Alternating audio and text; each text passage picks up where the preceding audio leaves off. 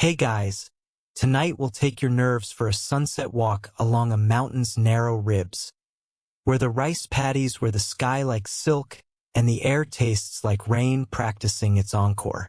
Arrival happens after dusk, Saul's learning stones persuaded into place long before your favorite podcast learned to pronounce Ifugao, while your inner safety officer files an immediate memo. Zero railings, enthusiastic moss, and gravity with a sense of slapstick. Consider this your friendly disclaimer that dignity may not survive the first slippery step, and that's okay. The mountain keeps your secrets. So, before you get comfortable, take a moment to like the video and subscribe, but only if you genuinely enjoy what I do here. Also tell me in the comments what city you're tuning in from and what time it is right now. I love seeing our little midnight map light up. Now, dim the lights. Maybe turn on a fan for that soft background hum. And let's ease into tonight's journey together. Mist pockets along the terrace lips like tiny refugees from an afternoon cloud bank. And the stones request balance rather than bravado. A palm hovers near the wall while the other hand shelters your phone, because you are not donating it to the paddy gods tonight. Every puddle offers a flipped galaxy. Every step teaches the choreography of patience. People call these stairways the eighth wonder of the world. And while the landscape doesn't brag, it accepts compliments with a modest shrug. Locals have heard the title for decades. They smile, then go back to the job that keeps wonder alive. Patching, tamping, persuading water to behave like a guest instead of a celebrity. Dusk lingers as a bruised ribbon on the ridgeline while crickets tune up and a carabao exhales like an old harmonium. The guide in rubber boots taps his bamboo staff once, a period on the sentence that you are moving. Voices travel the valley not along streets but along water, folded into channels the way gossip hides in steam rising from rice. Down below, rectangles gleam with the last light, fields, yes, but also calendars, mirrors, and weather translators. They tell families when to plant and when to pull seedlings without sending a push notification. And the paddies update themselves with ripples that read like quiet headlines. Footfalls introduce themselves as careful commas rather than exclamation points. And that punctuation keeps your dignity upright. Each stone is a decision lifted in a century that doesn't exist anymore. Walls rely on friction and fit. Rocks interlock like neighbors who know each other's birthdays. Clay behind them is tamped into a firm yes by hooves and heels. The method writes itself into your ankles more than your eyes. Water doesn't rush. It ambles, because channels tilt it toward courtesy. A fingertip tests the flow and finds a calm insistence, the feeling of a system that has rehearsed for generations and still enjoys opening night. Elsewhere, a woman in a woven jacket taps a stretch of wall with a stick and listens as if it has lungs. A hollow thud means trouble. A dense knock means dinner is on time. She finds a leak, presses her heel, and folds a palmful of clay into the gap like a letter sliding back into its envelope. Maintenance here is ritual, not emergency. Another mainstream note hums with the frogs. Irrigation begins in the Muyong, family-tended woodlets high above.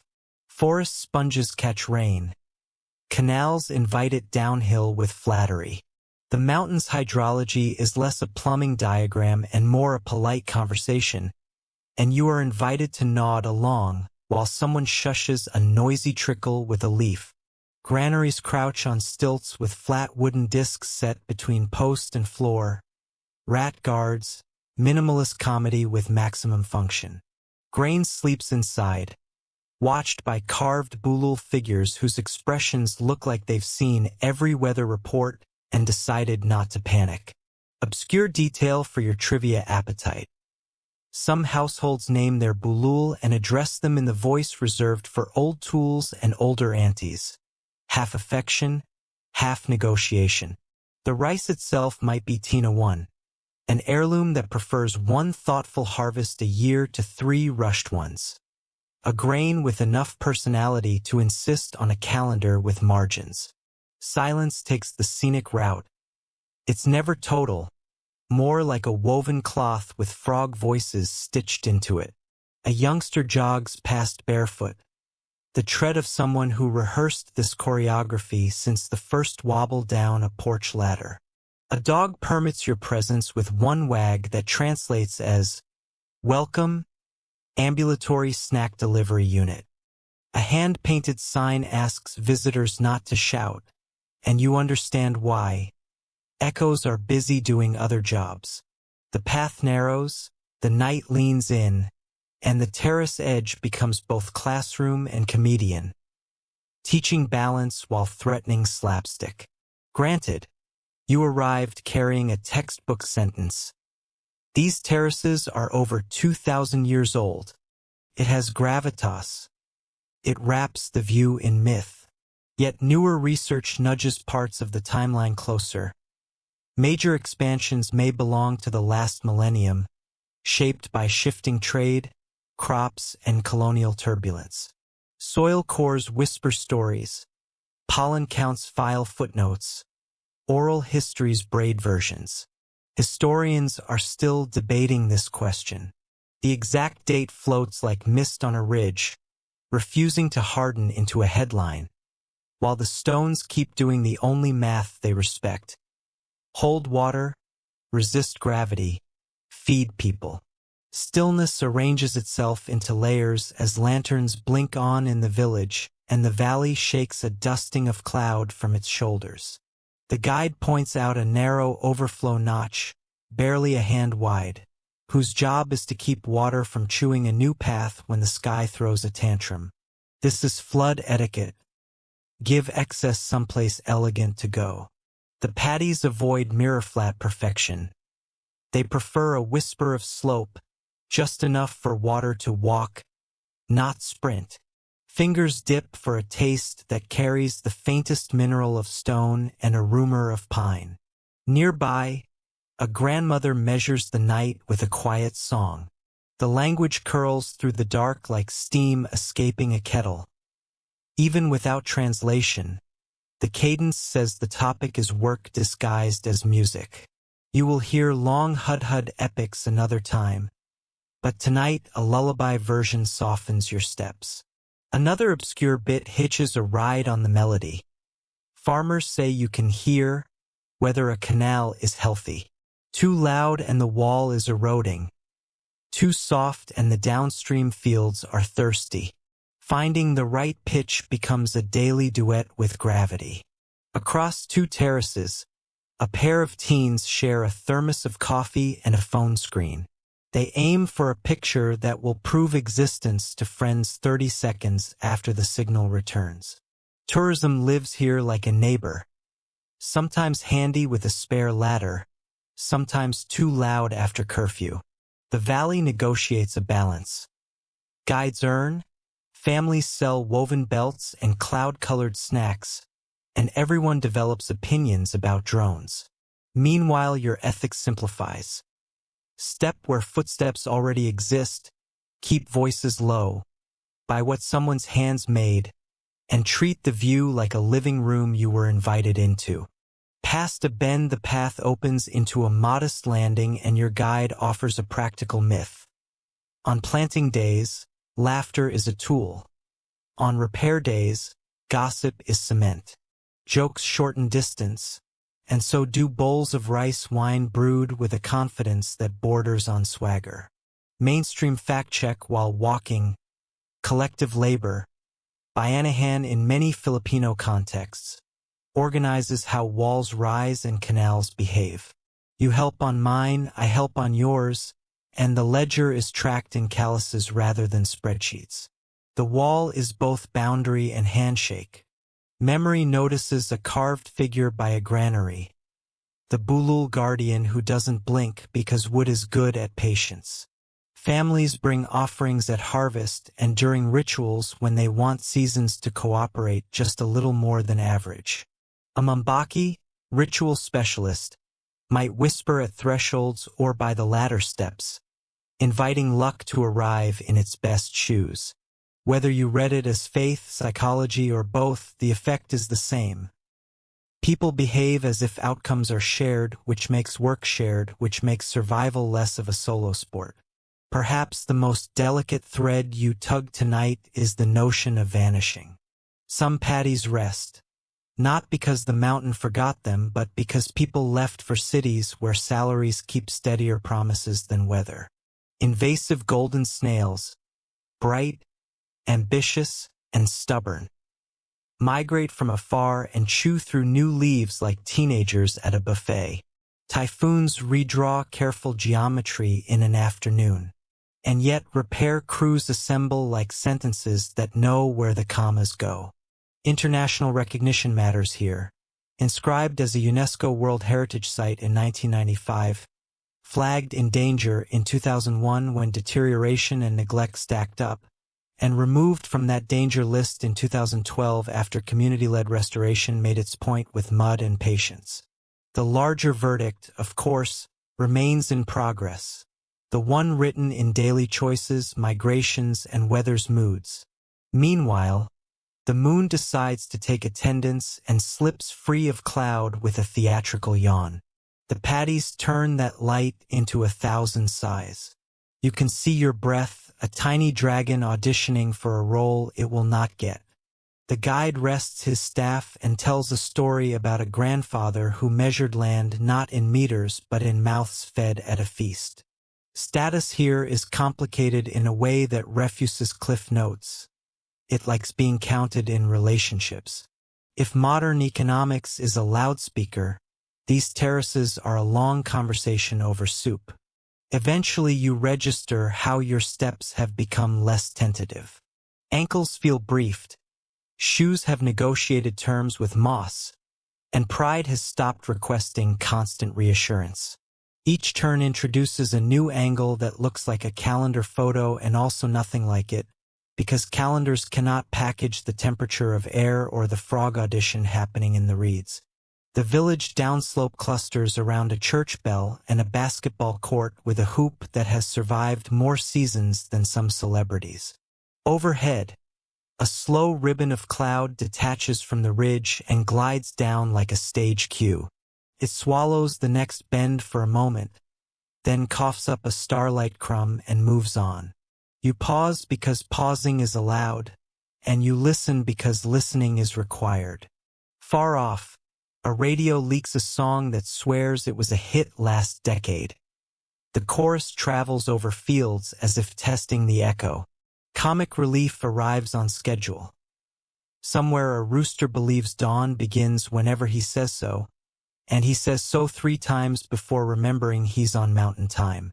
Farther along, the guide points to a sliver cut at the base of a wall where overflow slips to the terrace below. He calls it a weir. You file it under tiny miracles. Without that courtesy exit, a storm would bite a shortcut through clay and carry a season with it. Agricultural design here has no tolerance for tantrums.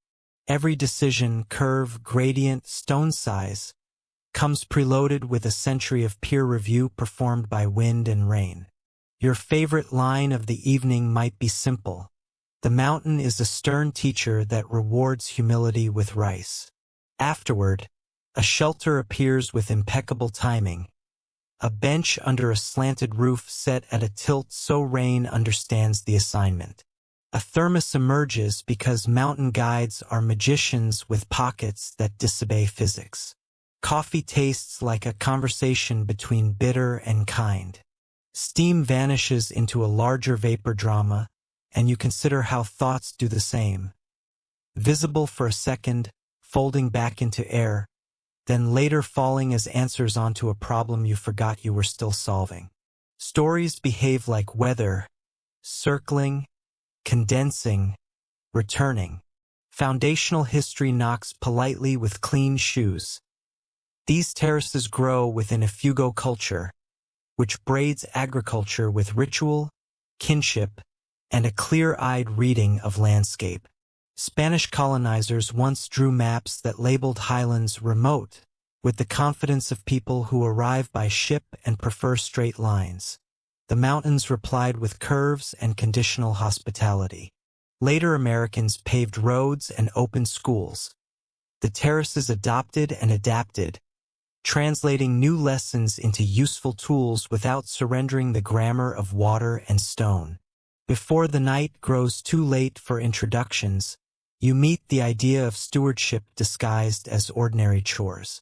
A teenager unplugs a drain whose mouth clogged with leaves. An uncle tests wall firmness with a heel. An aunt ties a canal gate with a vine because wire is scarce tonight and creativity is the budget's best friend. You absorb a minor doctrine. Heroics are great in movies. On mountainsides, small consistencies win. No one calls it sustainability. They call it Tuesday, and Tuesday keeps the terraces breathing. Finally, the path begins to slope back toward the village, and you feel the map fold itself into your muscles. Vans bring visitors who want to gaze and gasp and make the global internet nod. Shops sell woven sashes, carved spoons, jars of peanut brittle, and bottled memories. The economy learns fresh steps, not all elegant, many sincere. A guide says the best visitors arrive with curiosity and leave certainty in their luggage. You practice the art of asking a short question and enjoying a long answer, which, let's be honest, is the best souvenir. Over time you notice how diaspora becomes a structural beam you cannot photograph. Cousins in Manila wire money for wall repairs. An aunt working abroad sends home school fees and a new shovel with a handle that will outlive fads. Children return for planting days with city sneakers that will never be the same again. Pride moves through these transfers like current through a long wire. The terraces grow rice. The people grow a network, a system that spreads risk across hillsides and oceans, knitting distance into cooperation. Else, when the guide tells a story about a mudslide that threatened a lower terrace after a week of rain that felt personal. Neighbors arrived uninvited, this family with sacks, that family with ropes, someone with a single stubborn idea that proved correct at the 5th attempt. The wall survived because hands remembered the recipe. Stone, clay, tamp, patience. No speeches were given. A child napped in a basket under a scarf while adults rehearsed the choreography their grandparents taught without diagrams. The choreography that convinces gravity to be polite. Moreover, the academic part of your brain, bless it, wants a page number for everything. Dates, phases, comparative sites, whether Swidden and wet rice alternated or overlapped here across centuries. The guide smiles and offers a truth that doubles as a bibliography note. The mountain accepts citations only in sweat and songs. Researchers publish careful arguments. Families publish harvests. Both are valid. Neither cancels the other. And again the refrain returns. Historians are still debating this question. Nevertheless, your curiosity keeps poking politely at design. Curves, not rectangles, repeat like a mantra because the mountain prefers to be flattered, not fought. Some walls bulge outward slightly, a deliberate belly that spreads stress. Canal gates are tied with vines or wire, adjusted with the confidence of someone who can measure flow by sound. A cornerstone looks thicker than its neighbors, insurance against a tantrum season. Even the footpath is a device. Slightly crowned to shed water, slightly roughened to keep soles honest. Afterglow settles along the eaves as you enter the village lane, ducking beneath a roof that understands rain the way sailors understand tides. Cooking smoke argues pleasantly with garlic and a rumor about sardines. A basketball thumps in the courtyard of a school, echoing against paint the color of cheerful weather. The court doubles as town hall, theater, meteorology lab, and international relations center, where visiting hikers learn to miss easy shots with good humor. Someone hands you a tiny cup of rice wine that tastes like the evening decided to be generous. Adjacent in the same lane, a small museum shares photographs of terraces from decades ago. Black and white frames where the mist looks like a solemn uncle. Captions mention a time when lists from faraway organizations declared the valley in danger, and later notes about repairs funded partly by tourism that learned to behave itself. The mainstream knowledge fits the wall like a proper stone. Designation brings attention and resources, but the actual fix requires local choreography that outsiders can support but not script. Next door, a household displays a set of carved spoons whose handles curve into tiny figures, each one holding a basket. This is art that touches soup.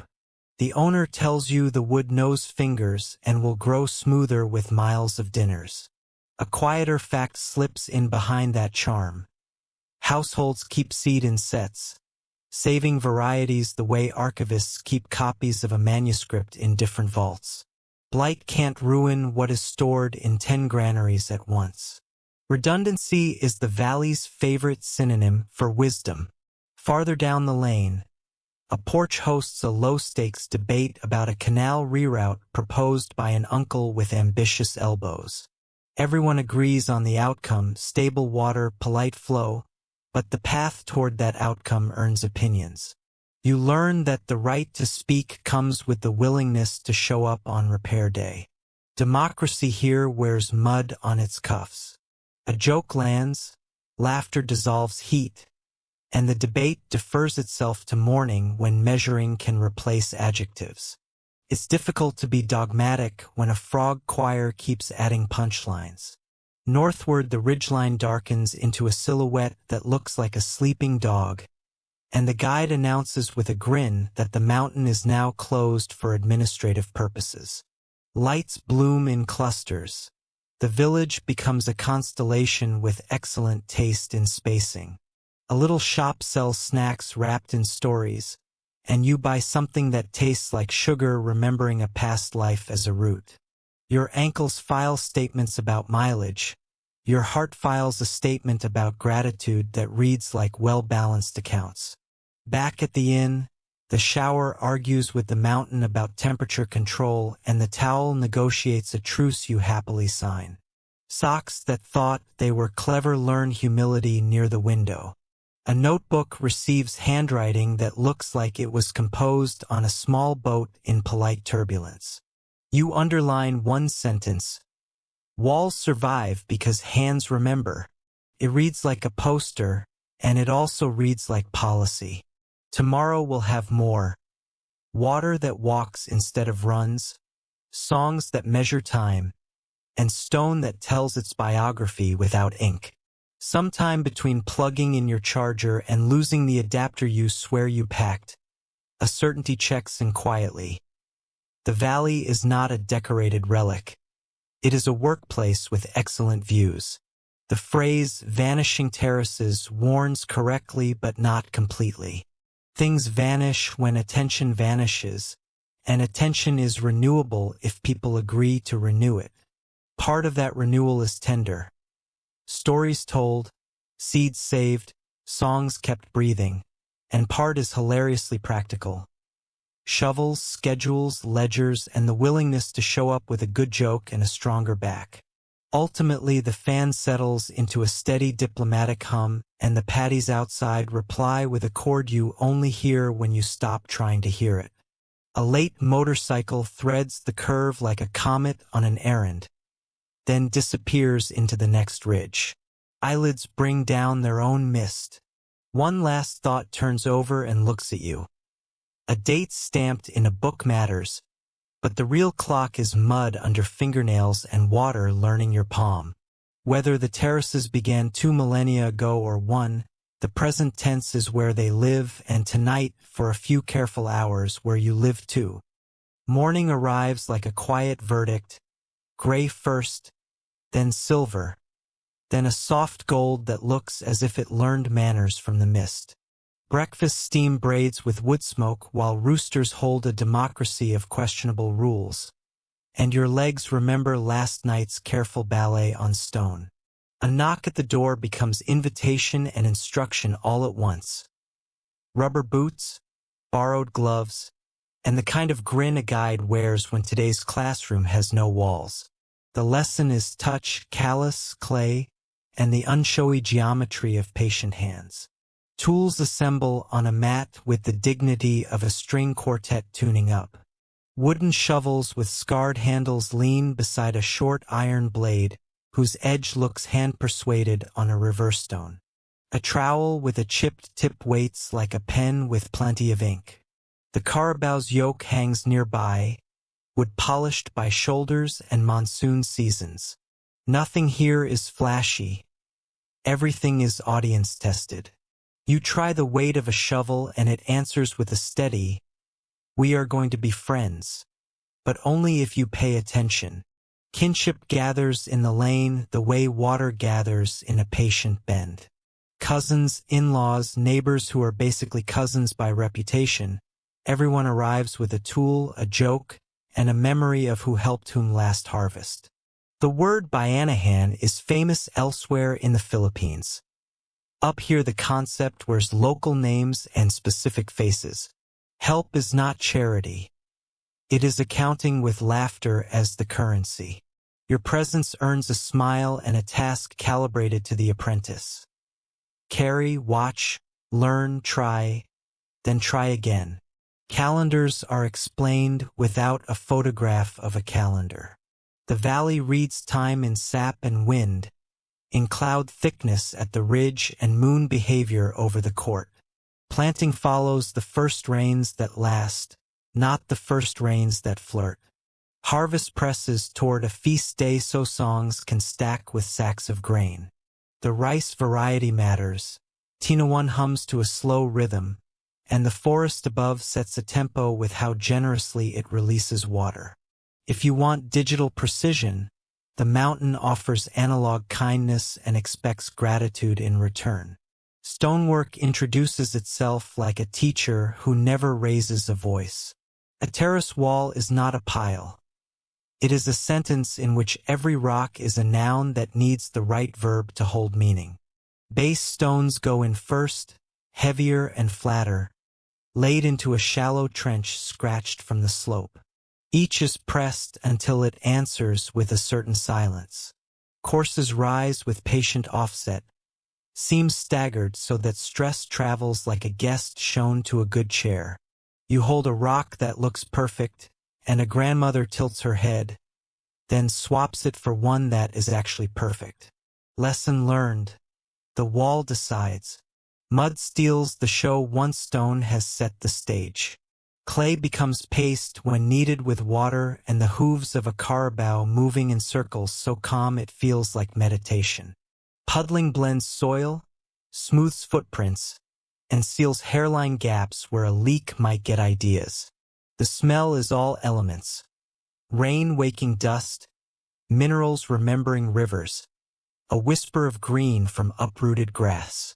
Fingers sink and learn that the right consistency is not sticky but stubborn silky, the kind that holds shape when pressed and lets go when asked nicely.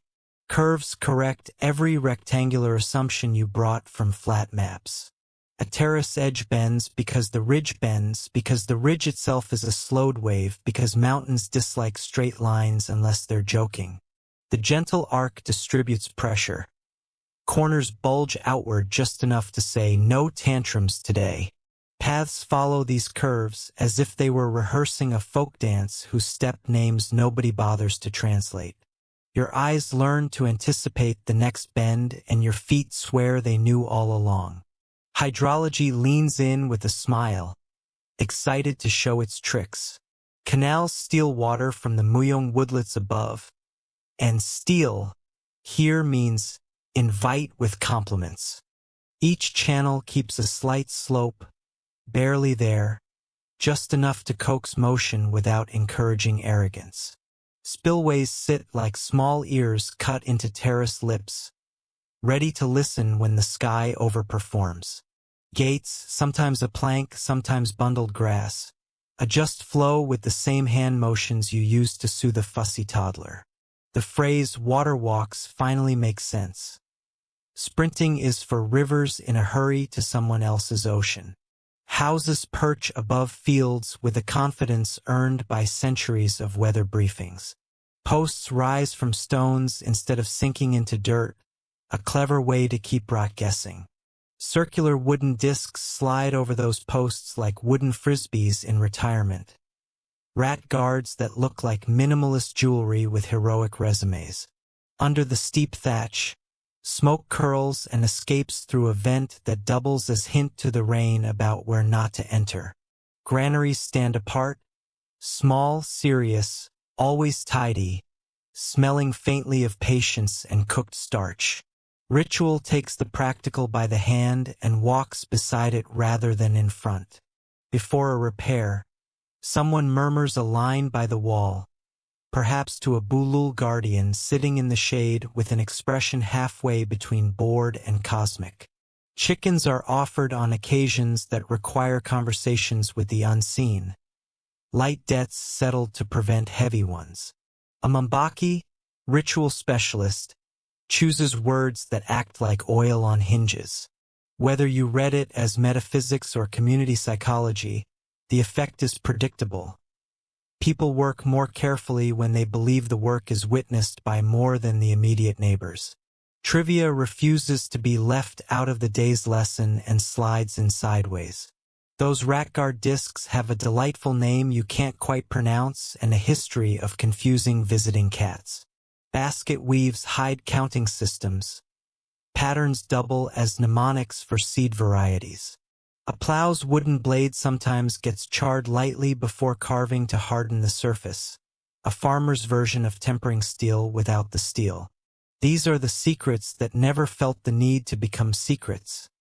They just lived so close to daily life that outsiders forgot to ask. Debate perches on a stone and behaves itself long enough for you to notice. Some scholars argue that the oldest crop here might have been taro, wetter, earlier, less fussy with altitude, and that intensifying wet rice came later with trade and new prestige economies. Others point to deep cultural embedding of rice rituals as evidence for long timelines. Soil cores, pollen records, oral traditions, trade archaeology, all carry partial lanterns down a long hallway. Historians are still debating this question. The locals nod politely at the conversation and return to the task of keeping lunch on schedule. Feasts enter the syllabus not as dessert but as structural beams. Big celebrations, wiawi for a family arriving at a certain prestige, organize labor and redistribute wealth. Pigs become walking savings accounts whose value is expressed in song as well as soup. When stones must be moved, a community lever appears. The promise of a feast later, the presence of rice wine sooner, and the knowledge that your turn to ask for help will come in a season painted on a calendar nobody owns but everybody keeps. Hands divide tasks with the tactical intelligence born of repeated storms. Elders choose stones and call out adjustments like coaches who have paid their dues. Women lead transplanting with choreography precise enough to make metronomes feel insecure.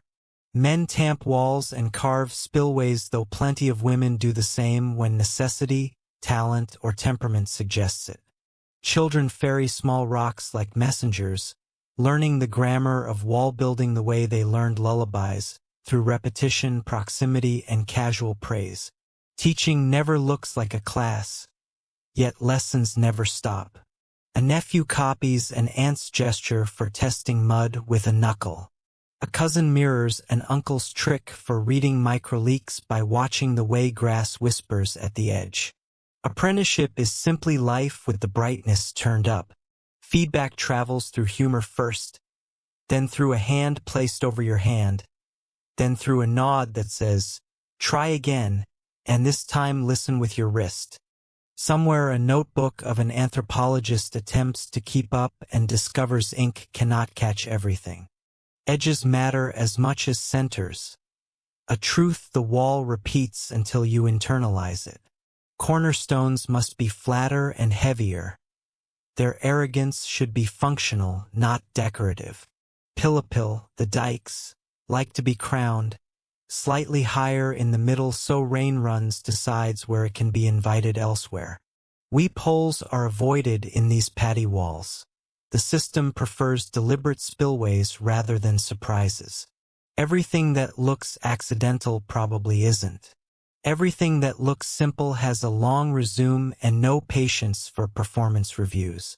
Elsewhere in the world, you have seen terraced hillsides, Inca, Chinese, Vietnamese, each singing to its own topography.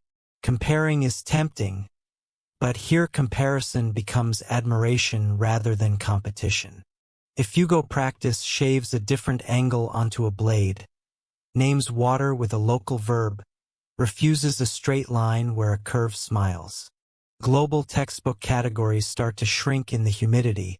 What matters to your feet is this wall, that channel, the angle of the sun at this altitude in this month after this storm. Suddenly the word particular feels holy. Lesson plans sometimes include an accident so small it doesn't even count as embarrassment, but large enough to make a point.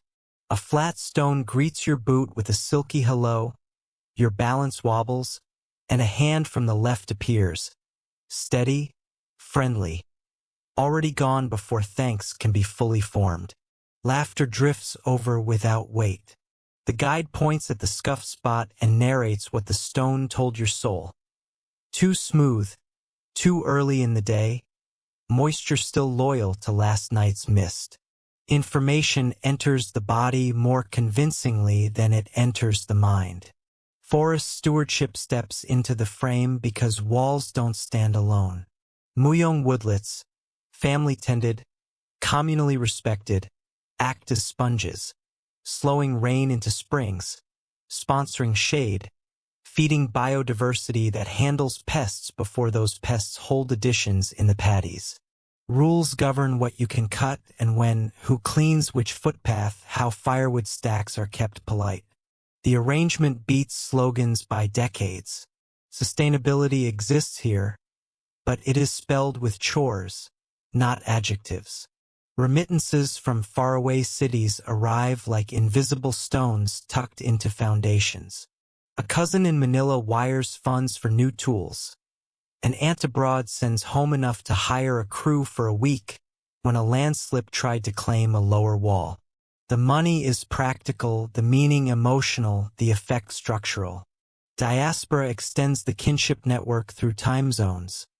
Another kind of canal carrying resources downslope to where a leak would otherwise widen its mouth. Side enterprises flourish in the cracks where ingenuity is well watered. Basketry pays for a new plow. Weaving funds school supplies. A tiny eatery sells noodles to drivers long before dawn. Tourism buys a handful of hand-carved spoons that will stir soups on continents where winter behaves differently. Every coin and bill lands somewhere specific, on a bag of cement, into a rice starter kit for a newly married couple, toward a shared roof that owes loyalty equally to gossip and rain. Blueprints for a wall exist, but they are not in a drawer. They live in fingertips, spine memory, and the shared glossary of just so that every family seems to own. Gradient is a language. Tamping is punctuation. Corner placement is the thesis. Overflow is the footnote that saves a reader from confusion during storms. You listen to a debate about whether the bottom course needs one more stone along the curve, and realize you're eavesdropping on an engineering review that never requires Latin. Stories knit work to identity with the same needle passes that bind kin to place. An elder recalls a year when everyone's calendars misread the weather and planting came late. The fix was not simply a new date, but a flood of shared labor that filled the gap. A middle-aged farmer, half comedian, half philosopher, describes how a wall forgives only if you apologize with the right stones. A teenager makes a short video where the caption says, "This is my gym," and the camera pans across an amphitheater where sweat converts into grain. Muscle wisdom arrives at lunchtime dressed as a bowl of tinola and a reminder to sit in the shade.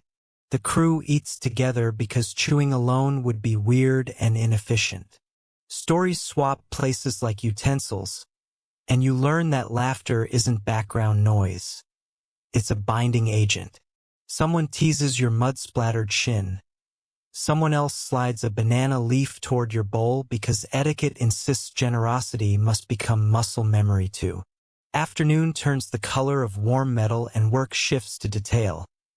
A spillway shaved cleaner, a lip pressed smoother, a hairline mistake fixed before it grows a personality.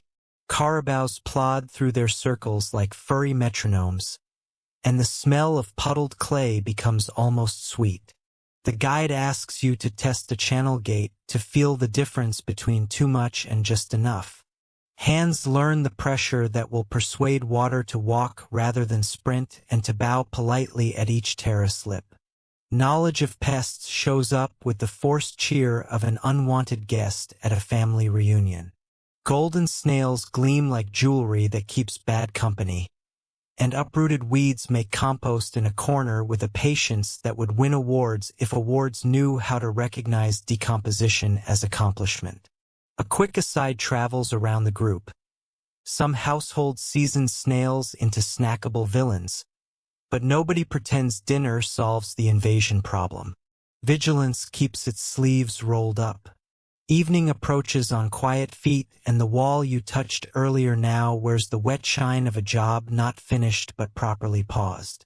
The crew counts tools with the care of librarians and returns each to its place, a choreography that keeps tomorrow efficient.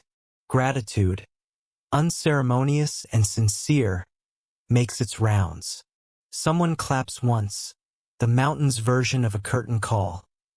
The applause is the echo inside your legs that says you will sleep as if recruited for a blanket commercial. Reflection finds you on the path home where the view widens and the amphitheater of terraces pretends to be a hushed audience. The phrase "hands that terraced the sky" stops being poetic hyperbole and becomes inventory. Fingers chose angles, palms pressed clay, backs bent, songs steadied breath. Laughter kept tempers from doing things unhelpful to walls. History often writes about rulers and battles. Here history is grip strength and shared meals and a hydrology that trusts people who keep promises to water. Continuity becomes the quiet thesis that ties today to whatever origin story finally earns consensus. Maybe taro came first. Maybe rice wrote its name here earlier than some scholars allow. Maybe both statements are true on different ridges at different moments. The debate belongs in journals. The terrace belongs to mornings like this and afternoons like the one that just ended. What you carry forward is not a date but a practice. Care performed so often it becomes landscape. Transition trails in gently with the sound of a channel adjusting itself by 2 lazy droplets per minute. Tomorrow's lesson will talk more directly to water, the way it is coaxed, split, slowed, and reassembled. How it learns to walk by imitating the patience of the hands that trained it. Tonight, though, those hands rest on table edges and basket rims, and your own hands, still lined with clay, have learned how a wall speaks when it's content. Dusk folds the village in layers of lavender and kitchen noise. Lanterns mark porches. The basketball court becomes an astronomy lab for kids who measure the sky with whistles and stories. Somewhere a bulul sits in its steady way, counting nothing, guarding everything. A breeze dares a fringe of thatch to gossip, and the fan in your room later will try to mimic that exact tone and almost get it right. Gratitude signs the day off with an uncomplicated signature. The boots that felt awkward at dawn now relax like old friends. Ankles, tutored by curves and edges, file fewer complaints. The borrowed gloves rest like folded flags of a small country whose constitution fits on a single line. Walls survive because hands remember. Lessons continue tomorrow. Water has a lot to say, and the mountain keeps office hours for anyone willing to show up with humility and a sense of humor. Dawn loosens itself from the ridge like a ribbon being untied, and the guide's bamboo staff sketches a simple promise in the air. Today the classroom is water, the textbook is slope, and the quiz will be taken by your ankles. Up the footpath, cedar scent and damp earth lead the way into the muyong, those family-tended woodlets that sit like green savings accounts above the fields. Branches hold last night's rain the way a careful host holds back extra soup, and every leaf looks like an attendance sheet for dew. Leaves drip in patient syllables to a floor spongy with needles and humus, where springs collect themselves with the shy confidence of introverts at a good party. Beneath the understory, small catchments begin, barely a palm wide, mapping gravity's intentions before gravity realizes it was being mapped. Guide and grin arrive together as he kneels beside a channel cut so subtly you'd miss it if not for the tidiness of its curve. Fingers scoop aside a tuft of grass and the shallow trench reveals a slow-moving thread of silver, water already choosing cooperation over drama. From this start, the path becomes an alphabet of small decisions. Bark-wrapped weirs that nudge flow, bamboo tubes that hop a gap like polite bridges, and clay lips pressed smooth by thumbs that learn to read leaks the way tailors read seams. Each piece asks the same question in different dialects. How do we make haste without hurry? Under the canopy, a quick primer on hydrology borrows your attention. Forests, he explains, are reservoirs written in roots rather than concrete. Trees slow, soil stores, springs exhale, and channels translate that exhale into sentences the paddies can understand. Mainstream knowledge nods here. The Ifugao irrigation system is a gravity-fed network beginning in managed forests, a feat of agroforestry that scholars celebrate for turning water into a predictable neighbor rather than an unpredictable guest. Beyond the last line of pine, the first terrace appears the way a stage appears when curtains decide to indulge an audience. Walls hold, lips gleam, and the surface of each paddy is a calm held together by countless negotiations happening just below your line of sight. Downstream, a second and third repeat the thesis with minor variations that keep boredom from filing a complaint. Across the slope, flow splits like a generous loaf, half for this field, a slice for that one, and a prudent sliver kept moving toward a village farther along the chain of obligations. Slope remains gentle, almost lazy to an untrained eye, and that laziness is the strategy. Water walks. Sprinting here is a way to start a fight with your own walls. Beside a spillway no wider than 2 fingers, the guide lets you try. A palm presses lightly into the lip. Not a dam, just a suggestion. And the surface upstream lifts a millimeter, enough to send a polite surplus towards seedlings that needed a vote of confidence. The feeling is strangely ceremonial. A gesture, a response, a shared understanding that overstatement would be rude. Nearby, a tiny gate fashioned from bundled banana sheaths slides into place with the charm of a toy and the authority of a tool. Obscure note for your mental cabinet. Banana stalks make excellent temporary valves, cheap, biodegradable, and perfectly sized for human stubbornness to win arguments with modest water.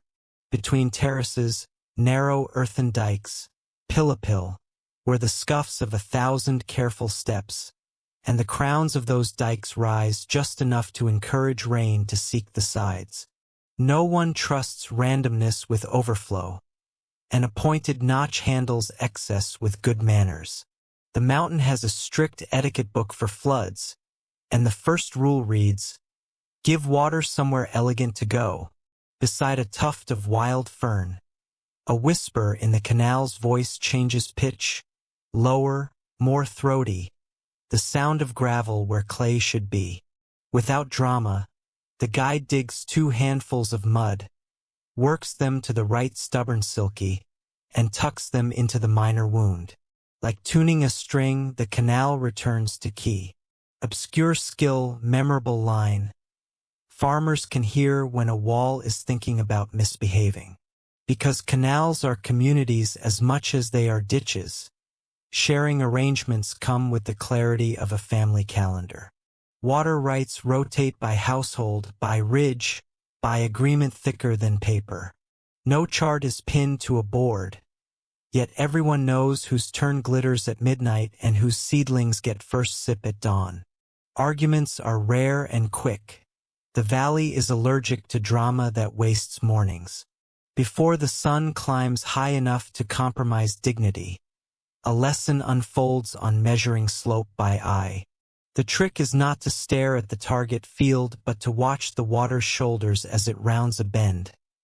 Too proud and it rushes. Too shy and it sulks. Adjustments are measured in knuckles, not in meters. A twig trimmed here becomes a doctoral thesis in microflow. After a bend where the wall pinches in, the canal takes a leap across a scar left by an old landslip. Bamboo conduits shoulder the crossing, lengths lashed with rattan, inward nodes cut to create a pipe that laughs at gravity's more dramatic proposals. Overbuilding would be heavy. Underbuilding would be foolish. The Goldilocks solution is a bundle of culms that can be carried on backs and replaced after typhoons run out of manners. Next to a granary that smells faintly of toasted patience, a channel widens into a settling pool the size of a generous bathtub. Silt spins, eddies choose corners to nap in, and the outflow runs cleaner, less likely to sandpaper a spillway into a tantrum. Maintenance is unglamorous. Scoop, dump, repeat, but it is the kind that keeps rice on plates and cracks off postcards. Elsewhere along the chain, a cousin demonstrates a move that looks like clapping underwater. Palms slap gently against a surface film where fine weed has begun plotting a slow coup. Ripples rearrange tiny flotillas into reach, and a rake follows, late but polite. Weeds will always have opinions. The channel keeps the final vote. Meanwhile, a mainstream anchor drops into place. The whole network functions without pumps, fueled by gravity and disciplined by gradient. An engineering strategy that predates electrical stubbornness and survives power outages with a smirk. When people say traditional, the word sometimes hides complexity. Here, tradition is a long-running lab with good peer review and a very strict safety officer named Slope. Finally, a disputed point treads carefully onto the path. Some scholars argue that full-scale intensification of wet rice and these hydraulic networks accelerated in the last millennium, influenced by trade, tribute, and colonial pressures. Others hold fast to deeper antiquity for both terraces and waterworks. Evidence keeps arriving: soil cores, botanical traces, oral accounts, and sometimes points in courteous different directions. Historians are still debating this question. Toward midday, the sun leans fully onto the mirror surfaces, and the fields blink glare back into the sky.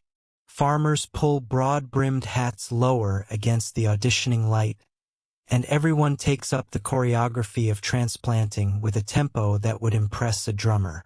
Seedlings move from nursery patch to paddy, their roots trailing like tassels, and every clump receives a tiny push that seats it in silt with the solemnity of a signature. Beyond the nursery plot, a duck patrol waddles into a shallow stretch like a committee with a mandate and zero patience. Bills probe for snails with an enthusiasm that qualifies as civic virtue.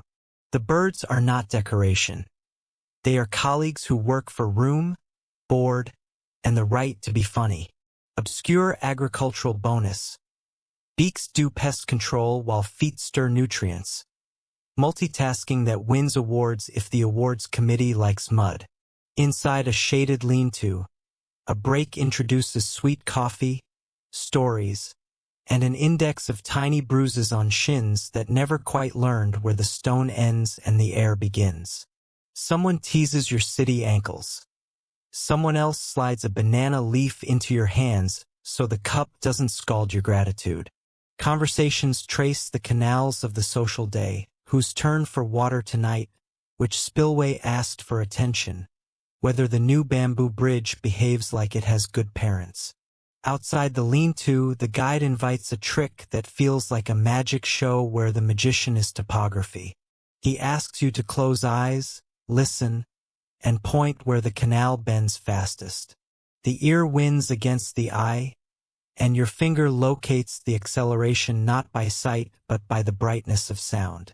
Pride nods, humility nods harder, and you file the result in the folder labeled Skills I Wish Came with Certificates. Within the terraces, the idea of walk keeps proving its usefulness. Water that ambles has time to drop silt where it should, to kiss roots without kicking them, to carry oxygen like a gossip column that only prints compliments. Sprinting water erodes confidence and wall toes.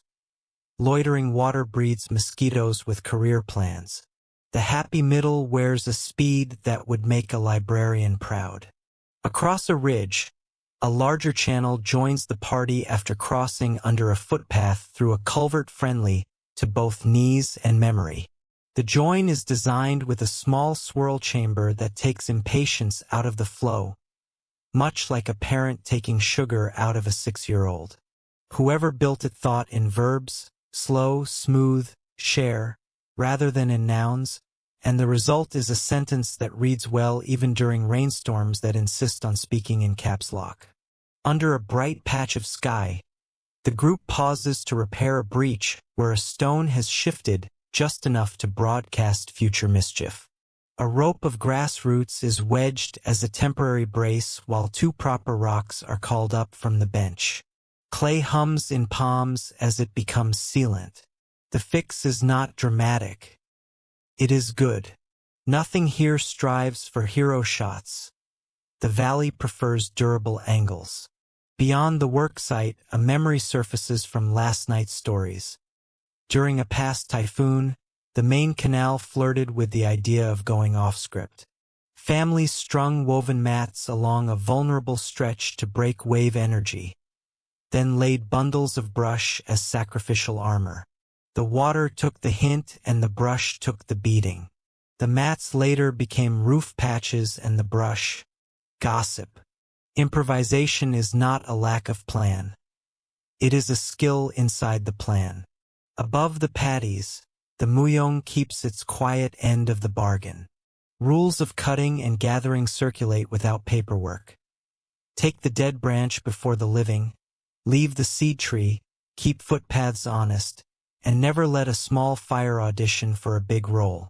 Forest, canal, field, 3 chapters of one book, and flipping only one of them leads to plots nobody enjoys.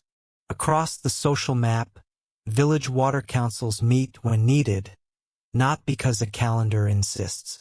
Elders with jokes, farmers with lists, and youth with phone signal enough to check tomorrow's weather decide whose gate opens first after a dry spell. The decisions feel ancient and modern at once, because fairness never goes out of style, and neither does the need to sleep well knowing your seedlings will, too. Along a terrace edge, the guide shows the simplest meter, a stick laid across a channel with a tiny leaf pinned at one end. The leaf trembles at flow, changes your eyes overlooked. The stick becomes an improvised seismograph of water's mood. Obscure and delightful, it's the sort of device that would win design awards if juries remembered to visit places where mud has a vote. Over time, the canal's biography accumulates under your feet. Pebbles round, algae tattoos a slick patch into a caution sign, and occasional footprints of a child become a reminder that water educates even when nobody writes a curriculum. Small crabs scuttle in shadows like punctuation marks. A frog blinks at you with full confidence it owns the right of way. Traffic laws here are amphibian forward. Nearby, A farmer demonstrates the two-finger rule for spillway height. Adjust to the thickness of a finger early in the season, then fatten to 2 fingers as plants mature and demand a slightly different gossip of water across their ankles. Measurements you realize ride along bodies: knuckle, palm, forearm, shoulder. The metric system would like a word. The mountain schedules its calls around weather, not committees. Sometimes the canal plays politics with air. A section whistles because a blade of grass got staged too close to a lip and introduced a turbulent note. The fix is comic, a tiny haircut. The whistle dies, dignity returns, and nobody's evening recounts that drama as if it were larger than a haircut. Detail obsession looks better when it keeps paddies from composing their own exit strategies. Because engineers everywhere are kin when confronted with slope, the guide sketches a triangle in wet clay and names angles with nicknames rather than numbers. Too steep is teenager. Too flat is nap. Just right is grandparent. Crowded laughter accompanies the math, and your brain happily files the translation along with other mountain conversions. Breakfast is before the fog forgets. Soon is after this cloud. An exact time is don't be dramatic. Before long, your hands request promotion from observer to accomplice. The guide trusts you with the side channel that needs persuading to share. Palm down, wrist firm, you smooth a lip, tuck a small stone for backbone, and coax water to split its loyalties evenly between 2 fields. A muttered line, half prayer, half pep talk, slides out without planning. The flow answers with approval that looks like tiny ripples saying, "Okay, fine, we'll visit both cousins." Later in the afternoon, a boy appears with a bundle of thin twigs and a solemnity disproportionate to the tool size. He is here to mark rotations, 1 twig per household along this run, pushed into the bank near each gate. When night comes, he'll pull and reset them in a new order so everyone sees fairness even if they were busy elsewhere when fairness was decided. Obscure governance, low-tech, high trust. After clouds march in like late guests with decent manners, rain begins the polite version of itself. Channels accept the extra with the poise of a host who anticipated one more cousin at dinner. Spillways glisten. Walls grin a little. Seedlings shrug on a glossy coat. In this mood, rain feels like encouragement rather than critique. Next, the guide brings you to a junction where a temporal choice lives. In dry months, this gate favors drinking water for houses below. In wet months, the gate gives the paddies a heavier hand.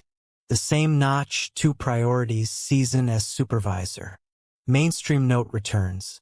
Terrace systems sit inside whole watersheds and answer to more than rice, domestic use, bathing, small fish ponds, and the occasional ceremonial splash that doesn't ask for permissions other than a good song. Elsewhere in the world, you recall, waterways often get straightened by people who have a crush on rulers and rectangles. Here, channels flirt with curves, steal shade from overhanging grass, and keep mischievous enough to stay clean. The bends lengthen distance just enough to turn surges into strolls. Everyone in earshot, including the wall, appreciates the temperament shift. Meanwhile, the subject of sediment takes the floor with a gravelly voice. Too much, and spillways lose their bite. Too little, and walls miss their mortar's best friend. Settling pools intercept the worst of the rush, and recycled silt becomes a beauty treatment for tired lips. Smoothed, pressed, patted, until the wall glows with the smug satisfaction of a job interview completed. Finally, the afternoon turns the color of old copper and the lesson steps down from formal to informal. Children bring paper boats and test them in a side run where velocities won't undo boat careers before they begin. Their aunt pretends indifference while actually timing which nephew has an intuitive grasp of eddies.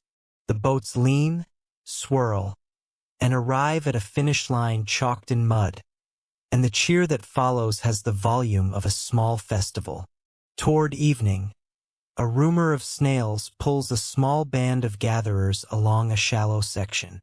Buckets clink, headlamps sit ready for later, and jokes escalate even as hands work fast. Some invaders will go to the frying pan, an edible apology for being terrible neighbors, but the main goal is prevention. Vigilance, here, is just another word for love that knows how to use a colander. Beyond the last bend where the village opens like a casual fan, a check gate gives the day its bow. A plank slides into a groove with a chunk that echoes down the valley.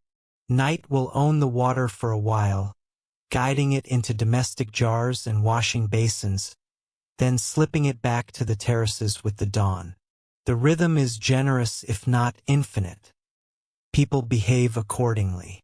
Inside a kitchen where garlic practices its charm offensive, the day's vocabulary unspools in the talk between bites. Gradient, share, notch, bank, settle, split. None of it sounds fancy. All of it composes elegance. The best meals work like the best canals. Ingredients convinced to cooperate by a cook who understands which one needs the spotlight and which one shines by standing aside. Outside, the patties were the sky again. Only this time the sky has traded blue for bruised lavender, and an early star you decide to name Leak Prevention, just for the pun. A breeze borrows the scent of wet stone and carries it into the lane, so everyone gets what the weather cooked. The guide leans his staff against the wall and says nothing, which feels exactly right. Within that held silence, a thesis settles. Terraces are not just architecture in stair-step attire. They are choreography for water, partner dance, not wrestling match. Hands learned the steps from slope, slope learned the steps from rain, and rain learned nothing because rain is a diva that only sometimes listens. The miracle is not domination but negotiation that remembers to refresh itself every single season. Across memory's bookshelf, a page from a geography class tries to elbow in with its neat diagrams of rivers and human control. Tonight those diagrams get rewritten with curves and courtesies, with banana stalk gates and bamboo bridges, with disagreements resolved by jokes and a measuring stick called a finger. Control turns out to be less interesting than fluency. Under the first honest darkness, the canal softens its voice until only those closest hear its consonants. Crickets pick up the melody, frogs add harmony, and the murmur of a far-off radio places a bass line under the whole valley. Sleep begins rehearsals before the curtain fully lowers. Even your palms, still perfumed with damp clay, seem to exhale. Beyond the window of your room, a patty reflects the moon with a seriousness that suggests auditioning for a more permanent role in the sky. The reflection trembles whenever a breeze drifts past, and that tremble feels like a wink. Tomorrow we'll ask other questions, songs, ledgers, guardians carved from Nara, but you carry tonight's answer upstairs. Water walks here because people teach it to, and it keeps walking because they keep teaching. Lastly, a reminder takes a seat on the edge of your sleep. Grand claims about age and origin matter, and the debate earns every careful footnote. Yet the system survives not by being ancient but by being daily. The smallest gate, the quietest notch, the listening ear. These are the chapters that ensure the book remains readable. If history is a river, tonight you held a sentence of it in your palm and felt it say hello. Nightfall arrives on padded feet, the kind that don't wake dogs, and the canal you studied all afternoon lowers its voice to a confidential murmur while house lights bloom along the slope like careful stars. A porch invites your tired legs, and a house post, smoothed by decades of leaning, becomes your backrest as the village exhales dinner smoke, garlic, and the faint perfume of damp rice straw. Elders gather without hurry. A bench appears, a kettle sighs, and a circle forms from people who know circles are the right geometry for stories. The guide nods toward the courtyard where an elderly woman wraps a woven shawl about her shoulders and clears her throat with the authority of someone who has seen entire seasons obey a single melody. Before the first line lands, conversation falls into the respectful hush that only two things can command here: weather and song.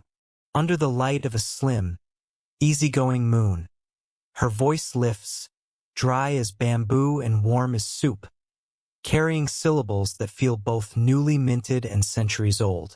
Call meets response, her lead melody shaped like a foothill, the chorus of women answering from the porch with a harmony that knows when to stay wide and when to tighten around a word.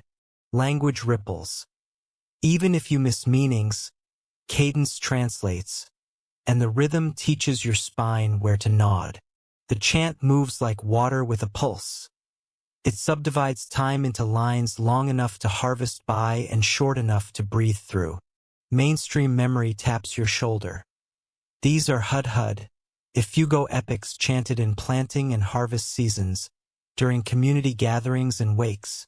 Traditions so valued that global committees far away once stamped them heritage with a flourish, as if the valley had been waiting for the memo. The valley, of course, kept singing whether or not the memo arrived. Beside the singer's left foot, a wooden pestle leans like a polite metronome that retired from pounding rice and took up rhythm advising. Sometimes her palm slaps it lightly to mark a beat when the story needs a push over a ridge. Children hold their breath in manageable units. A pair of dogs claim warm spots and commit to professional listening.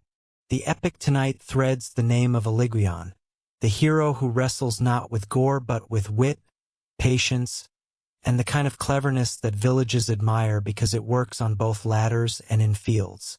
Verses braid genealogy, place names, and topographic in-jokes, creating a sung map where cliffs, clans, and clever aunties all receive their coordinates. Quirky detail wanders in with a smile. One of the chorus aunties counts seeds in her lap as memory anchors, touching each grain as a cue to the next stanza, because remembering 40,000 lines benefits from friendly props. Between stanzas, bowls of tapui rice wine do a modest clockwise tour, not enough to reshape gravity, just enough to oil the hinge of the evening. Laughter edits the edges of the song without entering the text. Jokes perch on peripheries like sparrows. A teenager records 30 seconds on a phone for a cousin in Manila who misses home and will likely play the clip 3 times before sleep. The singer pauses, tilts her head, and picks up the thread exactly where it was set down, as if time were a basket she can put on the ground without spilling. A mainstream observation catches its breath. Hud-Hud is traditionally led by elder women whose voices carry work and memory. The chorus answers, ensuring the narrative doesn't trip even when the lead leaps over a tricky rock. Across the courtyard, the echo returns from the terrace walls a half-second late, draped in mist, as if the mountain itself enjoys being included. The chorus leans into that echo, leaving a tiny pocket of silence for the returning sound to sit in, a living stereo invented long before headphones. Your legs dangle from the porch edge, toes tracing slow circles in the cool air above the field, and the chant settles you the way rain settles dust. The pace is tender with a secret spine of steel.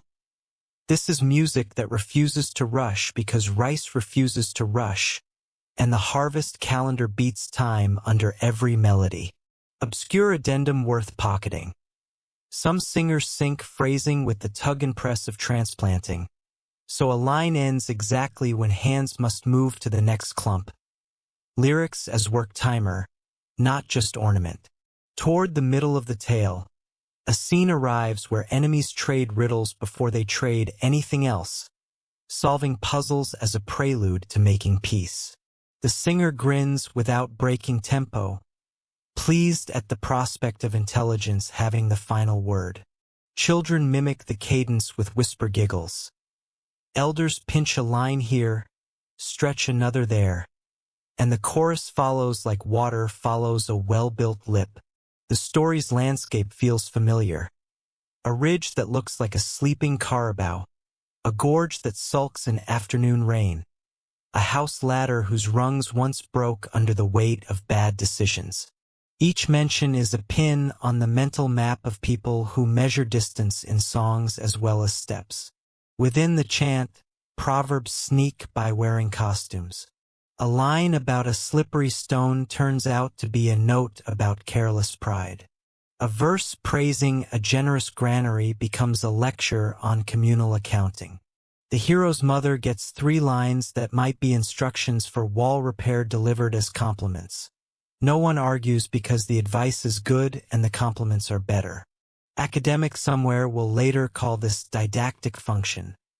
But on the porch it registers as, "Oh right, be useful." The song keeps its hydration levels with sips of tapui and the occasional herbal tea brewed from leaves that smell like clean rain. Around the edge of the gathering, a mambaki, a ritual specialist, leans against a post, gaze soft, listening for whether the story's route tonight passes by the right set of memories. When harvest comes, he will stand at thresholds with offerings to ensure luck doesn't skip the wrong house. This evening, his role is audience with expertise. He nods at a tricky verse about lineage that often confuses outsiders and a few cousins, then lets the singer guide the boat through it without extra oars. A mainstream clarification steps forward. Although gongs and dances fill many Cordillera festivals, the hudhud travels unaccompanied, its percussion supplied by work itself, sickle, pestle, footstep, and by the breathing of people who know when to inhale collectively. Past the courtyard, a bar of cloud drifts close enough to salt hair and dampen shawls, but the chant proves waterproof. A volunteer ferries a kettle around to refill cups, and blurry moths try to audition for the chorus. The singer introduces a character whose stubbornness becomes both problem and solution, and the porch chuckles because stubbornness here, when married to care, keeps walls standing. Another quirky footnote taps your sleeve. When the singer forgets a line, she doesn't. She invents a bridge that lands exactly where the next remembered line needs it. A craft as athletic as stepping stones in a river. After a long episode, the lead singer's daughter, no longer exactly young and not yet old enough to claim elder status without someone teasing her for it, takes the solo for 3 stanzas. The timbre changes from smoke to cinnamon. The chorus recalibrates with a millimeter shift. People in the dark lean forward, a movement you feel rather than see, the valley's way of throwing roses. Continuity shows its face here, not as museum preservation but as muscle memory on loan to the next generation. The rhythm of names, grandmother to mother to daughter, beats inside the melody, and the porch counts silently in gratitude. Meanwhile, your guide whispers that some families keep notebooks where they mark which episodes were sung at which feasts, a kind of ledger where music balances with meat and memory. It's not formal, not universal, and that's the charm. A neighborhood archive in pencil that remembers which aunt took which harmony the year the snails were especially ambitious. Debated questions share the bench. Did hudhud begin as ritual that later stretched into work, or as work singing that gathered ritual to itself like a shawl on a cool night? Historians are still debating this question. Either way, the present tense insists on being the most interesting tense. Moreover, the storyline grows a spine of humor so dry it squeaks. Heroes fail to read social cues. Mothers perform diplomacy so elegant it should earn degrees. Tricksters gift enemies the exact tool that will undo the conflict because peace is cheaper than pride. The chorus leans into the pun that only makes sense in Ifugao vowel music. The porch erupts, then settles, and the singer lets the smile travel down her voice like a ribbon. You find yourself anticipating the call and response not because you understand the words, but because the pattern now lives in your ribs. Perhaps the most beautiful portion of the night hides in what the song does to time. Minutes become braids of sound. Hours become seams you don't notice until you run a finger along them later in bed. Planting schedules and family trees nest inside verses that pretend to be about hills and rain. The mountain becomes less a backdrop and more a co-author. The echo and the cool air writing punctuation marks at the ends of stanzas. Even frogs concede a verse or two, adjusting their croaks to harmony like a choir that recognizes the baton they can't see. Finally, the leader rests and an uncle in the chorus begins a different kind of piece. A short, teasing chant about today's canal repair, naming your almost slip with affectionate precision. Laughter folds you into the lyric as if you were always here. In that fold, mainstream knowledge takes a chair. Ifugao oral literature functions as archive, law, flirtation, and spreadsheet. It stores jurisprudence next to genealogy, geography next to jokes, and in this weave, social memory becomes waterproof against forgetfulness. A quirky aside hitches a ride. Some singers chew betel nut during long sessions, and the reddish smiles they flash are part of the night's costume. The kind of detail that feels like a secret and isn't one at all. Beyond the porch, a late breeze gets handsy with the thatch, and someone rises to adjust a roof edge that has been complaining sotto voce. The song, undisturbed, enters a lull designed for joints, the human kind and the bamboo kind, to thank each other. Children surrender, heads sliding onto laps. A toddler murmurs a request for a verse about a chicken with excellent opinions. Wishes are granted when reasonable, deferred when the hero's timeline would break. Even the dogs dream with their paws twitching in sympathy with an imagined chase of uncooperative metaphors. Outside the circle, the terraces hold the moon like small, disciplined lakes, and you imagine the sound traveling across the mirrored fields as if the paddies themselves wanted to learn the words. Somewhere a distant neighbor answers with a faint echo of another hud-hud, a second porch singing parallel lines. The mountain smiles with its large, unreadable mouth, satisfied with its stereo system. It's easy to picture how these epics could cover a ridge in call and response, the valley conducting itself without a conductor, the song acting as map and RSVP and weather report in one. Across the night's midpoint, the narrative hits its listen-up moment. One of those tight hairpin turns where an ancestor chooses the less obvious honesty over the more obvious victory. The singer does not punch the line. She relaxes into it, and the porch, understanding the value of restraint, relaxes with her. In that shared hush, the song folds practical ethics into lore in a way that would make a philosophy textbook blush. Work here also has this tone. Do the unglamorous right thing often enough and terraces don't fall. Inside your own attention, something useful rearranges. The syllables you cannot translate become shapes you can inhabit, rise fall, claim return, promise keep. The call that cues the chorus becomes akin to the palm that cues a canal, and the response that closes the stanza fits your day's small triumph of coaxing water to split evenly. In this way, the valley teaches without pretending school. It simply aligns actions and music until both feel like the same grammar. After a final, playful detour through a story about a ladder that refused to be climbed by fools, the singer brings the thread back to its beginning, as if time could be rolled up like a mat. The chorus glides to a cadence that feels like stepping onto a terrace lip and finding perfect footing. Silence returns not as absence but as a friend who speaks softly. People stand in units, their knees making sensible noises. Goodnights trade places with promises to bring sweet potatoes for tomorrow's snack. And someone puts a shawl over the singer's shoulders with the reverence of a curtain call. Meanwhile, the guide stays back a moment and whispers a coda only the lingering audience receives. Some years the epics go quiet when schedules choke and youth run far. Other years the songs return with new lungs.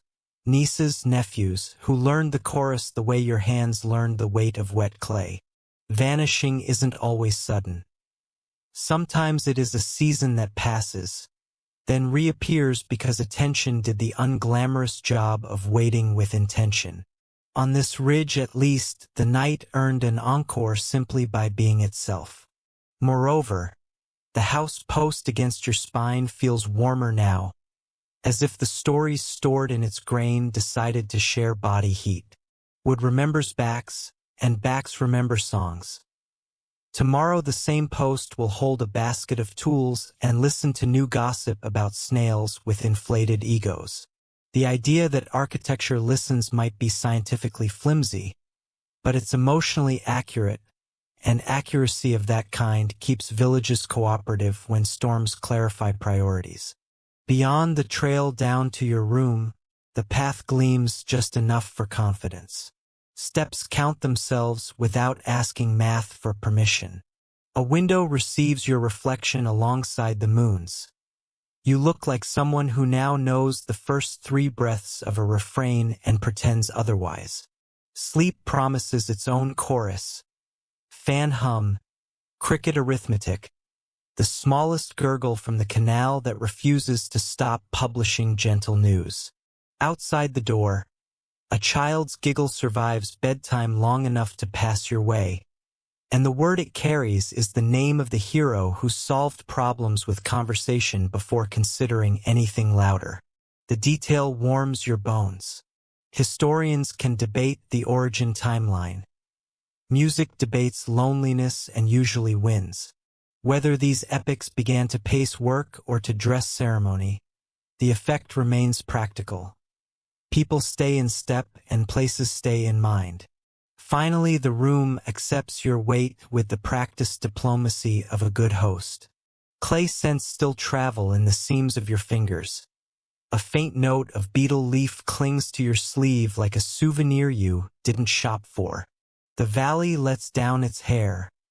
The paddies practice patient reflections. The last thing to depart your waking mind is not a fact but a cadence. Call, response, breath. And somewhere under that rhythm lies a sentence you understand without translation. Songs do here what walls do, hold things together. Sunrise pours itself into the valley like warm tea, and the terraces sip until their mirrors glow. A rooster announces an encore nobody asked for. Woodsmoke sketches soft lines in the air, and breakfast rice decides to smell like confidence. The guide taps a rhythm on his bamboo staff that translates to "We're visiting the granary." And ankles, freshly briefed by yesterday's canals, agree to cooperate. A lane folds between houses on stilts, past fences that look drawn in a single steady line, toward a small building that stands a little apart, as if it knows it holds more than food. This is where the day asks you to trade spectacles for listening. Along the granary stands on posts like a careful dancer, floor lifted from damp gossip and crawling appetites. Broad wooden discs cap each post, rat guards with the aesthetic of minimalist jewelry and the job description of a superhero. The roof relaxes into a steep pitch that knows how to dismiss rain without drama. And the walls were the gloss of generations of smoke that turned insects into undecided voters. Grain sleeps inside in woven sacks whose mouths tie with the confidence of old sailors, and the doorway is intentionally small, a reminder that abundance walks in sideways to keep its humility intact. A carved key hangs on a peg beside the ladder, oversized and theatrical, which is exactly how a village tells memory not to lose the important object again. Inside, a hush of grain greets new light with the same restraint as a library that runs on carbohydrates. The air carries notes of pine and toasted patience, and the floorboards speak a tiny language when weight crosses them, a polite creaking that refuses to gossip. Seeds set aside for next planting season lounge in jars within baskets within logic, triple layered against forgetfulness and rodents who believe in miracles. A shelf hosts coils of woven rope, a wooden scoop with a smooth lip, and a bundle of dried leaves that smell like tea and advice. The guide's palm rests on a sack and the sack answers with a whisper. That whisper is wealth using its indoor voice. Between house and granary, a social corridor runs on favors and laughter. Families count bundles not to brag, but to plan who will carry which load to whose feast when the calendar clicks into celebration. Ledger keeping sneaks into conversations disguised as compliments. Your seedlings look confident, someone says, which actually means, we're planning the rotation. Brace for guests. Tonight a Mbaki, the ritual specialist, will stop by to check a date for an offering, and you will watch how logistics listens when spirituality clears its throat. The valley prefers systems that shake hands. Bulul figures weight in the margin like punctuation that clarifies an entire paragraph. Carved from hardwood, compact as thought, they sit or stand with composure, eyes not quite closed and not exactly open, wearing the glossy patina of hands, smoke, oil, and rice wine laid on for longer than a certain pop song has been alive. One faces the granary door, another keeps an eye on the slope. Their expression is the exact midpoint between bored and cosmic, and the feeling they radiate is no nonsense. The guide touches the base with 2 fingers, a hello that avoids melodrama, and you find your own nod landing with surprising sincerity. Legends hover without insisting on a single version. One says the first bulul came when a farmer dreamed a punctual ancestor who disliked wastage and requested a guardian with enough silence to scare off greed. Another imagines a carver who learned to store whether inside would grain, then forgot how he did it and spent the rest of his life being modest about the accident. Children insist the figures walk at night to count sacks and nudge lazy mice into productive reflection. Adults permit the rumor because useful stories deserve free snacks. Scholarship adds its voice, tidy and careful, explaining that bulul are habitually placed in or near granaries, activated through ritual to protect stored harvest and to anchor prosperity inside a household's circulatory system of giving and receiving. Anthropologists collect patina with their eyes, take notes on feast cycles, and quietly debate how much of what tourists admire has changed because tourists admired it. Mainstream knowledge sits comfortably here. Ifugao ritual life has for centuries woven agriculture into ceremony, with carved guardians as focal points for acts of blessing and gratitude. Historians are still debating this question, though the exact timeline of bulul emergence and how their meanings evolved under the pressures of trade, missionary presence, and markets for tribal art. Ritual begins small, almost like tidying up. A broom sweeps the granary threshold as if dust were an uninvited thought. A leaf is laid on the stair as a note to any spirits with places to be. We see you. A bowl arrives, then a cup, then steam bearing the persuasive vocabulary of Tapui rice wine. The Mbaki enters with a practical gait. He looks less like a mystic and more like a reliable uncle who knows which rope to pull on a rainy day. Words settle into the room in a steady cadence. Names of ancestors spoken without theatrics. Thanks given for enough rain and enough sun. A request submitted for tomorrow's weather to match the seedling's expectations. Offerings travel the circle with manners intact. A small plate of rice, A sip of wine brushed across the bulul's feet. A tiny mound of salt that looks like a polite hill for a very small traveler. Chickens cluck in the distance with opinions they are not invited to present tonight. Sometimes ritual includes them, sometimes not, and in stories that happened long ago they featured more heavily than modern mornings prefer to retell. The focus now rests on gratitude, on keeping accounts balanced with the unseen the way you balance a canal's notch, no grandiosity, only proportion. Geckos supervise from the rafters like paintless mascots with excellent pest control resumes. A blue-tailed lizard peeks behind a beam, flickers, pretends innocence, then resumes its rounds. Superstition, mild, affectionate, awards good omens for lizard applause. If a gecko punctuates the Mombaki's final line with a chuck-click, someone will whisper that the harvest just smiled. Whether or not the cosmos reads lizard, the granary certainly benefits from an unpaid staff that eats what would otherwise nibble prosperity into confetti. Architecture speaks plainly in this room if you lean your ear toward functionality. Posts rest on stone pads to keep damp where it belongs and also to make termites write formal letters before attempting boarding. The roof's interior black is on purpose. Smoke discourages insects and seasons the timbers like cast iron skillets. Venting is calibrated to whisper. Enough air to shoo mold, not so much wind that grain starts to improvise. The ladder pulls up at night, not to be dramatic, but because quietly complicating rodent ambitions is a community service. Inventory today includes sacks of Tina1 and its cousins, named with syllables that trip at first and then nestle into memory like good neighbors. Labels are a mix of chalk, joke, and inference. A tally stick with neat notches rests against the wall, a ledger older than spreadsheets and equally allergic to coffee spills. Beside it stands a winnowing tray balanced on its edge, a shallow basket that doubles as fan when gossip gets too spicy. Ears here learn to count grain by weight and sound. The scoop's note shifting from sandy whisper to heavy hush as sacks fill.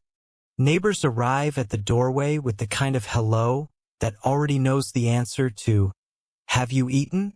A grandmother presses a sweet potato into your palm and accepts a polite refusal with a look that says you have misunderstood generosity's operating system. The conversation picks up yesterday's thread: who patched which wall, which canal reminded everyone to listen, whose daughter took a stanza of the hudhud that made old men pretend they were not crying. The bulul witnesses without commentary, a role model for the best guest. Prestige has furniture here, carved in the form of a hagabi bench, long, arched, the color of rain gloss. Families who sponsor big feasts earn the right to commission one, and the bench becomes both a seat and a narrative. We hosted, we shared. We stitched our name into the valley's polite bragging. You run a hand along its curve and feel the ripples of tools, the signature of carvers who wrote their names with a blade by refusing to sign anything. The bench has no need to explain itself. Sitting becomes summary. Syncretic threads weave quietly through the day. A crucifix above a door nods companionably at a bulul who minds the rice. Sunday services populate a church, and weekday rituals populate kitchens and granaries without jealous elbows. Colonizers arrived with doctrines. Locals accepted some, translated others, and set the rest on a shelf labeled later. The resulting quilt keeps people warm.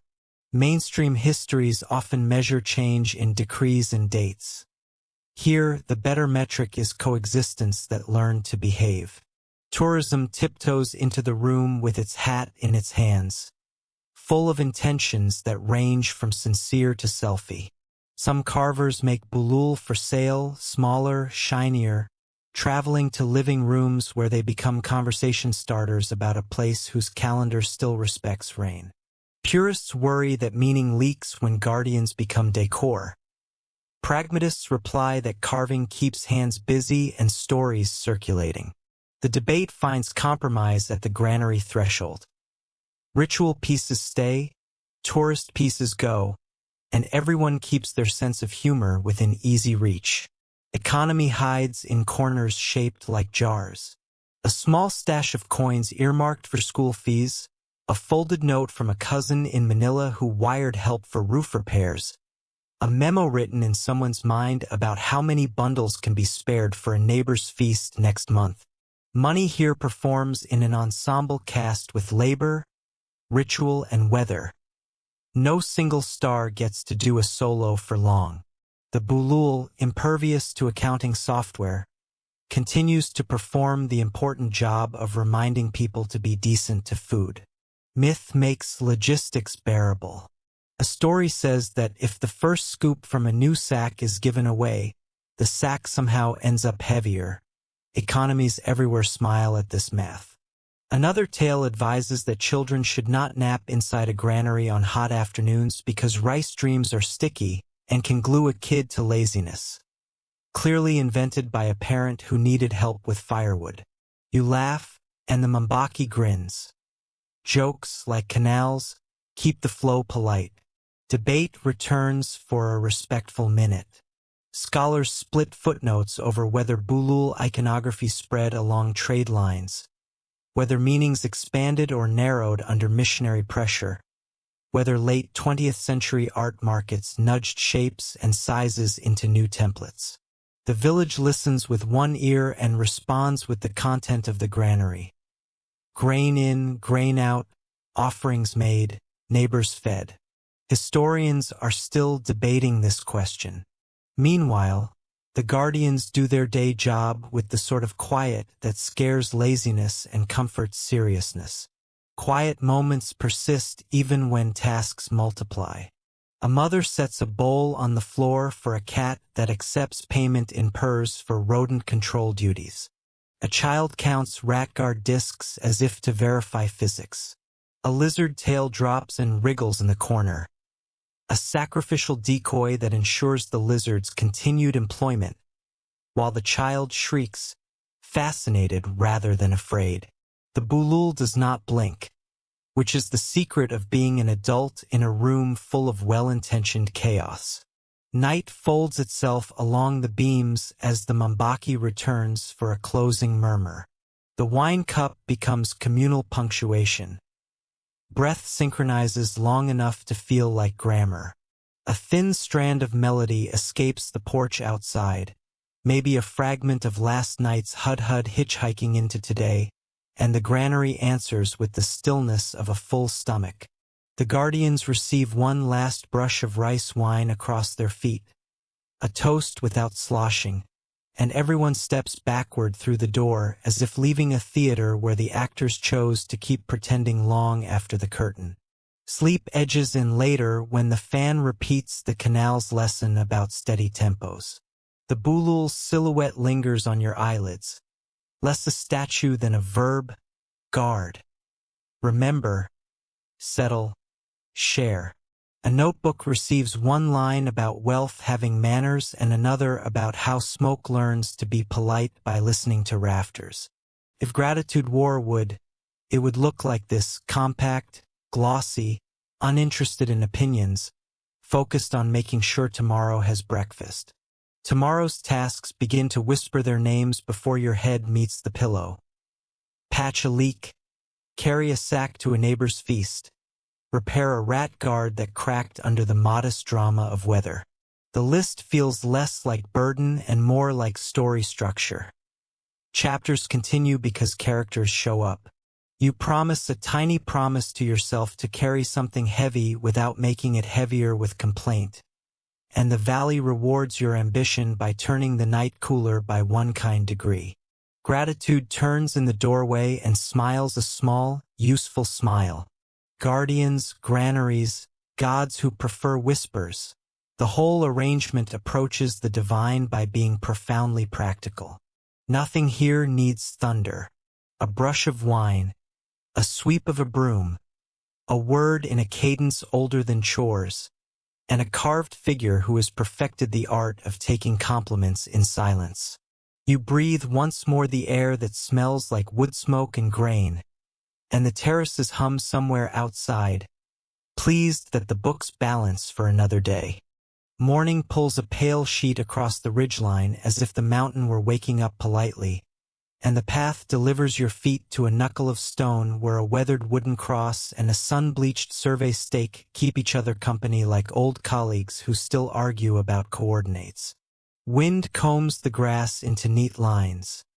The terraces below flip silver as the first light persuades the paddies to behave like mirrors. The guide taps his bamboo staff twice, the agreed-on cue for history with walking, and the slope answers by serving up a view that looks exactly like a textbook illustration of what maps have trouble containing. Maps arrive first as an attitude, then as paper. The framed copies at a tiny municipal office, ink-browned, edges mended with tape, show stiff rivers and obedient mountains, an Ilocos coast curled like a comma, and the Cordillera interior labeled with the cartographer's favorite euphemisms for "We did not go there." One edition letterpresses the word montañas with enough flourish to distract from the blankness. Another writes naciones, where villages live, as if pluralizing could stand in for understanding. Scales look official, but the League, a day's walk on level ground, keeps changing its mind on these slopes, and the margin notes betray the truth. Path uncertain, inhabited by brave people, which is polite map speak for, we ask someone who pointed vaguely up. Ridge trails place you where friars once balanced compasses against rosaries, and tried to friend request a landscape that preferred to keep its privacy settings on selective. Mission chronicles in the lowlands mention journeys toward Payo terraces, whose people traded salt and iron for cloth and jars, then stepped back into cloud when sermons lasted too long. Churches planted in river towns rang bells that reached these hills as faint invitations. Banners fluttered down in the heat while up here wind tugged at straw hats and made speeches unnecessary. Outsiders drew lines. Insiders drew water. Somewhere on a shoulder of the ridge, the guide stops beside a square of moss that hides a chiseled mark in rock. A triangle with a dot. An old triangulation point from a survey team that arrived with the confidence of new instruments and left with the humility of old mud. The crew back then would have hauled theodolites, notebooks, and the sensible fear of weather that changes its mind mid-sentence. A local porter probably walked ahead with no instruments but a lifetime of slope literacy, whispering the short list of places where wind and edge form conspiracies. That day's geometry entered a ledger. That day's kindness entered no record and still did its work. Paper promises from the capital, edicts, tribute rules, and invitations to reduction into planned towns, traveled uphill with the patience of mules and the optimism of bureaucrats. Villages here answered with consistent clarity. Cooperation at the edges, autonomy at the core. Tribute, perhaps in salt or cloth when it felt reciprocal. Baptism, sometimes with Sunday voices and Monday pragmatism. Head counts, only the kind kept in granaries. The result on maps looks like territory. The result on the ground looks like conversation. You walk that conversation, ankle deep in sentences that refuse to be straight. Cartographers loved neat names the way a tailor loves a measuring tape, but names up here behave like water, local first, adaptable second, correct only if the person using them has earned the right. Spelling choices danced in missionary dictionaries.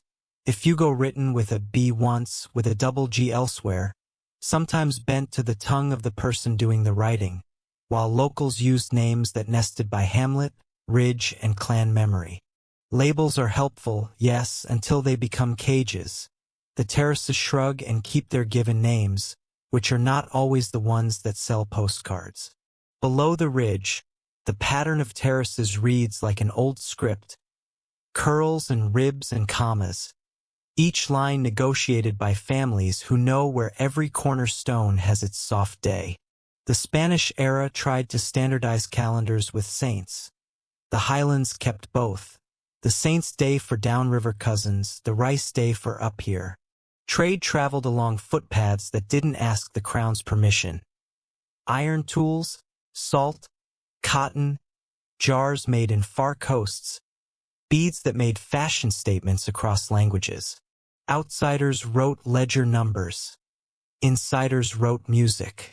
Up on a small saddle, the guide tells a story of a friar who insisted his map was good because it was blessed, and a farmer who replied that the canal was good because it was on grade. Humor is the Cordillera's secret diplomacy. These hills have a long memory for charm without condescension. Missionaries who learned to listen found families who would carry their packs and share their roofs, while those who confused altitude with moral high ground made friends with empty porches. You step where hospitality once stepped carefully, and you keep your voice at the volume of gratitude. Across a shallow pass, a line of pine points toward a cluster of stone where rumor insists a tiny watch platform stood. Just enough elevation for someone to see silhouettes coming along the trail and decide whether tonight's house would serve coffee or silence. The term unconquered enters the conversation too easily. The more accurate word is unabsorbed. The crown's maps drew borders. The mountain drew conditions. Defense here was less about walls and more about social choreography, alliances, obligations, and the shared understanding that the ridge belongs to those who keep it polite. Along another descent, the guide pauses by a carved post wearing a faint cross and a faint erasure. Faiths braided here rather than collided. Village Sundays now hum with homilies. Field Mondays run on offerings and practical whispers to carved guardians. The Spanish missionaries wanted a single timeline. The terraces prefer parallel tracks. You note the harmony like a musician who finds two keys can be played together if the ear trained in mountain patience handles the transitions. Maps, again, struggle. Symbols stacked, meanings layered, captions too small for the whole chord. Notebooks from lowland capitals recorded tobacco monopolies, head taxes, the founding of garrison towns. Diaries from travelers complained about rain, leeches, and the way mountains turn ambition into afternoon. Neither genre captured the texture of a terrace edge under night mist, or how a hud-hud chant slides work into joy, but both did something useful by accident. They left dates. And dates matter for an argument that refuses to turn into a conclusion, whether these terraces existed as we see them before colonizers arrived, or whether intensification accelerated under the pressures and opportunities of the 16th to 19th centuries. Trading days stitched highlands to lowlands with a thread you can still feel underfoot. Salt carried up slope in sacks that left marks on shoulders.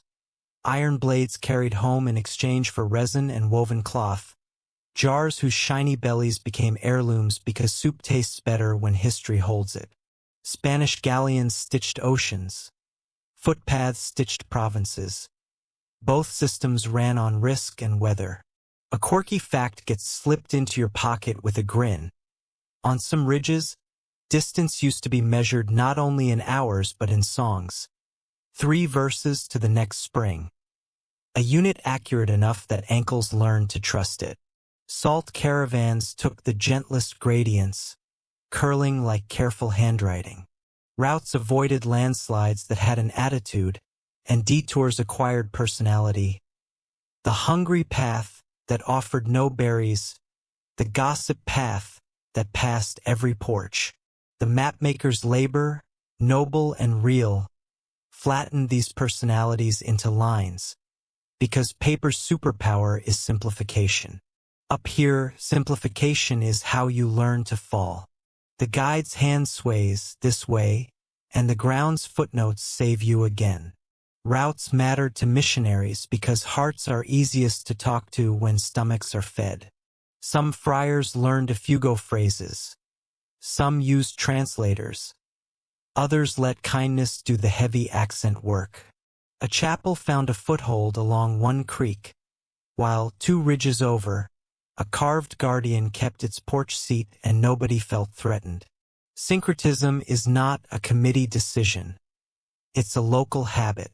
You watch a child point to the chapel bell and the bulul in the same sentence without contradiction, and a map in your head redraws itself with both icons and a smiley face. At a rest rock with an unapologetically perfect view, tales of paper roads make the rounds. Administrators in the lowlands drew straight lines across mountains and called them future highways, and the lines cooperated on paper for decades. On the ground, a ravine yawns and laughs. The ancestors perfected a different metric. The shortest route is the one that arrives with all ankles intact. Engineering later would carve switchbacks, but during this map era, confidence outran budgets, and hope did what hope always does, kept clerks warm. Ethnographers eventually walked in with notebooks and sketches, part curious, part certain, often both at once. They described laddered architecture, prestige feasts, and chant cycles with careful adjectives that tried not to sound like pets. Their presence, like the friars before them, coaxed the valley into a performance it didn't entirely mind, explaining itself. Some drawings look like affection. Others look like tax receipts disguised as art. You remember that being observed can feel like being borrowed, and you try to borrow gently. Stories from elders carry a different weight than citations, but they deserve a shelf in the same library. One tells of traders who visited a mission town at market, offering rattan and resin, then backtracking into mist with new words and old intentions. Another remembers a cousin who learned to sign his name from a friar, then used that signature to negotiate a better price for pigs at a feast. Both vignettes fit inside a simple truth. Outside tools become inside tools when locals choose the handle. Another ridge turns the view, and now you can see where 2 valleys almost shake hands. That saddle hosted exchanges long before a crown tried to referee them. People timed meetings to shy whether that made eavesdropping difficult, and the goods fit baskets designed for backs first, shelves later.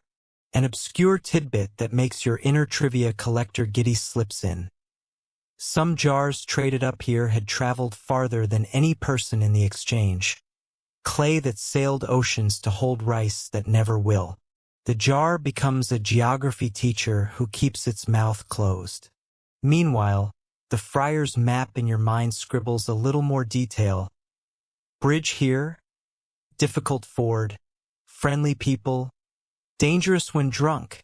Labels often carry the bias of the hand that writes them. This hand seems to have learned to laugh at itself, at least in the margins. A note about a village that refused instruction reads almost like admiration, as if stubbornness, when coupled with manners, earned a gold star. The mountain encourages scales of gray.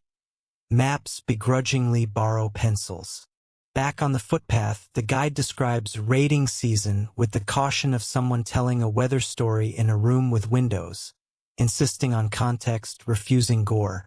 Reputation mattered in those years, and maps sometimes doubled as rumor trackers. Colonizers framed such events as criminality. Locals weighed them as negotiations within a code outsiders failed to learn. You appreciate the edit. This story travels without sensationalism, respectful of grandparents and of the fact that survival often requires footwork that the law does not bother to understand. Names for hills and rivers reveal a quiet tug-of-war worth smiling at. The friars San Miguel coexisted with an Ifugao name meaning where birds argue, and everyone used whichever made sense to their errand. Children knew both. Elders preferred the one that made the mountain laugh. Bilingual maps would have solved the problem, except printing budgets dislike poetry. Your notebook cheats and writes both, discovering that crowded pages can be generous. Debate over civilizing missions touches down like a cautious bird. On one hand, letters home bragged of souls saved. On the other, terraces kept saving bodies with rice long before letters learned to feel proud. Education arrived as well, alphabet, arithmetic, a taste for hymns, and families used the parts that fit, retooling them for kinship and fieldwork. Power tried to flow down from the capital. Wisdom often bubbled up from a spring nobody could centralize. Historians are still debating this question, while the canal keeps doing what canals do, sharing. Scholars in recent decades propose that increases in terrace area and ritual feasting may have intertwined with new external pressures, tribute, trade circuits, and the social economies of prestige that thrummed louder when strangers began writing about them. Others defend older dates for big slices of the landscape, pointing to stratigraphy and oral genealogies that reach deeper than many assume. Evidence, like water, moves along the path of least resistance until someone reshapes the bank. You keep your boots off the fragile sections of both.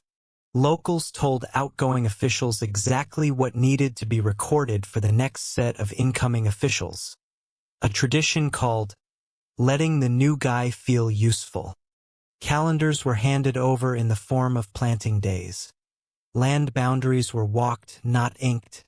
The essential rule that water would be fair before it would be famous was restated. Paper appreciated the performance. Terraces preferred the performance's results. Sometimes everyone won, and on those days a friar's handwriting looked cleaner. Resistance, when necessary, wore the awkward smile of "we're busy that week," or the firm kindness of "you can hold mass, we're repairing a wall." Direct confrontations were rare, not because people lacked courage, but because time and terrain favored conversations that ended in soup rather than in reports. The word rebellion does not fit everywhere a colonial document tries to paste it. Sometimes the honest term is schedule conflict, resolved by rain. Adjustment to new trade opportunities also moved quietly. A village that long specialized in resin for torches added a side hustle in weaving belts with colors that lowland buyers found irresistible. An early exercise in product market fit. Monastery kitchens tried mountain recipes, and mountain kitchens adopted the friar's habit of writing lists without pretending the lists were laws. Global history books narrate the galleon trade. Local history books, if they existed, would narrate whose basket carried the jar that best kept rice from complaining.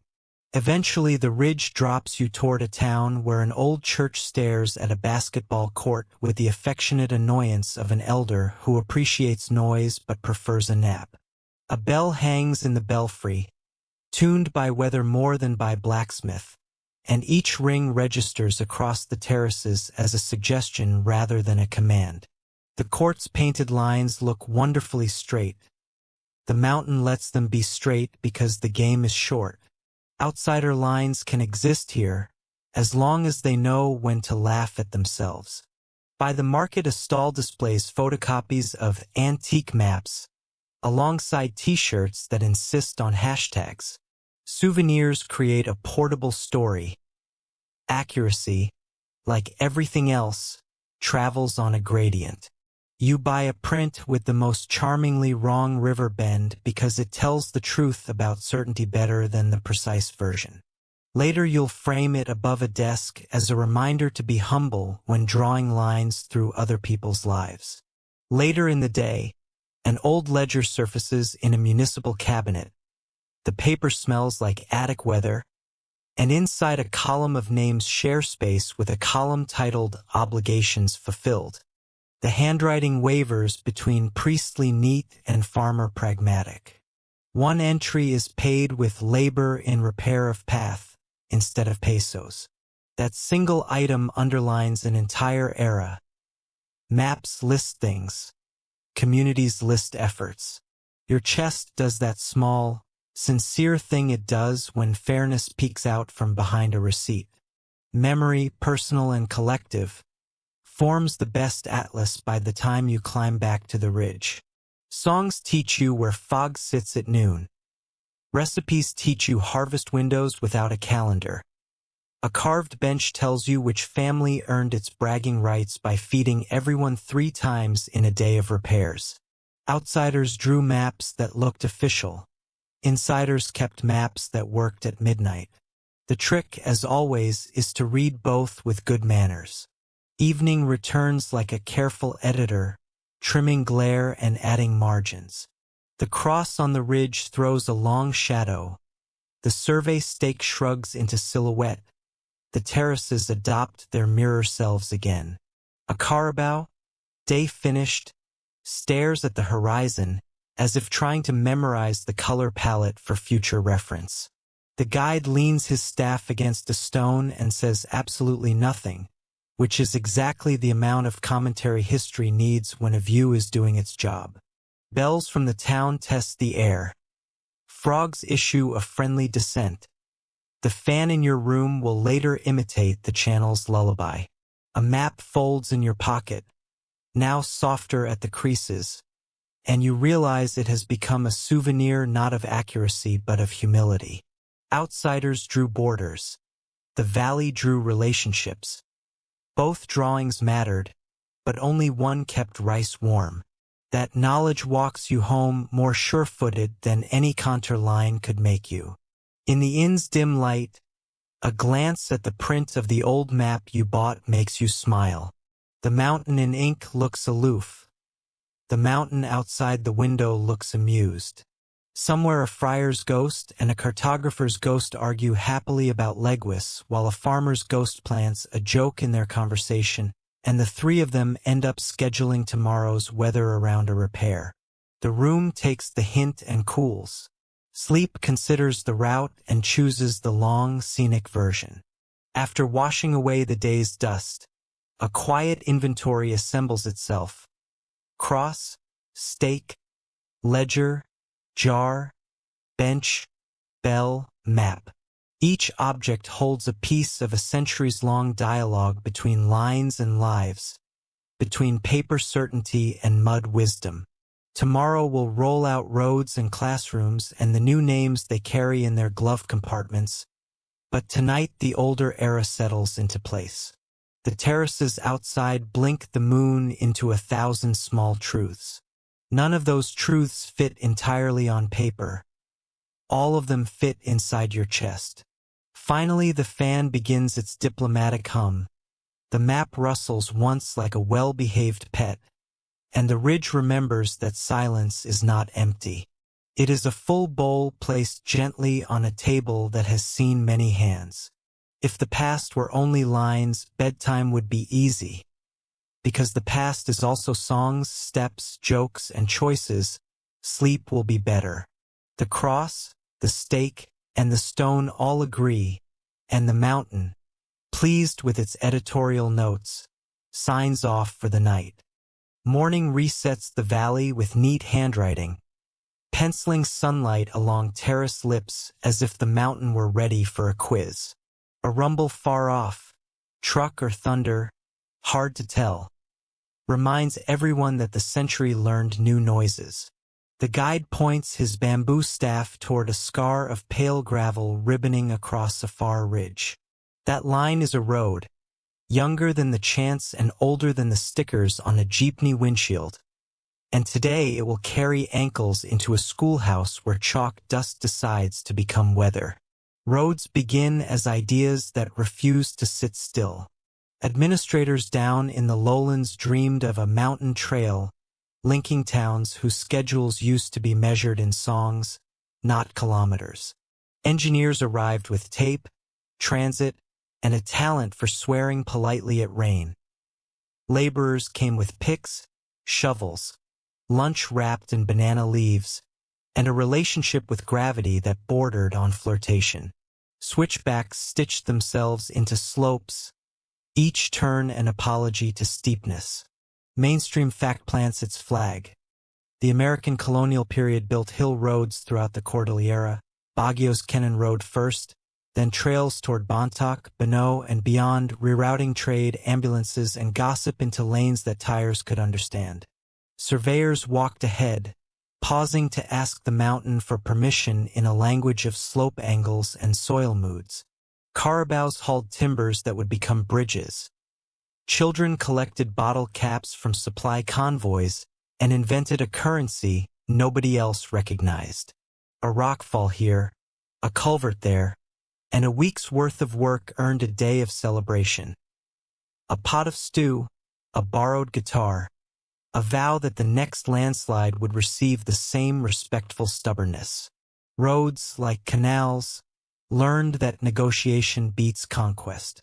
Baguio, the summer capital downrange, turned into the staging ground for paper, cement, and the cheerful argument called bureaucracy. Trucks climbed with their engines singing a hymn to combustion, and drivers hailed bends by pet names because curves acquire personalities when they threaten to murder your clutch. Schools received crates that once sailed across oceans. The labels on the wood taught the village its first foreign geography. Oakland, Seattle, Yokohama, the whole shipping forecast carved into pine. Classrooms sprouted along the highway's tributaries like bright mushrooms after rain. Pine slat walls, windows that swung wide as elbows, and a roof that understood both typhoon and noon.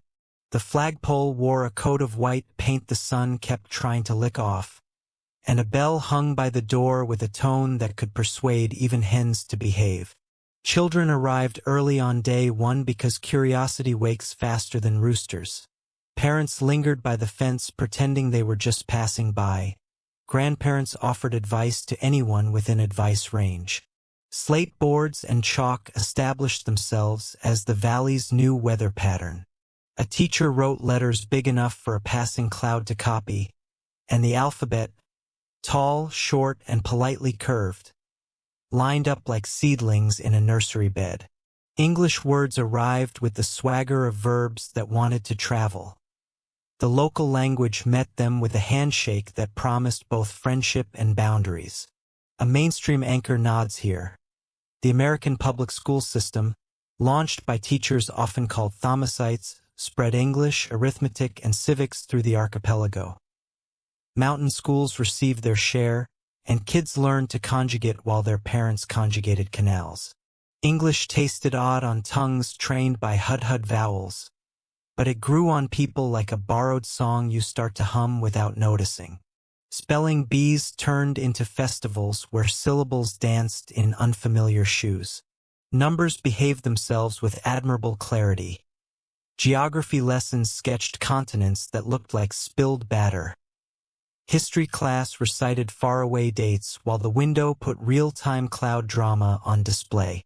On exam days, even frogs felt the pressure. Names became the day's most negotiable furniture. Census forms wanted tidy categories: tribe, religion, occupation, while life preferred footnotes. Farmer and singer, weaver and midwife, hunter and comedian. The teacher explained surname and middle name with diagrams and patience, and registrars asked families to choose a spelling that the state could live with. Labels settled like new tools in a belt, useful when they behaved, annoying when they pinched. Many families wore them with a wink, knowing that the most accurate job title was still keeps terraces on speaking terms. Ethnographers wandered in with notebooks, sketches, and the unmistakable curiosity of people who love details for their own sake. One wrote about bulul carvings. Another catalogued rice varieties in a handwriting that could charm an archivist. Anthropologists drew kinship charts that looked like vines and asked questions that required multiple pots of coffee to answer properly. Their presence nudged the valley into a habit of self-explanation, helpful some days, tiring on others. A mainstream note taps the desk. American-era scholarship, think of figures like Henry Otley Beyer or Roy Franklin Barton, produced influential Ifugao studies that still shape how outsiders talk about these mountains. Census officers followed with clipboards and optimism, announcing the government's wish to count precisely what the terraces counted by appetite and season. Categories like non-Christian tribes appeared in forms with the blandness of administrative weather. Villagers responded with hospitality and the occasional mischievous data point. Historians are still debating this question. Did such categories merely record identities or actively manufacture them, reifying fluid highland affiliations into tidy, governable boxes? The debate rides shotgun while a jeepney honks the chorus. Chalk dust refused to stay on the board. It bedazzled teacher sleeves and turned children's hair festive. It seasoned the air until the classroom smelled like ghost mountains. A goat chewed a page from a primer once, forcing the teacher to improvise the letter Q from memory. The bell rope broke in the middle of a spelling test and a student tied it with a shoelace, learning knot theory along with orthography. Obscure but delightful. At some schools, broken slate pieces doubled as hopscotch markers and emergency paperweights when the wind behaved like a bored cat. Basketball landed in the valley like a meteor made of rubber and possibility. A hoop nailed to a pine board turned recess into physics class. Dribbling translated slope into strategy. Children discovered that a bounce on a terrace lane requires an angle, not force. Adults discovered that refereeing is a path to humility. Games practiced cooperation and rivalry in a weatherproof way. After rainy days, the court became a skating rink of mud and laughter. English acquired the valley's best accent when it said, "Nice shot." Benches inside the school wore the day's imprint. Pencil grooves like river deltas, initials carved with tiny knives and immediate regret, gum fossils that the earth will judge later. The teacher's desk supervised with a drawer full of confiscated slingshots and a ledger that balanced marks against jokes. Posters illustrated the water cycle and the human skeleton. Both seemed plausible, both felt a little obvious to a community that could read rain and bone by touch. Lessons blurred into chores without insulting either. Arithmetic calculated seed-sharing agreements. Reading practice used names of terraces instead of imaginary farms. Science traced the bacterial politics of fermented rice. The school borrowed a day from the calendar to clean a canal, calling it applied civics, and everyone went home with extra mud and better water.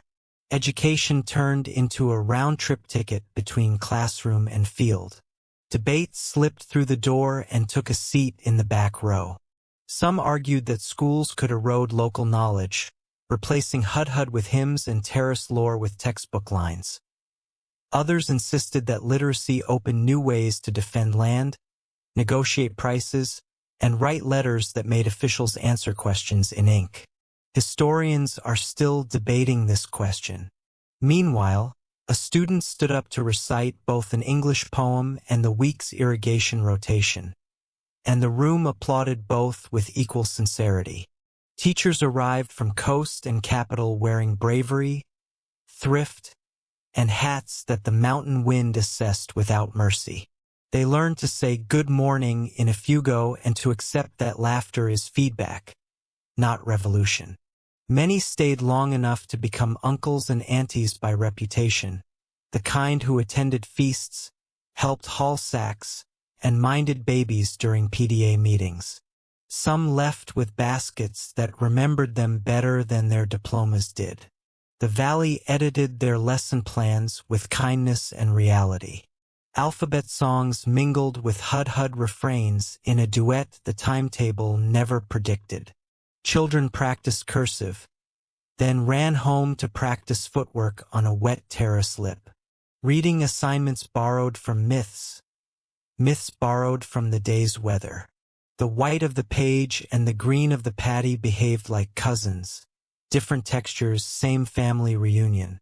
The teacher's handwriting softened. The student's handwriting sharpened. Both earned a laugh from the bulul who enjoys watching people attempt precision. Notebooks evolved into museums. Margins collected little landscapes sketched with sincerity and ambition. Midlines carried arithmetic that looked like footpaths. Correct, scenic, and occasionally roundabout. Word problems adopted local references. If a canal shares 15 buckets of water among 3 terraces, and the second terrace lends 2 buckets to the third, how many jokes does the first owe everyone? Answers varied, humor passed. Ridge crests learned new names while refusing to surrender old ones. A signboard announced Mountain Trail Kilometer 53, while grandparents still called that bend, where the wind gossips. Jeepneys painted phrases in English and Ifugao on the same panel, part poetry, part bus schedule. Drivers blessed the road with horn chords that could wake a cloud. Passengers swore the same corners looked different depending on whether they were arriving or leaving. Mail started to behave like a familiar animal. Letters found their way from Manila to a school desk propped with a ruler under one leg, and the envelopes carried stamps that turned into teaching aids.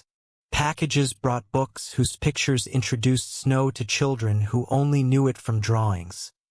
Snow replied by being unconvincing. A postcard from a cousin working in the city boasted a streetlight. A reply boasted a star. Coins clinked into play as the cash economy settled beside exchange and obligation. A day's wage for road work bought a pound of nails, a pair of sandals, and the kind of candy that bribes a small sibling into silence. People added pesos to pig-based economies, not replacing but remixing. Markets gained new tables. Ledgers learned to host multiple currencies, including rice, laughter, and favors. The school taught arithmetic with coins that had already learned local manners. Posters hanging near the blackboard became a visual treaty between worlds. One displayed the national anthem. Another diagrammed a canal with arrows that drifted like dragonflies. A third taught hygiene with toothbrush cartoons. A fourth honored an Ifugao hero whose tool of choice was a wise sentence, not a sword. Children mimed brushing while grandparents nodded, secretly pleased that advice they had offered for decades now wore official ink. Bridges grew where river moods used to dictate schedules. Footbridges made of bolted pine met suspension spans with steel cables. Both learned to hum in the wind. Villagers crossed with baskets that smelled like peanut brittle and responsibility. Teachers crossed with attendance sheets and chalk that would unavoidably break in 3 days. The road system began to hold the valley together the way paths and songs always had, only louder. Market days shifted under the new traffic. Bananas found new prices. Woven belts found new wrists. Tourists arrived with cameras that pretended to understand light. Students practiced English by helping shy visitors buy snacks that looked like clouds. A jeepney driver taught an impromptu geography lesson while loading sacks. That one goes to Kiangan, that to Lagaw, that to Banaue. Repeat after me. The entire street became an oral exam with snacks. Exams inside the classroom managed to be both terrifying and adorable. Students sharpened pencils to illegal points. Proctors developed the peripheral vision of owls. Word problems insisted on trains. Children insisted on jeepneys. A drawing question asked for our community. And the paper filled with terraces. A road like a careful snake. A school with impossible windows. And a radio tower that made everyone look taller. Stories the school library collected came in 2 kinds. Printed books that traveled far to get here and oral tales that had lived here all along but enjoyed sitting under a roof. Children borrowed both genres. Some days a hud-hud line helped parse a paragraph in English. Other days a paragraph in English helped a child explain a terrace repair to a visiting cousin who only knew city nouns. The librarian, also the science teacher and sometimes the mayor's cousin, stamped due dates with a flourish that suggested literature is a civic duty. Rain returned to claim its editorial rights. Roads slid. Classes paused. The school roof practiced percussion. Maintenance crews packed mud into ruts the way editors pack commas into wayward sentences. Teachers converted the day into a handwriting clinic lit by the kind of cloudy light painters travel miles for. A mainstream note waves again. In mountain districts, school calendars often flex around typhoon and harvest. A pragmatism that makes theoretical sense until you meet a child who grins because no class translates to more time to perfect my slingshot. Graduation marched in with paper hats, speeches, and the absolute triumph of a borrowed microphone. Diplomas shook hands with muddy shoes. Pride had the decency to be modest and loud at the same time. A parent cried exactly once. An uncle volunteered to fix the fence Tuesday. A principal thanked the road for existing because it allowed a grandmother from the next valley to watch her grandson spell mountain without help. Evening settled after the ceremony with the satisfied clink of stacked chairs. The schoolyard transformed back into a basketball court. The bell rope tied itself for morning. The road beyond the gate glowed briefly as a truck passed, headlights turning mist into lace. The terraces, happy to be included in every picture, kept their reflections precise as long as the breeze agreed. Sleep catches you later with the smell of chalk still in your sleeve and the memory of a child reciting both the alphabet and the names of nearby peaks without switching gears. The day wrote itself in two scripts, roadbed and cursive, and both were legible. A mainstream truth lays down beside you like a faithful dog. Infrastructure and education shaped the highlands in the American period in ways both undeniable and complicated. A quirk nods goodnight. Goats still prefer the taste of homework to grass for reasons known only to goats. And a debate keeps one eye open. Whether schools and surveys preserved or diluted local knowledge remains an argument with honest evidence on both sides, and historians are still debating this question. Dawn sifts into the valley with a hush that feels practiced, the terraces putting on their mirrors as if uniform were mandatory, and the air carries a faint metallic tang that older people swear is the smell of engines remembered by stone. Breakfast is careful, rice modest, commode generous, and somewhere uphill a rooster attempts bravado then thinks better of it. The guide leads along a ridge path that behaves like a sentence balancing two clauses. Work that must go on, and watchfulness that cannot clock out. War, the elders say, never owns the whole day here. The fields refuse to surrender their schedule. You follow their cadence, stepping where caution has worn a footnote into the earth, and the mountain keeps its poker face while the story takes out its maps. Some printed, most carried behind foreheads. Stories begin where roads end, so an uncle invites you to sit under the eave where the rain has perfected its handwriting, and he sketches the year in fingers. The one when radios learned new accents, the one when shoes with stranger laces appeared on trails, the one when planes replaced thunder. He talks in present tense, as if the ridge never turned the page, and the porch listens with the seriousness of furniture that saw everything. Runners. Lean youths with basket straps permanently ghosted across their shoulders. Knit hamlet to hamlet, carrying notes so short they're almost jokes and passwords so ordinary they evade suspicion. You were handed a phrase from then, "Tell Auntie the seedlings are on schedule," which meant something larger, kinder, and more delicate than seedlings. 2 syllables could move a hill, provided the hill already trusted the voice. Jars learned to keep secrets in those seasons.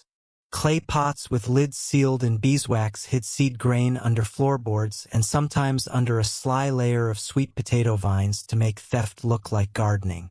Granaries rebalanced their priorities.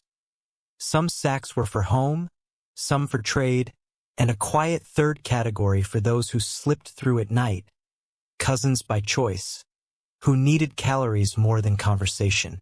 The bulul in the corner watched with the same patience it had always deployed, and you imagine that, if wood had eyebrows, it would have raised them exactly once when a sack of rice walked without feet. People laughed softly at the memory while their hands measured new sacks, because humor never takes orders from history. Feasts shifted into low gear without losing their sense of arithmetic. Prestige survived on reduced volume. Fewer pigs, more root crops, songs tuned to moderation. Wine poured modestly and with eyes tilted toward the dark trail where guests came and went. Rice bowls slid across mats toward strangers with courtesy that doubled as camouflage. Hospitality hid logistics in plain sight. The chant that once filled plazas now preferred kitchens.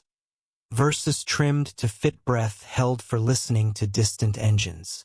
You are handed a ladle and realize soup can serve as ledger, who arrived, who left fed, who is owed a basket of camote when the moon turns polite again. Etiquette learns to walk quietly while still insisting on being etiquette. Engines write their own kind of weather, elder voices remind you, and on some days the sky rumbles with syllables no one prayed for. Contrails do not always draw straight lines.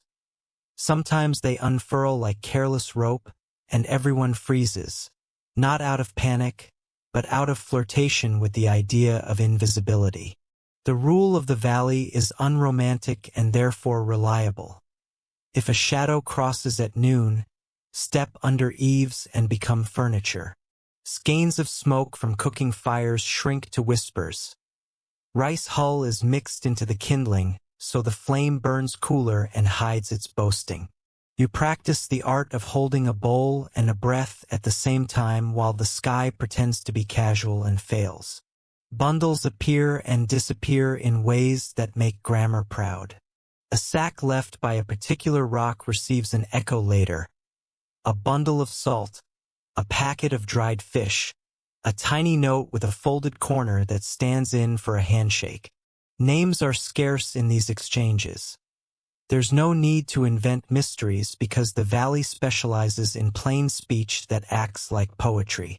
A grandmother tells how she once scolded a distant cousin in spirit for leaving a bag too close to a trail. Hiding is not just about secrecy. She said, it's about aesthetics. You nod, because critique delivered with love is the most Ifugao thing you've heard today. Mainstream history sets the frame without stealing the picture. The Japanese occupation drapes the Philippines from 1942 to 1945.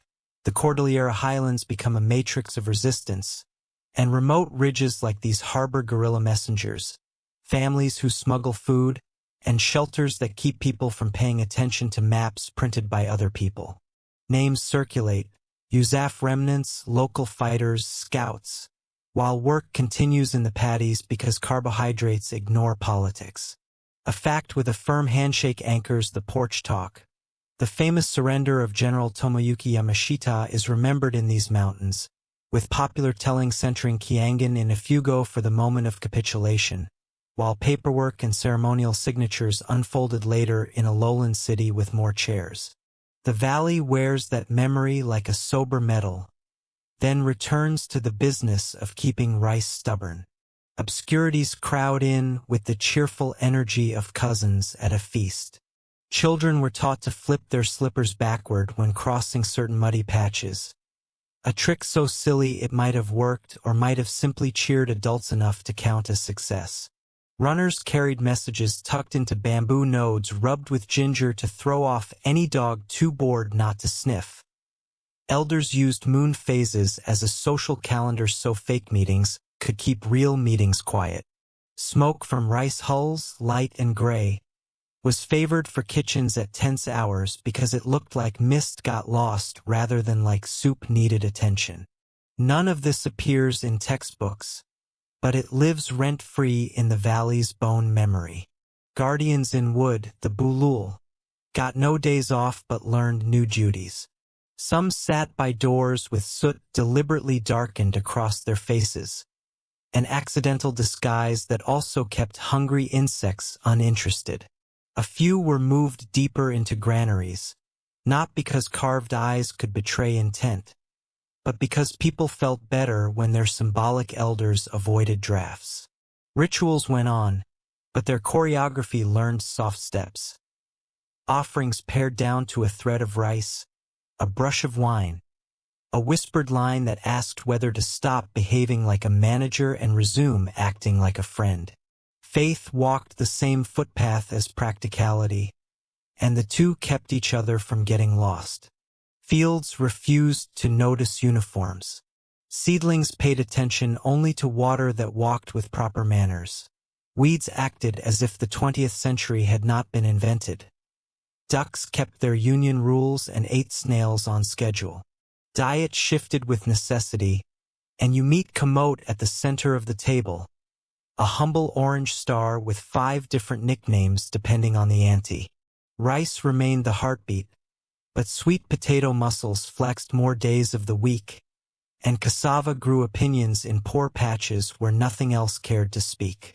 People joked that even the bulul learned to appreciate camote. A few carved figures received offerings shaped like tubers, possibly as a dare. Lookouts came from everywhere on the social map. Children with eyes like mountain glass, aunties whose hearing could measure a plane's mood, grandfathers who read cloud behavior the way librarians read patrons. A hand signal here, a bird call mimic there, and everyone learned to continue hoeing as if weeding had always included choreography. The phrase "read the sky" grew longer. Listen for voices that don't belong. Count the seconds between sound and echo along terraces. Watch for tin roofs that glitter when they ought to be thinking. The idea was not to defeat danger with heroics, but to outlast it with competence and laughter. Pebbles on a path became punctuation marks in a sentence designed for the literate feet of relatives. 3 small stones in a neat line at the base of a pine meant, "Don't take the left fork," while a leaf tucked under a particular rock meant, "Store empty." Try cousin 2 ridges over. Children practiced making invisible alphabets by rearranging ordinary things. Stick lengths, not stiles on grass, the direction a basket leaned when placed against a wall. No codebook survived because the code lived inside relationships, and relationships traveled better than paper. Flutes made of bamboo kept 2 personalities, one for comfort and one for cover. A melody played twice between patties meant a child had won at a game and the village owed congratulations. A melody played 3 times on the same pitch meant a message runner had cleared the far ridge. A mischievous arpeggio meant all clear, even when nobody had been officially nervous. Music, already an accomplished multitasker here, added security consultant to its resume and gleefully refused to invoice anyone. Roads built in the previous chapter of the valley's biography became both gift and puzzle. Jeep tracks allowed doctors and radios to arrive, and they also gave patrols ideas about speed. The community adjusted by moving at the pace of footpaths when the moment requested it, swapping tires for ankles without complaint. Bridges were crossed at dusk or daybreak when silhouettes became anonymous. Loads were carried in daylight when the load looked like nothing but bread. A road is a tool. A path is a habit. The valley uses both without making speeches about it. Classrooms gave desks a sabbatical and repurposed themselves as storerooms, meeting halls, sometimes infirmaries where herbs and hope collaborated toward quiet results. Chalkboards recorded not lessons but logistics. How many baskets to lend, which families would watch the northern sky tonight, whose turn it was to clean the spring even when rain claimed it would do the job for free. Teachers counted blankets and jokes with equal care. The bell rope marked time for tasks rather than periods. The alphabet slept but kept its ears open. Arguments later would attempt to count everything. Who fed whom, how much rice left granaries without announcements, whether runner routes deserve naming rights on a map. The elders shrug gently because counting misses the point when the arithmetic was always cooperative. Historians build tables of numbers and networks and deserve respect for the effort. The porch builds memory with the same respectful stubbornness. At some nodes of this network, people traded only silence and a shared glance that meant, "I know." At others, duck eggs and news changed hands. The exact tally of help, the ledger of everything brought to the ridge and carried away, remains in soft focus, and historians are still debating this question. Rumors collect wherever patience lives, and the mountains gather both good rumors and amusing ones. Someone mentions treasure myths that sprouted in the war's long shadow, gold whispered into caves by voices that prefer drama. Elders roll eyes with the elegance of professionals, noting that the only reliable treasure in these hills has always been calories with a good sense of humor. A few stories, told as jokes, insist that the real deposit is under the dish rack, where it converts to breakfast if you aren't greedy. Repairs never paused for headlines. A wall took a bad angle during a storm and the next morning received a brigade of hands, jokes, and the correct order of stones. A canal sulked after landslip and was coaxed back into grammar by a man with a stick and a dozen patient kids. Smoke stains darkened rafters and made a meal of harassing insects. By noon, some days, the valley had solved 3 problems and refused to name them heroics. They were simply chores that arrived in disguise. Memory of the war leans away from spectacle and toward detail. An aunt remembers learning to pack a basket so the eggs cushion the cassava rather than the other way around. A boy remembers the first time he was allowed to carry a note and how his feet wanted to be official but his stomach wanted a snack. A man remembers a rain that smelled anxious and how the rice husk smoke learned to imitate it perfectly. The mountain remembers everything in a language made of echoes, and you practice listening by not moving too much. Aftermath arrives like a slow season rather than a single day. Plains fall silent. Roads resume opinions about potholes. Radios return to arguments about love songs. Food stores recalibrate. Feasts expand their lungs. And laughter returns to regular volume. What persists is not paranoia but a sharpened talent for reading. Sky, path, radio static, rumors, baskets, faces. Some families relocate for work in towns newly connected by roads, sending remittances that repair walls and buy school notebooks. Diaspora becomes a chapter where seed capital wears the face of cousins. Lessons linger where you don't expect them. A notch in a wall marks the place where a message was once hidden beneath a leaf. A stain on a granary post testifies to wine brushed there for luck when the weather felt fickle and people needed courage. A child still knows how to whistle a tune that means, "I'm over here." A harmless echo of a time when echoes mattered more. The bulul remains in its corner, still in the business of scaring greed and comforting diligence. You feel reassured by the way wood refuses to learn panic. Evening folds itself neatly as the ridge exhales, and a breeze edits the day with gentle hands. The conversation on the porch eases back into the safer territory of which sweet potato variety had the better personality this year. Crickets reassemble their orchestra. A far radio negotiates between a ballad and static. The moon comes out wearing its calmest face and lays silver across every lip of every terrace like an oath renewed nightly. Sleep reaches out, and the last thing you carry upstairs is a sentence that needs no decorating. Work goes on, generosity is quiet, and the fields remain the best argument against despair. Morning folds out of the mist like a letter someone remembered to open. And the first thing the terraces tell your eyes is that water kept its promises overnight.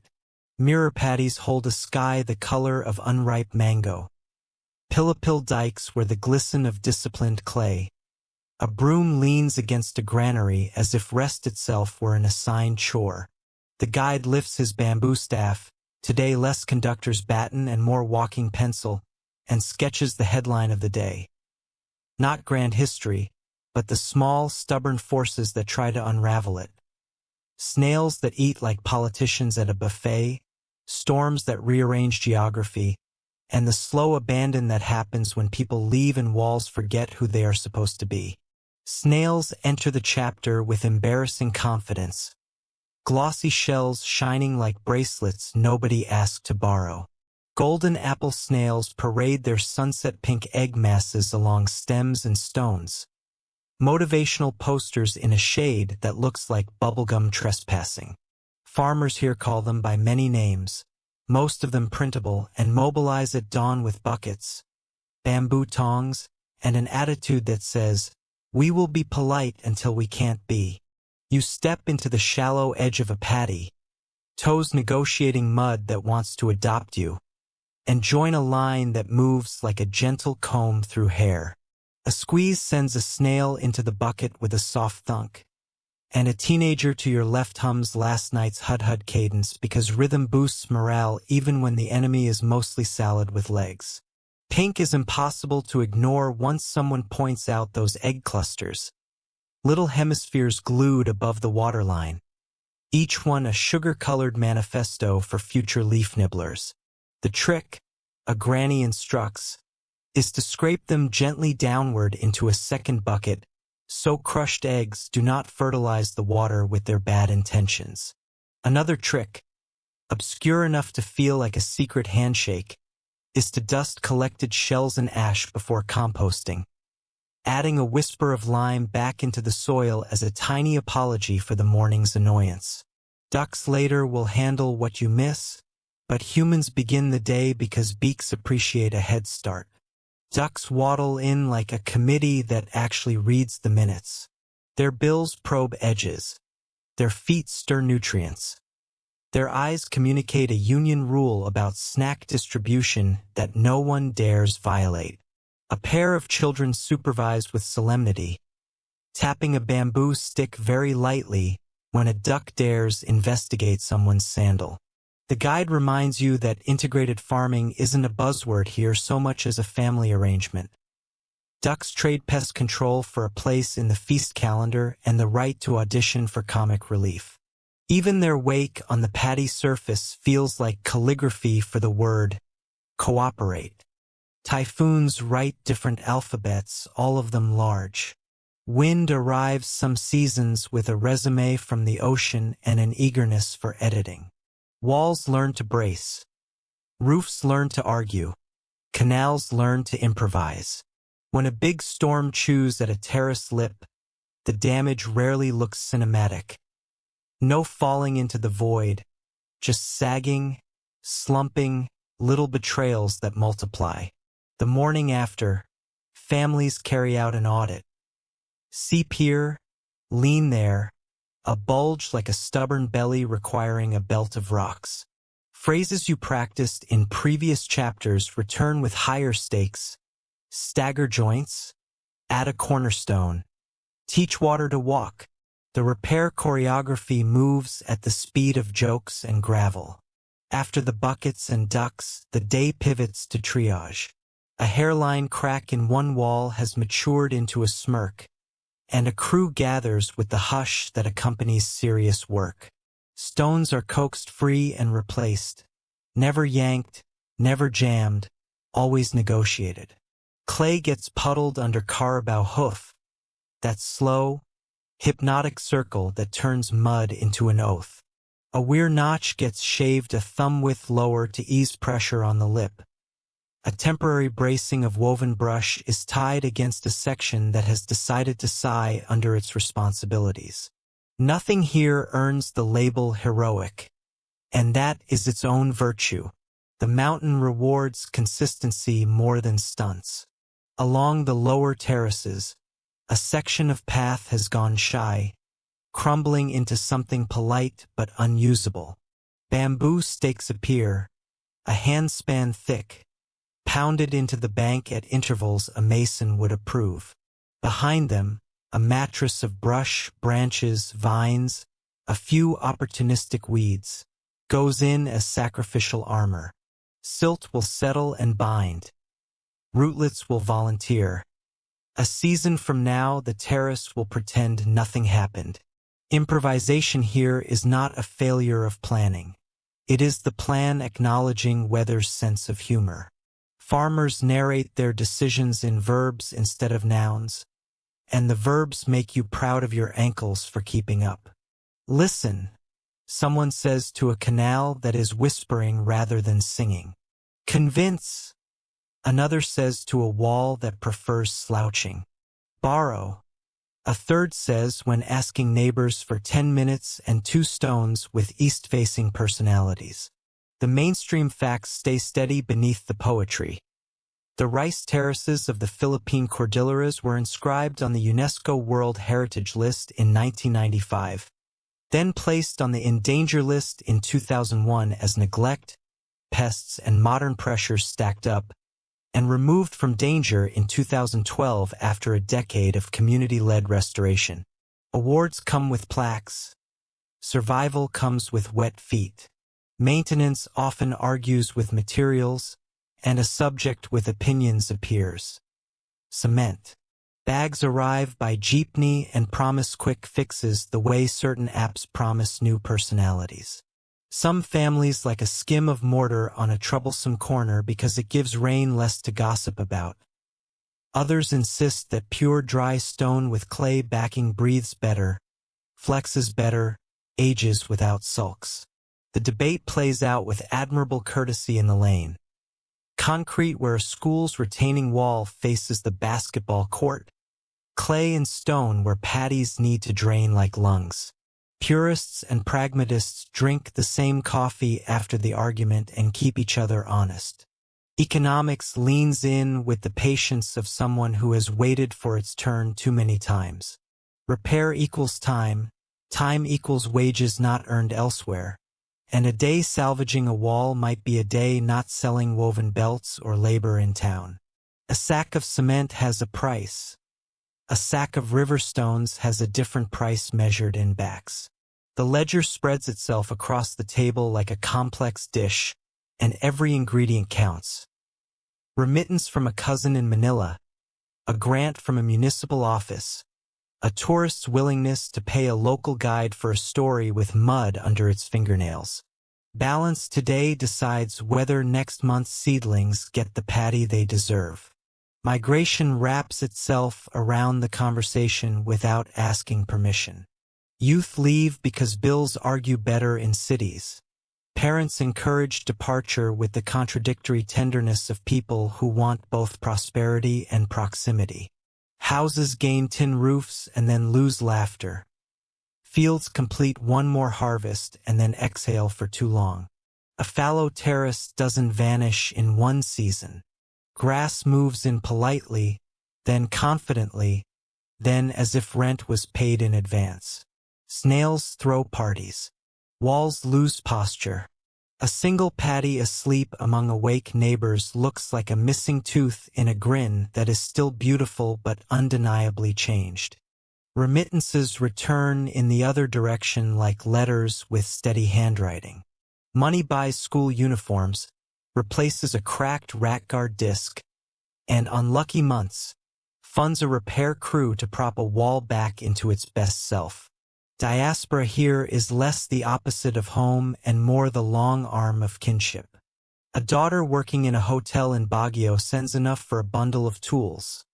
A son in Manila sends photos of themselves planting office plants and then extra pesos for a duck patrol. A cousin abroad wires a chunk that buys new timber for a bridge. Each transaction is a rope back across valleys. Abandonment has a slow aesthetic, and the valley hates it the way gardeners hate the phrase, low maintenance. A grandmother points at a terrace that has been asleep for 4 years and lists the consequences not as tragedy but as a checklist. Wall joints stiffen and forget, canal memory fades, rats take courses in applied daring, weeds learn to root at inconvenient angles. The fix gets more expensive the louder silence becomes. Terraces don't die, she says in a tone that does not welcome argument. They sulk until someone apologizes with labor. Skeptics of alarm prefer cycles to end-of-days talk.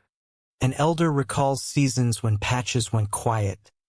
After a pest wave, after a feud, after a landslip, then came back with new hands and old songs. Alarmists paint headlines. The valley paints repairs. You listen to both sides and learn a useful sentence. Problems here are seasonal, but seasons stack, and stacks become structures if nobody pays attention. The phrase "vanishing terraces" is both a warning and a dare. The dare says, prove the headline lazy. Everyone smiles because this valley loves homework.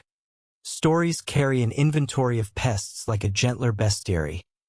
Snails, weeds with more personality than taste, rice black bugs, occasional outbreaks that leave a glum line in a notebook before the page turns. Ducks, ash, water management, crop timing, and stubbornness form the response team. An obscure tip arrives like a gift. Some families plant a slim strip of sacrificial grass along a terrace lip to lure certain bugs away while preserving the patty's main mood. It's not magic. It's a decoy that tells insects a polite lie. You approve because deception that protects dinner belongs in the Ethics Hall of Fame. Techniques for repair multiply the way anecdotes do at a reunion. Buttressing a weak corner begins with a flatter, wider stone that acts like a grown-up in a roomful of rumors. Behind it, a wedge of smaller stones with honest faces. Above it, clay tamped with a vertical rhythm that would make a drummer proud.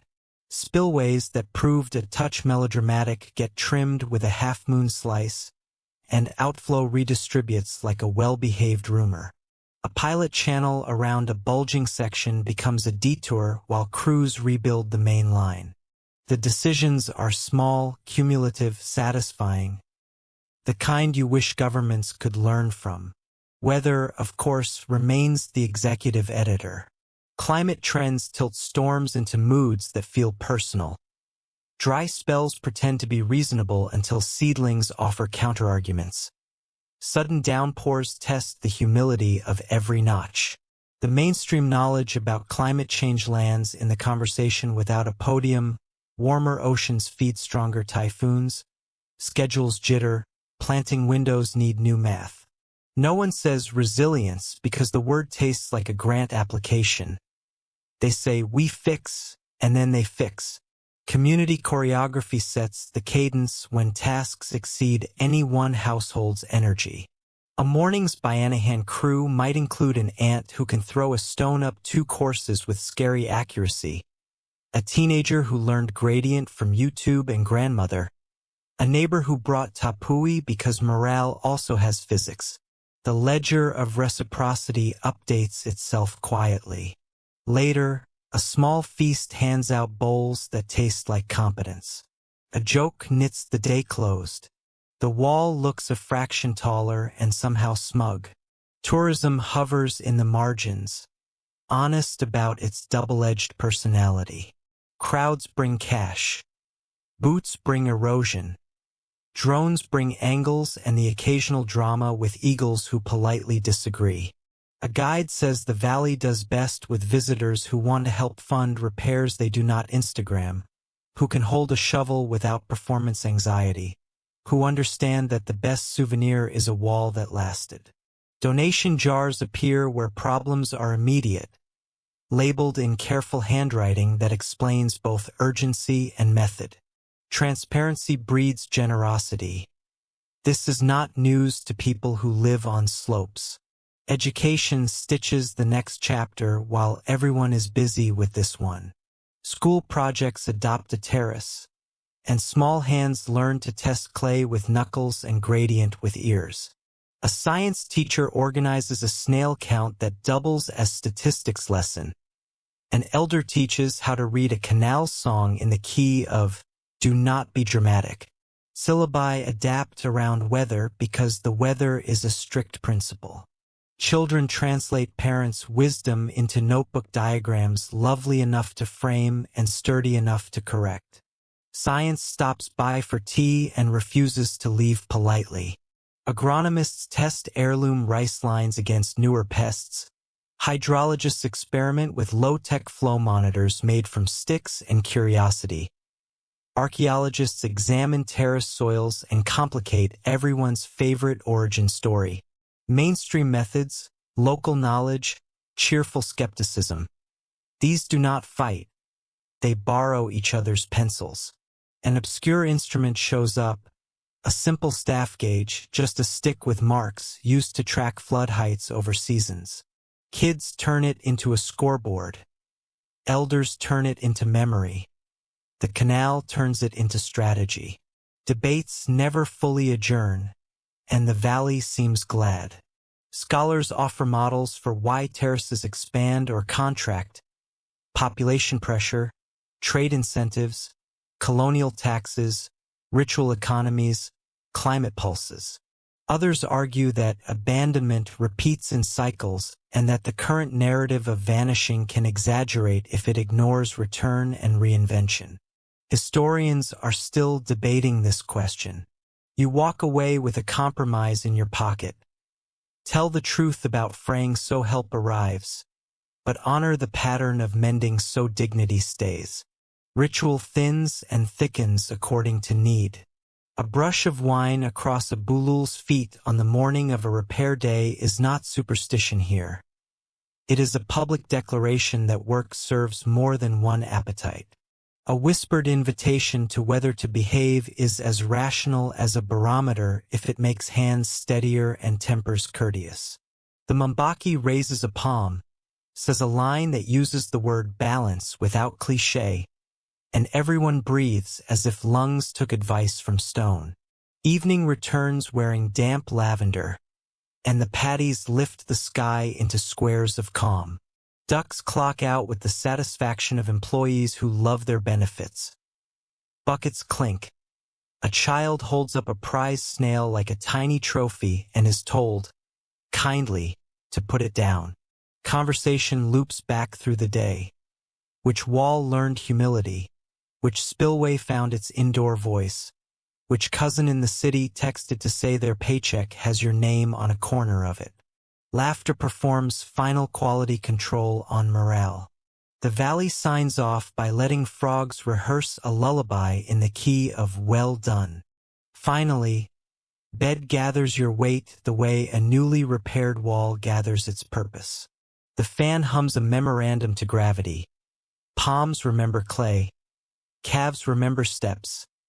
Eyes remember that absurd pink of egg clusters you will now spot in your dreams and scrape with a smile. A mainstream truth curls beside you with friendly insistence. Heritage landscapes do not collapse in drama so much as loosen through neglect, and the antidote is attention organized as community. An obscure thought trails behind, content to be a footnote. Ducks are secretly performance artists with an audience of snails. A last line hangs in the dark, light as a breath and heavy as a pledge. Each small fix is a vote against vanishing. Mid-morning lifts a silvery veil off the ridge and replaces it with a modest glare, the kind that makes mirrored paddies squint and souvenir tarpaulins glow suspiciously photogenic. A lane just above the amphitheater of fields becomes a marketplace that never quite commits to being a market. Just a sequence of porches that decided to smile at strangers. Vendors stack woven belts in gradients of mountain sunrise. Bundles of sweet, peanut brittle confidence lounge beside jars of coffee that learned patience at altitude. The guide taps his bamboo staff twice. Once for walk slowly, once for listen faster. And the day widens to include strangers who arrive to borrow the valley's beauty for an afternoon and return it before dark. Stalls lay out their arguments with good manners. Carved bulul replicas stand in polite rows, some serious, some with a mischievous angle to the mouth. all glossy from the oil of 100 curious thumbs. Ratguard discs appear as coasters, a joke that turns into a purchase because the punchline is functional. Postcards in a rack pretend to be from the 1970s even when printed last week, their colors a little too honest about the sky. A woman ties a headband around your wrist to test the dye, then declares your skin compatible with indigo. This is the kind of compliment that persuades a wallet to practice generosity. Every price feels like a conversation that began before you arrived. Guides wait under a sliver of shade that might be a roof or might be one very obliging cloud. Their rubber boots pour over the slope with the alertness of librarians who can shelve in the dark, and their smiles practice a delicate balance, warm enough to encourage questions, firm enough to discourage disrespect disguised as awe. Introductions happen in 2 languages and 1 tone. Easy. Names glide into the small talk database. Hometowns join them. Ankles receive a quick visual assessment that predicts how many jokes will be required at Stair 3. The Valley has opinions about footwear and considers them a human rights issue. Coffee arrives as if a rumor of rain decided to become a beverage. Beans roasted in kitchens that smell like breakfast send their story across your tongue. Pine, smoke, and the honest bitterness of a highland morning that refuses to apologize for shade. Mugs are mismatched, each with a history of chips. Handles are small because hands here learned how to hold bigger things first. Conversation savors the swirl between sips. Weather yesterday, weddings next month. A cousin home from the city whose sneakers will never recover from today's itinerary. Hospitality here is elastic. It stretches without snapping. Banners at the roads bend welcome visitors in English, Tagalog, and Ifugao, the letters performing a small chorus that lands on the same melody. Be gentle, be curious, be willing to pay for the privilege of both. A laminated sheet at a kiosk offers a code as friendly as it is strict. Stay on the path. Ask before aiming a lens at a person. Keep drones at a height where hawks don't file complaints. Step on stones rather than on dike crowns unless invited. The rules sound like common sense until adrenaline ruins common sense. So the Valley writes them down and puts a smiley face at the bottom for charm. Gazes assemble at the viewpoint like a flock of migrating attention. Selfie sticks unfurl. Camera straps sigh. A whispering crowd rehearses delight in several languages. The amphitheater unfolds below with the same self-control it wore 1,000 mornings ago, and pixels eagerly stand to attention. Eighth wonder gets said in 3 accents within 5 meters. And the rice doesn't blush because rice never has time for metaphors at harvest. You step to the railing and feel the nudge of context. Last night's songs, yesterday's repairs, the morning's snail patrol, braiding behind the view like a spine. Jeepneys idle near the curb, exhaling diesel fairy tales in shades of silver and regret. Their paint jobs would win arguments with rainbows.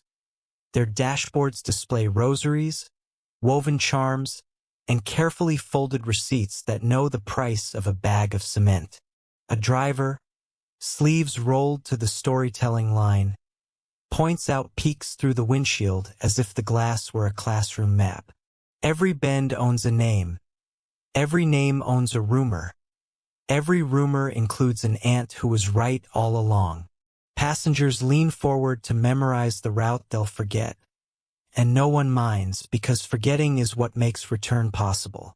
Photographers crouch with the dedication of people who believe in angles as doctrine. Tripods stake polite claims along the dirt. Filters screw on and off with the efficiency of field surgeons. Lenses admire reflections that perform as if trained. A gust lifts a hat from a head and returns it to a different head. Thank yous cross international boundaries without paperwork. In the background, a pair of farmers cross the frame, carrying a ladder for a job that refuses to wait for golden hour. and the image's composition becomes a thesis about labor and spectacle getting acquainted without shouting. Angles multiply because the valley has more than one good side. A platform built by the barangay with safety rails and stubborn footing hosts a line that moves with the etiquette of an embassy, 2 minutes per person, then rotate. Someone unfurls a small banner announcing a birthday. A chorus of strangers sings the universal verse because melody travels faster than passports. The guide points to a distant curve of terraces and tells a joke about how the mountain prefers to be flattered by curves rather than bullied by straight lines, and the laughter lands because flattery works on humans too. Elders settle on a bench that has the audacity to be comfortable and consider tourists like weather, predictable in season, capricious in detail. One rubs a knee that learned slope earlier than most of your favorite bands learned harmony. Another counts the number of tripods silently, as if predicting cloud shift by arithmetic. Their faces carry patience the way granaries carry rice, without drama. When a drone lifts with the timid buzz of a mechanical cicada, one elder allows a smile to tug at a corner and mutters something that translates, kindly, as even birds have meetings about this. Performances happen because rent exists. A small troupe in bright, woven vests steps into the courtyard and stamps rhythms that explain physics to wooden planks. Gongs tilt and sing. Shoulders volley patterns learned from grandparents who never met a metronome. A sign near the donation jar translates the dance's purpose into tourist. This is not a museum piece. It is a muscle that needs exercise and groceries.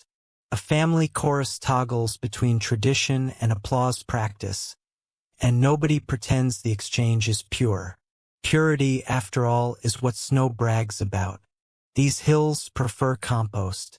Drones divide the viewpoint into factions.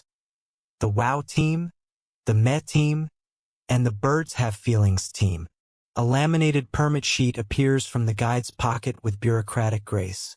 Where to fly, when not to, how high is when hawks have union rules. The valley negotiates with tech the way it negotiates with water. Teach it to walk, not sprint. Prevent it from chewing. Fine it if it behaves like a typhoon. Footage collected today will convince a distant couch that it understands the valley.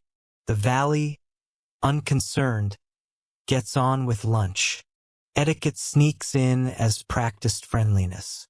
Patties are workplaces first, mirrors second, backgrounds third. A sign with soft punctuation reminds visitors that dike crowns are not balance beams for Instagram heroics. Those edges are bones and knuckles of the landscape. Step wrongly and the body bruises. Guides enforce gently with stories instead of scolding. One time a guy tried that and learned that moss keeps secrets. And people laugh and obey, because obedience delivered with humor tastes better. Merchandise learns to speak several languages at once. Woven belts pitch themselves as waste philosophy. Carved spoons promise soup will taste more convinced. Tiny bulul pears, sold as wedding gifts, hint that prosperity enjoys company. A vendor unfolds a cloth and shows patterns her grandmother taught.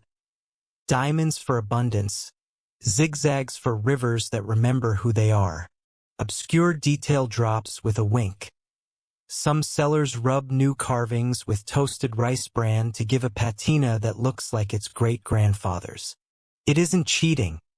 It's speed dating for wood and affection. Labels at a tiny museum around the corner complicate the selfie script with context that refuses to be shy. Photographs from the 1930s pose terraces that look both the same and different. Captions explain plague seasons of snails, typhoon teeth marks, and repair campaigns launched with a ledger and a broom. One panel, modest but firm, spells out the timeline many visitors vaguely overheard. Heritage inscription in 1995. In danger listing in 2001. Removal from danger in 2012 after community restoration mixed with outside funds and old-fashioned stubbornness. The combination reads like a recipe you can trust. Lunch at a small eatery overlooking the ridge decides not to take itself too seriously. Tinola steam negotiates with breeze. Garlic does its charming thing. The rice sneaks onto the plate with entitlement earned by irrigated paragraphs. A chalkboard near the cashier announces a community fund for terrace repairs. The week's target: a stack of stones, a day of labor, and a coil of rattan. Coins clatter into a jar and sound like punctuation marks at the end of a sensible sentence. Tourists sign the notebook with messages that will be read during rain. Afternoons along the lane transform into soft performances without scripts. A weaver moves the shuttle with the confidence of verbs. Children demonstrate slingshots using mango leaves as very patient targets. A grandfather carves a spoon that refuses to be ordinary, his knife moving like a sentence that knows exactly where the verb belongs. Visitors photograph, ask, try, fail, try again, and laugh their failures out of the camera roll. The metric for a good day becomes whose hands learned something, not whose feet achieved lighting. Workshops sprout where curiosity shows up with intent. A guide offers a build-a-lip session. How to press clay just so, how to read the water's shoulders, where to place that one handful of gravel that makes humility feel muscular. Another invites people to plant 3 clumps of rice in a demonstration paddy, stressing that the clumps are sacrificial and the lesson is real. Mud climbs calves and converts shoes into archival material. Pride climbs cheeks and turns strangers into co-conspirators. Experience becomes currency, and the valley prices it kindly. Signboards at trailheads deliver truth with design flair. One lists 6 ways to help without being weird. Buy woven goods, not plastic trinkets. Tip guides who explain geology without using the word basalt. Keep drone distance. Repost but credit the place, not just the face. Donate to the repair jar. And ask an elder for the story of a stone. The last item matters because every ridge has a favorite noun, and knowing it turns a tourist into a guest. Guests, in turn, get invited to stories that selfies cannot memorize. Sunsets lean gold against the terraces, and the viewpoint resets its composition every 10 seconds. Couples hold hands in that quiet way that stops time without scaring it. Friends invent group photos that require choreography and one unlucky knee. A solo traveler balances camera on a rock and whispers, "Don't fall," to gravity like a polite threat. The guide says nothing for a full minute, then murmurs one sentence about patience being the mountain's best photographer. Everyone pretends not to write it down and writes it down. Mornings of the next day take some visitors deeper.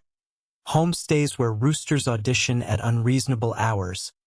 Kitchens where chopping is an orchestra and gossip is treble flute. Fields where you are invited to carry something ungainly and discover that ungainly is a synonym for human. Guests help, badly at first, then less badly, and the family applauds progress with sincerity restrained only by oxygen levels. The valley prefers effort to elegance, and effort starts to look gorgeous after 5 minutes of mud. Numbers certainly enter the conversation because ledgers do not balance on sentiment. Visitor counts generate taxes that pave a lane, repair a school roof, fund a nurse's post. Ticket fees feed the most boring hero, the maintenance crew that keeps stairs from becoming rumors. A mainstream point lands without fanfare. Unmanaged tourism can bruise a place. Managed tourism can underwrite its patience. Policies flicker into existence, carry capacity estimates, seasonal closures for repair, anti-erosion mats on photogenic corners, quiet hours after dusk. Local councils write rules with pens that smell like tapui. Scholars from far away return with notebooks and theories and a willingness to buy snacks. Some examine staged authenticity, the way heritage becomes performance when an audience pays. Others argue that performance is how communities remember themselves, audience or none. One papers the idea that selfies decontextualize. Another counters that a selfie taken after a morning of carrying stones is a diary entry, not theft. Historians are still debating this question. The valley, unprovoked, continues to harvest. Pride avoids megaphones here. Quiet versions sound like a guide correcting trail etiquette with a joke.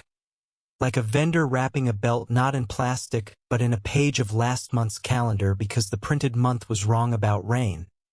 Like a child pointing at a terrace and saying, with scientific authority, "My aunt fixed that wall and it listened." Loud pride appears once in a while at a feast and wears a gong like a medal, but even then it remembers to sit down when elders raise a palm. The amphitheater, pressed into the slope, vibrates underneath with a kind of bass note that says, "We still do this." Night folds the stalls and quiets the drones. The ridge keeps the sky, and the selfie sticks retreat, transformed into harmless rods of travel memory. A few visitors linger for a final view and find it unphotographable. Crickets doing arithmetic, a thin ribbon of fog rehearsing entry, a porch where an elder hums a line that refuses translation. The guide walks you back by the same axis of stones that taught your ankles humility, and the market behind you exhales into moonlight like a day that balanced itself. Sleep later will smell faintly of roasted coffee and wet clay and the accidental perfume of woven belts that picked up wind. Midweek light spills down the valley with the self-confidence of a silver ribbon, and the plaza in front of the Barangay Hall wears two kinds of shine. Morning dew on the steps and brass on a plaque that has learned to keep its chin up in rain. A wooden frame above the door holds a laminated poster that lists what everyone already knows but needs to see in official font. Terraces are heritage, heritage is work, and work is scheduled for 8 o'clock with breaks for coffee and jokes. A child traces the embossed letters with a finger and conscripts your curiosity. The guide follows your glance and nods toward a line that always makes visitors squint with a mixture of pride and responsibility. Rice Terraces of the Philippine Cordilleras, World Heritage. Today's lesson, he says with a small grin, is how a place becomes a headline and still keeps its boots muddy. Plaques never tell the whole story, but they tell enough to get your feet moving. The inscription here isn't a single slope but a constellation. 5 clusters recorded in official language that tries to be tidy about mountains. Nagakatan in Kiangan, Hungdwan's cupped hills, Maoyo's draped fields, and the paired amphitheaters of Bangan and Batad in Banaue. Each cluster earns its line not just by looking photogenic but by doing things right. Water parceled with grace, walls that argue well with gravity, rituals that remember what hunger once felt like and insist on preventing reruns. Mainstream knowledge fills in the margins. UNESCO recognized the terraces in 1995 for meeting criteria tied to outstanding cultural landscapes, that elegant category where human stubbornness and topography write poetry without asking permission from a keyboard. A visitor could spend a week and see only one cluster's handwriting. Your job today is to understand how the whole notebook gets graded. Batad's amphitheater takes the stage with its habitual humility, sculpted into the ribs of the mountain as if the earth grew steps to reach its own breath. A sign near the first landing announces the World Heritage boundary in a font that believes in map lines. Another sign nearby, hand-painted and slightly crooked, announces repair crew meets here at dawn. In a font that believes in weather, the guide points to the contradiction and refuses to call it a problem. On paper, the boundary matters. On the ground, water ignores borders and keeps appointments. You laugh because the valley taught you that humor is the fastest route to comprehension. Backstory arrives with the crispness of old paper. For a few years after listing, the terraces carried both a medal and a bruise, Outmigration thinned the weekday labor force. Pests multiplied with the confidence of gatecrashers. Storms chewed at walls that had already endured centuries of weather with better manners. When the "In Danger" label followed in 2001, it landed like a public whisper. Attention now, please, before neglect becomes the main character. The reasons were not a mystery up here. They were chores that had been postponed too long because the calendar kept sending more urgent errands. The valley heard the verdict, shrugged on its tools, and translated "In Danger" into "Make a List." Inside the barangay hall, plastic chairs assemble like obedient beetles and a whiteboard carries a battle plan that looks suspiciously like common sense, only with columns. One column names walls with a tilt in their voice. Another lists canals that whisper when they should sing. A third recruits people and materials with the efficiency of a feast committee. Nothing on the board feels heroic. Everything feels necessary. A Mambaki will arrive later to brush a line of wine against thresholds and speak gratitude in the old cadence because motivation also travels on rhythms. The guide hands you a marker and you add your name where it belongs. Willing hands. Learn fast. Drop phone only once. Officials enter the story with clipboards that have paid their dues. Provincial staff coordinate permits and payments without pretending paperwork can repair a wall. Municipal teams set up community funds that buy shovel handles and cheap miracles. National agencies promise matching grants if the receipts spell competence. Money here is a tactic, not a personality, and the valley treats it accordingly. No idol worship, no allergy, just thank you when it behaves. The most optimistic line on the wall is not a budget number but a sentence. Repair continues even if the check takes the scenic route. Elsewhere in the world, acronyms do most of the talking. Up here, acronyms stand back so families can finish their sentences. External recognition matters, a nod from the FAO for agricultural heritage, a research tie-up with a university that specializes in slopes, a sister site arrangement with another terrace landscape that learned to convince water to be polite. Partnerships bring instruments, trainings, vocabulary words that sometimes overstay their welcome, and new patience for the old knowledge that never left. The valley knows how to host without handing over the kitchen. Crews form at dawn with the choreography of a market day but the silence of a library. Hands choose stones as if interviewing for a family position. Thumbs test clay. Wrists read the attitude of a lip that doesn't like sudden change. Tasks divide the way good soup organizes itself in a bowl, every spoonful feeling complete. Spillways get shaved with a patience that would impress barbers. A corner discovers its backbone. The weir's notch learns two new adjectives: precise and merciful. Bayanihan, help that pretends not to keep a ledger and somehow keeps the perfect one. Fills the gaps that budgets leave dangling. Forests in the Muyong belt above the paddies do their daily miracle and deserve at least one sentence with confetti. Replanting campaigns arrive with saplings housed in baskets. Elders walk the new volunteers along ridgelines like tour guides who know every trick of fog. Children point out where spring mouths hide under ferns. Species lists get written in both Latin and laughter, and everyone agrees to remember that shade is as strategic as water. Reforestation here isn't a photo op, it's a warranty on canals, and the policy includes a clause about future grandchildren. Pests maintain their ambitions even when committees meet. Golden apple snails get a pragmatic response. Bucket brigades at dawn, duck patrols at noon, sacrificial weed strips near lips that beg for decoys. Rice blackbugs receive a visit from timing, late transplanting in patches where their calendar thinks it knows yours. Obscure practices slip into the toolkit without fanfare. Crushed shells composted with ash for a whisper of lime, bamboo screens at canal inlets to slow the arrival of opportunists, and an almost silly-looking leaf fence that insults certain insects into leaving. Nothing works all the time. Everything works sometimes. The valley treats the problem like a friend with bad habits. Firm, affectionate, relentless. Classrooms make their own contribution with chalk that learned to spell maintenance. Teachers turn terrace repair into science labs and math problems. PE includes balance drills along a mock dike. Art class draws spillways that know where to send excess apology.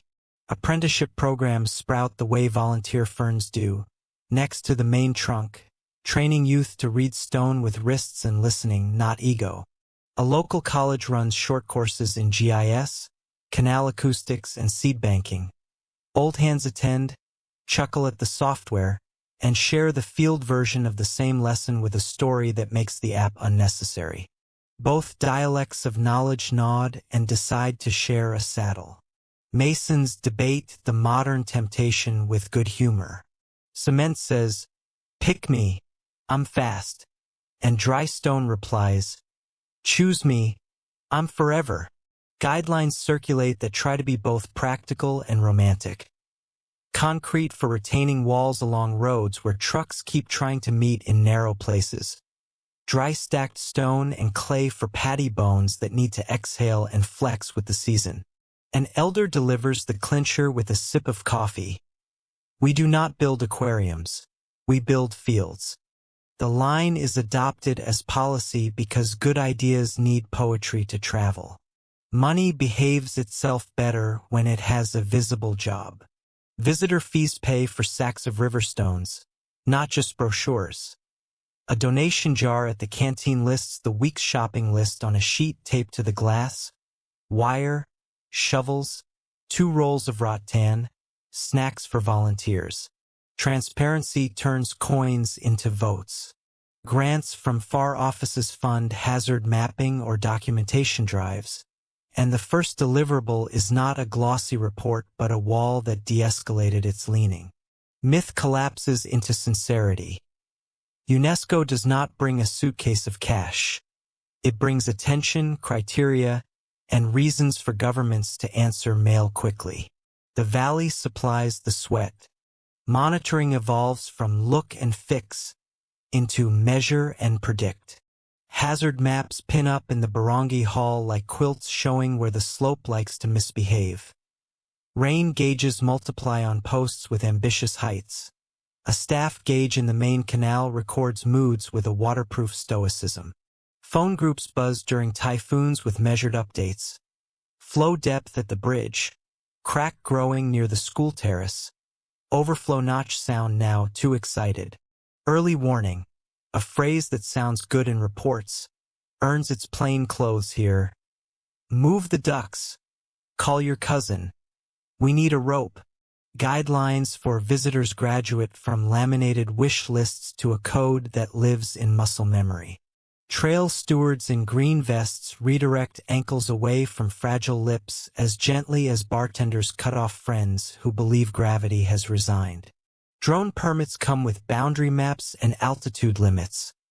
Guides carry tape measures and humor to enforce both.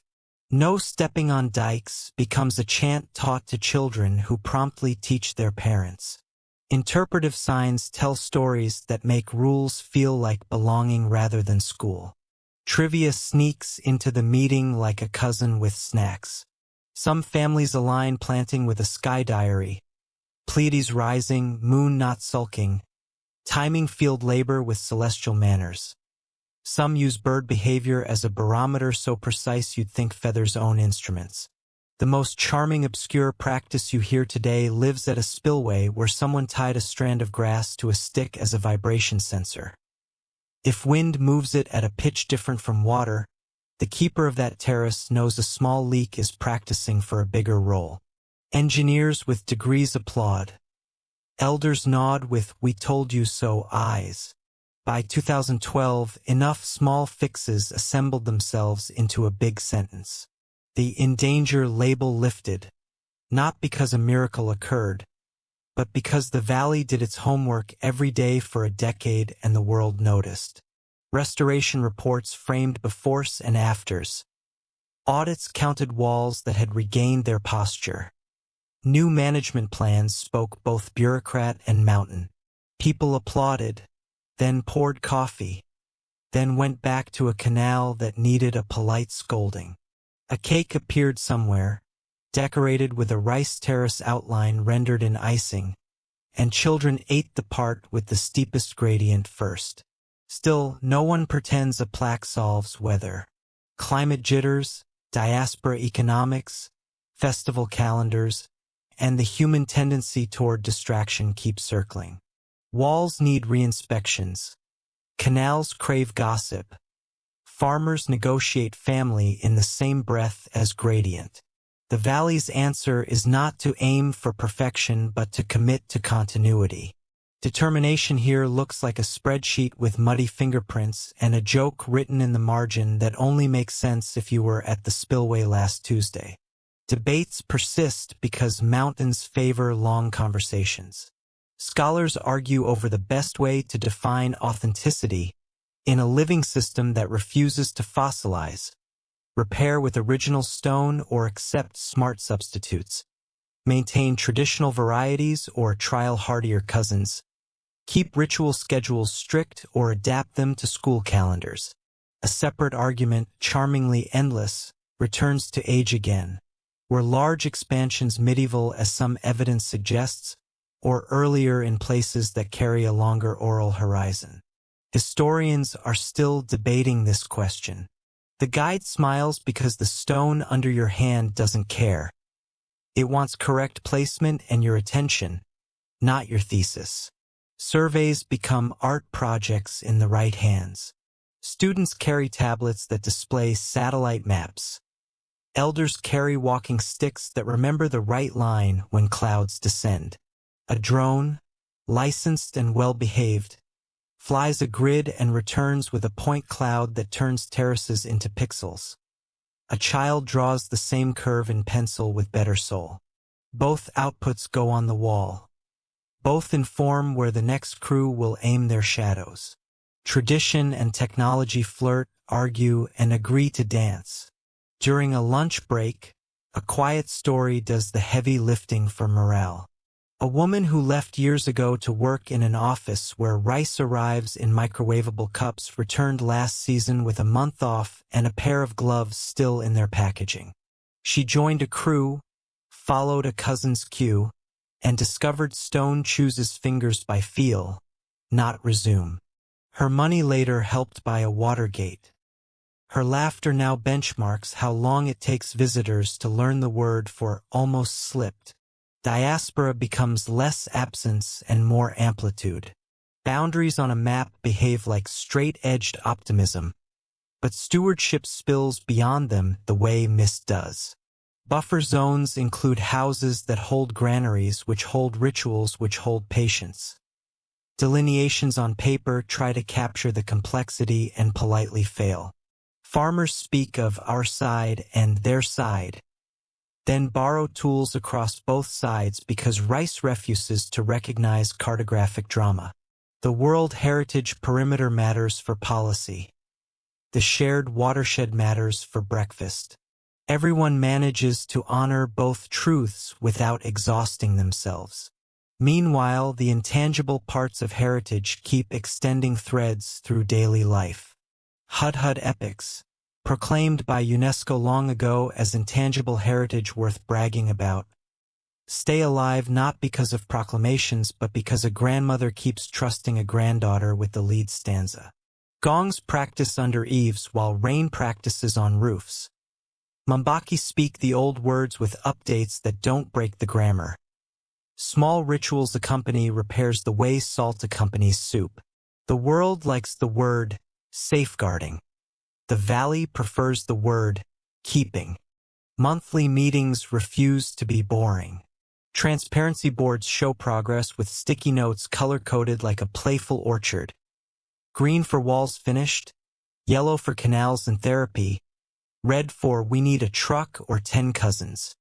A ledger lists expenses in handwriting that enjoys loops. Incomes queue from visitor fees, grants, remittances, and last month's raffle where the prize was a pig that made the raffle complicated in the best way. Children present a science project about infiltration rates using cups, soil, and comedy. Elders applaud the punchline and the data equally. Governance looks better when it laughs. Some corners of the program move beyond survival into elegance. Seed banks organize heirloom rice lines with the demeanor of rare book rooms.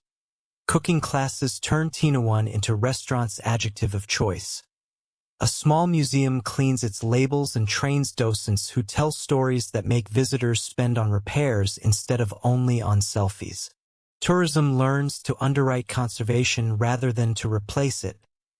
Itineraries add morning volunteering before afternoon viewpoint. Quiet pride accumulates in corners where broom bristles rest and trowels hang to dry. Night edges in and the Barangi Hall's posters fade into a darker blue while the whiteboard's check marks keep their assertiveness. A breeze lifts the edges of a tarpaulin and you catch the smell of wet stone, rice cooking, and pen ink. A recipe for policy that might actually taste good. The guide stands with the kind of fatigue that feels like a job done, not a job escaped. Gratitude arrives unannounced and takes a seat on the step beside you. Determination, its quieter cousin, stays for the night shift. Star-washed air gives the terraces back their mirrors and doubles the sky in manageable squares. Somewhere a radio lists weather advisories for the far coast and nobody panics because the valley already pinned its plan to the wall. A frog tries a solo that becomes a chorus. A dog decides to dream about a different hill. Sleep prepares its soft ropes.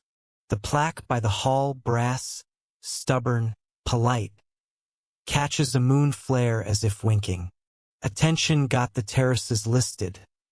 Danger got them organized. Determination keeps them breathing. Tomorrow's checklist is already half written by hands that know the rhythm of repair and the grammar of hope.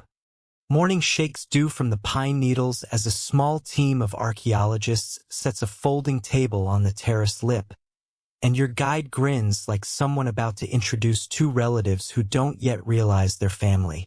A trowel clicks against a bucket. A tape measure snaps to attention. A color fan with odd names.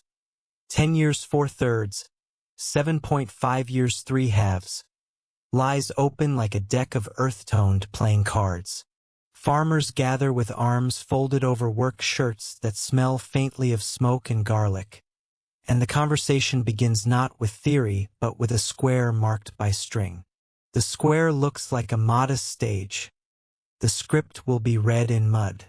Elsewhere a sieve balances on a wooden frame. Its mesh tight enough to catch secrets and loose enough to let dignity fall through.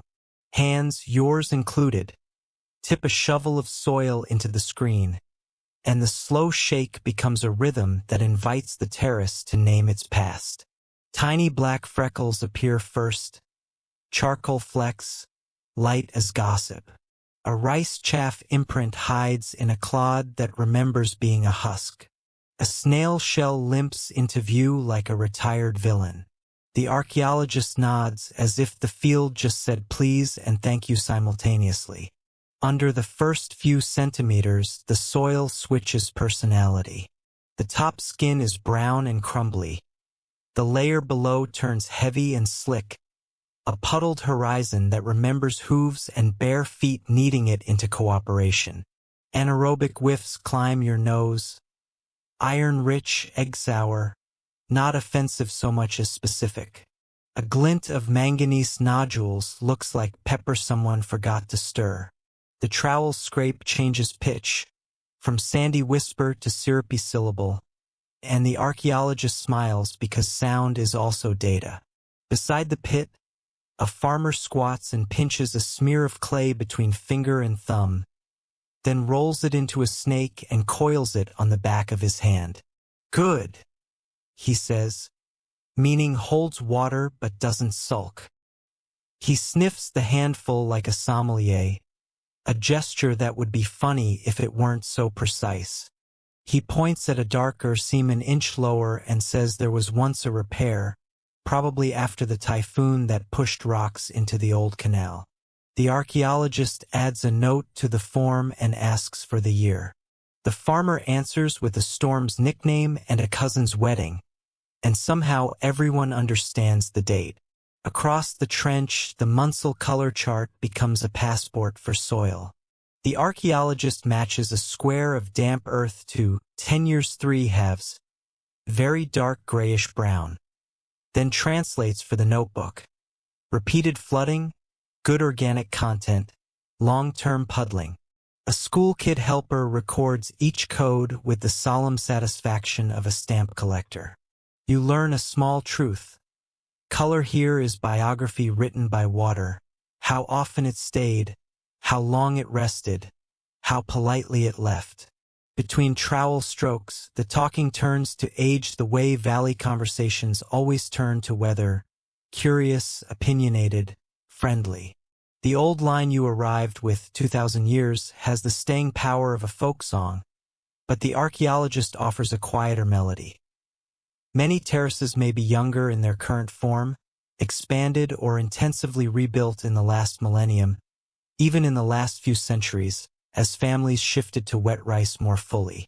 Radiocarbon dates from charcoal in paddy soils sometimes point to the 1600s or 1700s. Stratigraphy stacks renovations like layers of a cake you keep icing after each party. Farmers nod without offense because renovations are a point of pride. Historians are still debating this question. After a few buckets, the field lab unfolds its most charming trick: bucket flotation. A blue drum half full of water becomes a truth detector. Soil goes in. Ash, seeds, and charcoal float to a net at the surface. Pebbles sink like stubborn arguments. A matchbox-sized scrap of charred rice straw dries on a mesh as if it had been waiting centuries to sunbathe. A volunteer teases apart the flot with a brush, revealing grass seeds that once hitched rides on sandals. The operation looks like washing wishes, and it works because carbon learned to be buoyant. Meanwhile, a farmer tells an obscure little story that deserves a notebook by itself. Some terraces can be smelled for ripeness. At the right week, the mud grows a sweet metal scent that says, "Transplant now," and the cue arrives just before roots demand it. Another trick involves worms. When castings appear as small, tidy sausages along the inner edge, the wall will hold a higher head of water without sulking.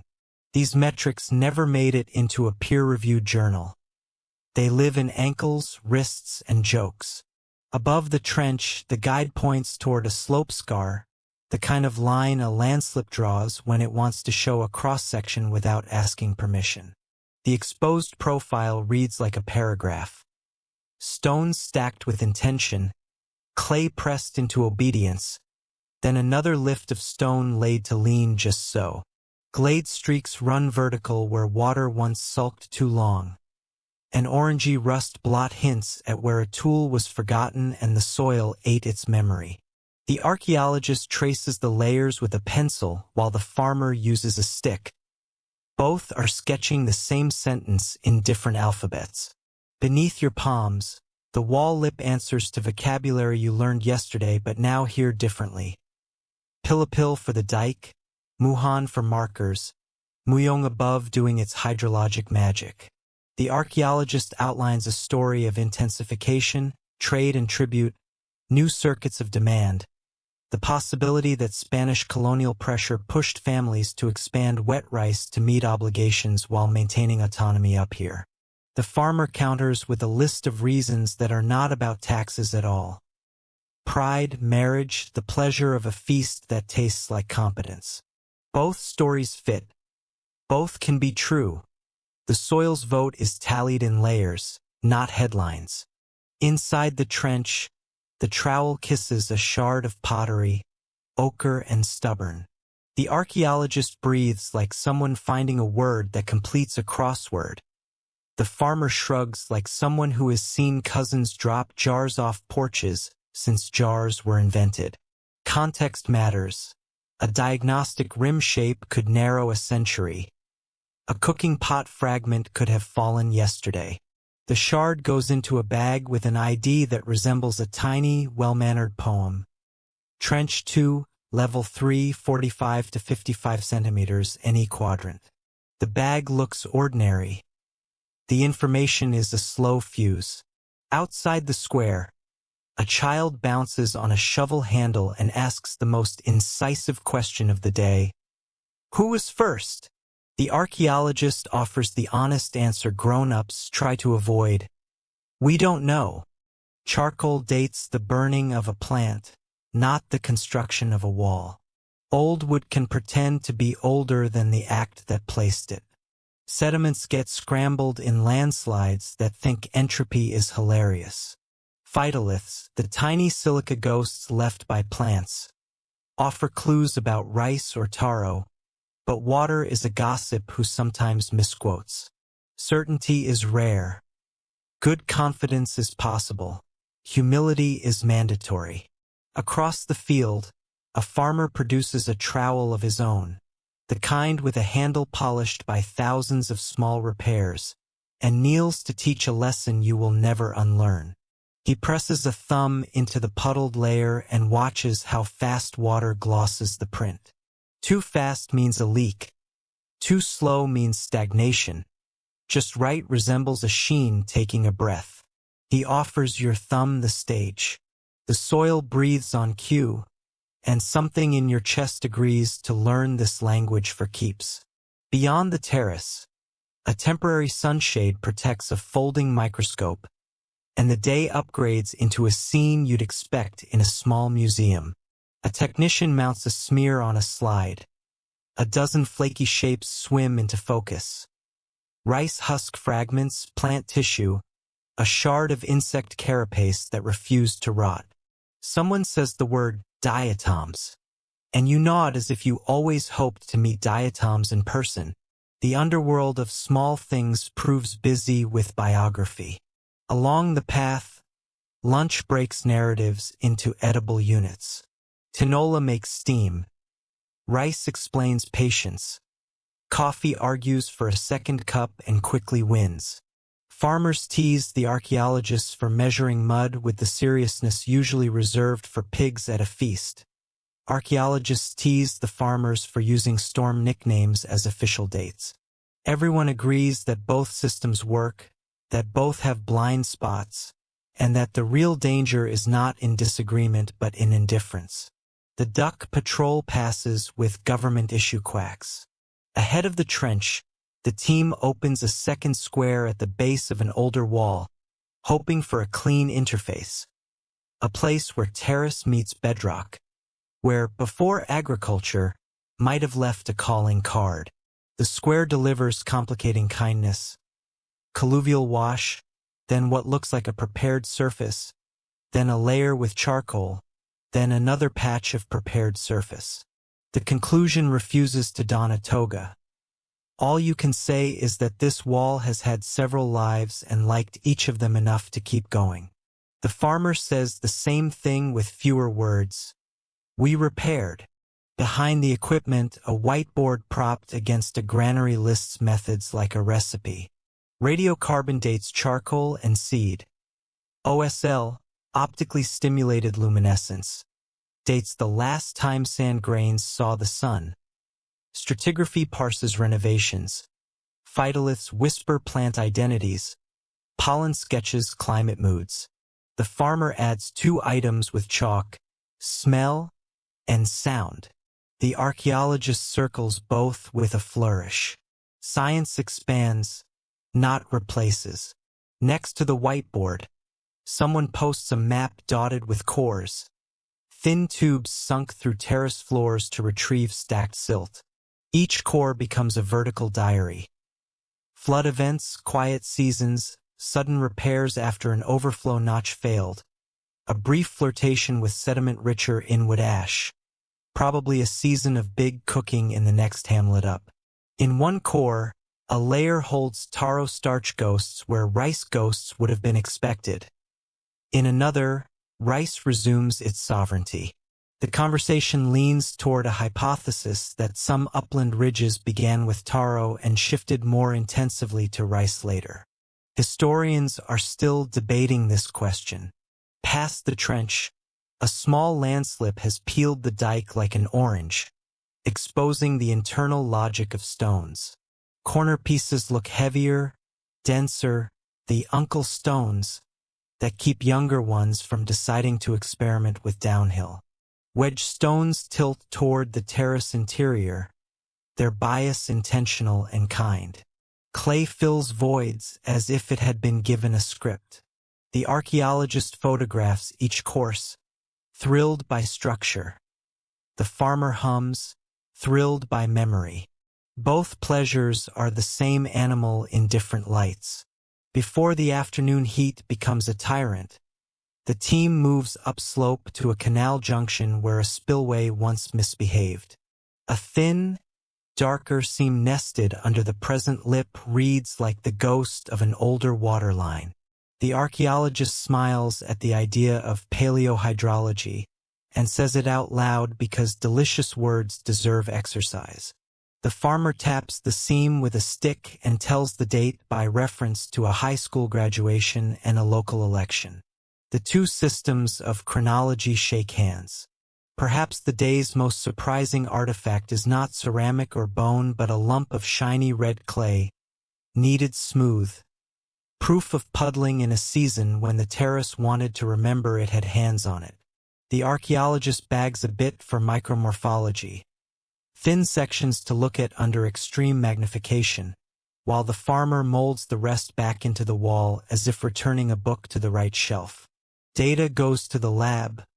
Function returns to the field. Everybody wins and goes to bed. Probably the funniest moment arrives courtesy of a Munsell chip with the name 5 years 2.5/2, printed like a secret handshake. The farmer squints and says, "Looks like coffee." The archaeologist tilts her head and says, "Smells like it too." Someone produces an actual cup, holds it beside the chip, and declares a perfect match. The field notebook records nothing of this, which feels like a crime against documentation and a victory for friendship.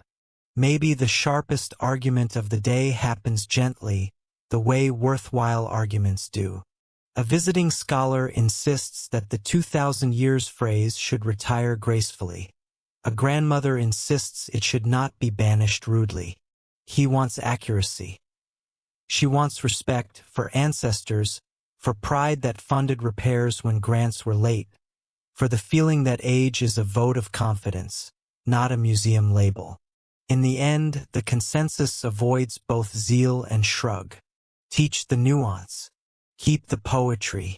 Don't let either cancel the other. Meanwhile, the terrace keeps trying to be a classroom.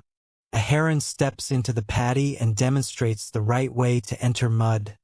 Gentle, confident, with a toe-testing patience that makes no splash.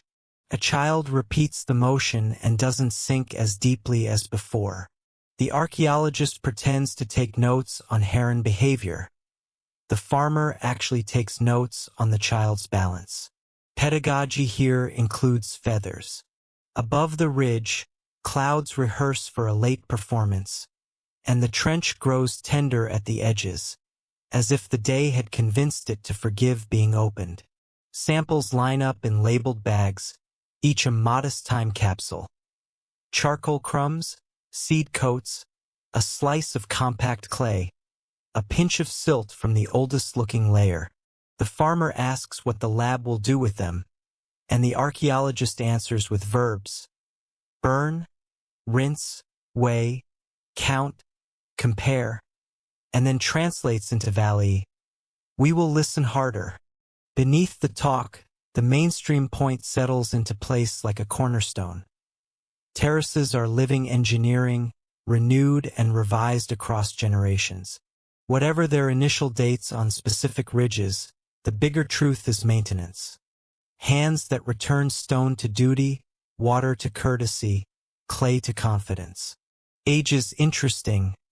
Survival is glorious. The archaeologist says it differently. The farmer grins because the translation is correct. Inside the barangay hall, a flip chart collects the day's findings and the next steps.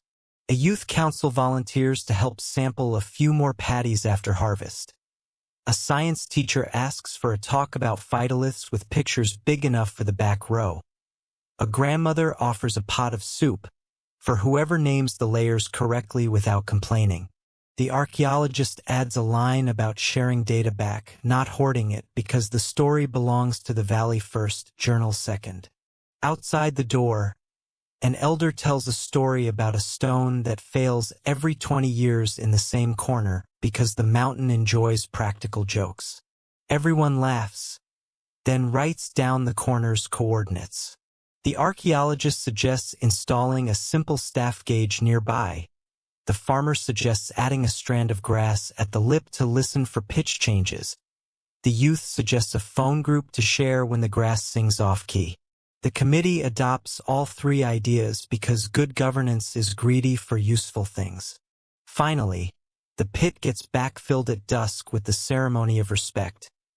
Soil layered as it came out, roots persuaded into their earlier conversations, top skin combed with fingers until the square looks like it never hosted questions.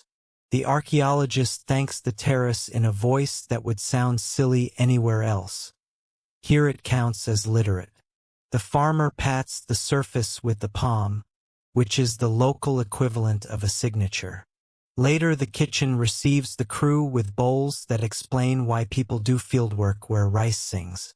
Steam carries the day's vocabulary: husk, chaff, carbon, clay, and translates it into appetite.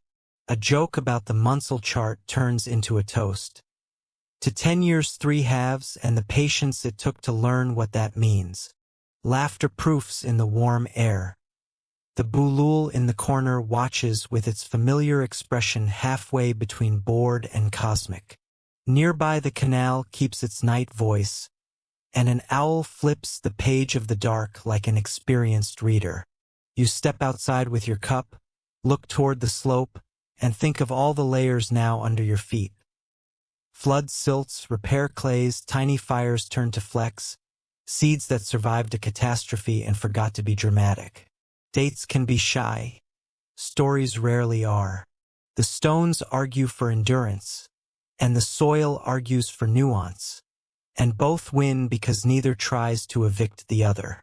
Along the path back to your room, the mist resumes its favorite task of softening edges, and the fan later will imitate the canal's patient consonants. Sleep rummages in your pockets and finds a few grains of silt and a phrase you want to keep. Evidence is a chorus. The terrace will be there tomorrow to sing another verse, and hands will be there to translate, and you will be there to sift gently, without insisting that certainty arrive on a schedule. Beyond your window pane, a faint glow from the nearest house marks where someone scrubs a pot and saves the cloudy rinse for plants. The practice belongs in a journal article and doesn't care if it gets one. The valley excels at such things, practices that make science proud without needing science's permission. A breeze unhooks a curl of steam from the eaves, and the moon pretends not to notice that it's caught staring. Across your notebook page, a final paragraph drafts itself in the same slow hand you used to pat backfill into place. Models will improve. Dates will adjust. Footnotes will multiply like seedlings after rain. The big lesson doesn't jitter. Living systems write history with repairs. The longer you stay, the less dramatic the truth becomes and the more beautiful. What began as an argument ends as a chorus you can hum. Morning loosens its shawl over the ridge while the village arranges itself into purpose. And the first thing the day tells your nose is ginger thinking about soup. Baskets appear with the punctuality of stars. A ledger opens on a mat where numbers and names behave like cousins, arguing briefly and then cooperating. The word wiaui circles the air. Prestige feast, labor thank you, public promise. and the plaza begins to look like a stage that refuses to be merely performance because everyone here will also eat. Lists draft themselves in the collective mind the way terraces draft themselves against a slope. Firewood varieties are assigned. Resinous for quick confidence, hardwood for steady simmer. While a pair of aunties test rice by sound, tapping the jar and listening for a tone that says, "Yes, this is the one we saved for proud days." A young cousin hustles past with a coil of rattan that will soon become ties for something that needs manners. Over at the granary, a key the size of a child's forearm performs its small theater of unlocking prosperity. Schedules hum beneath the chatter like bass notes. One group moves toward the pounding line where mortars wait in a row like friendly tree stumps. Another walks riverward to rinse greens in water that learned courtesy from stone. The guide, who knows how to move without appearing to manage, leans a staff against a post and becomes part of the traffic pattern. Invitations are less ceremony than momentum. A small boy is dispatched with a sentence, "Tell your aunt to bring her famous pickles," which returns to the plaza a half-hour later as jars and laughter. Across the courtyard, rice begins its transformation from patient seed to persuasive food. Grains rinse until the winter memory leaves. A clay pot warms, and steam invents a new vocabulary you don't need translated. Pounded rice will later morph into sticky triangles wrapped in banana leaf, into sweet cakes with names that change depending on which grandmother makes them, into a thick porridge that rehabs the weary after a long day of congratulations. Every kitchen corner feels like a footnote to survival in delicious grammar. Ledgers do their work with a politeness that's older than paper.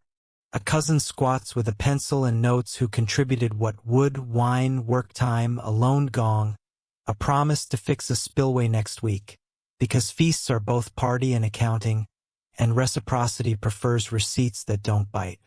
Beside the ledger, a string with knots keeps a parallel memory for those who trust fingers over graphite. Nobody calls this bookkeeping.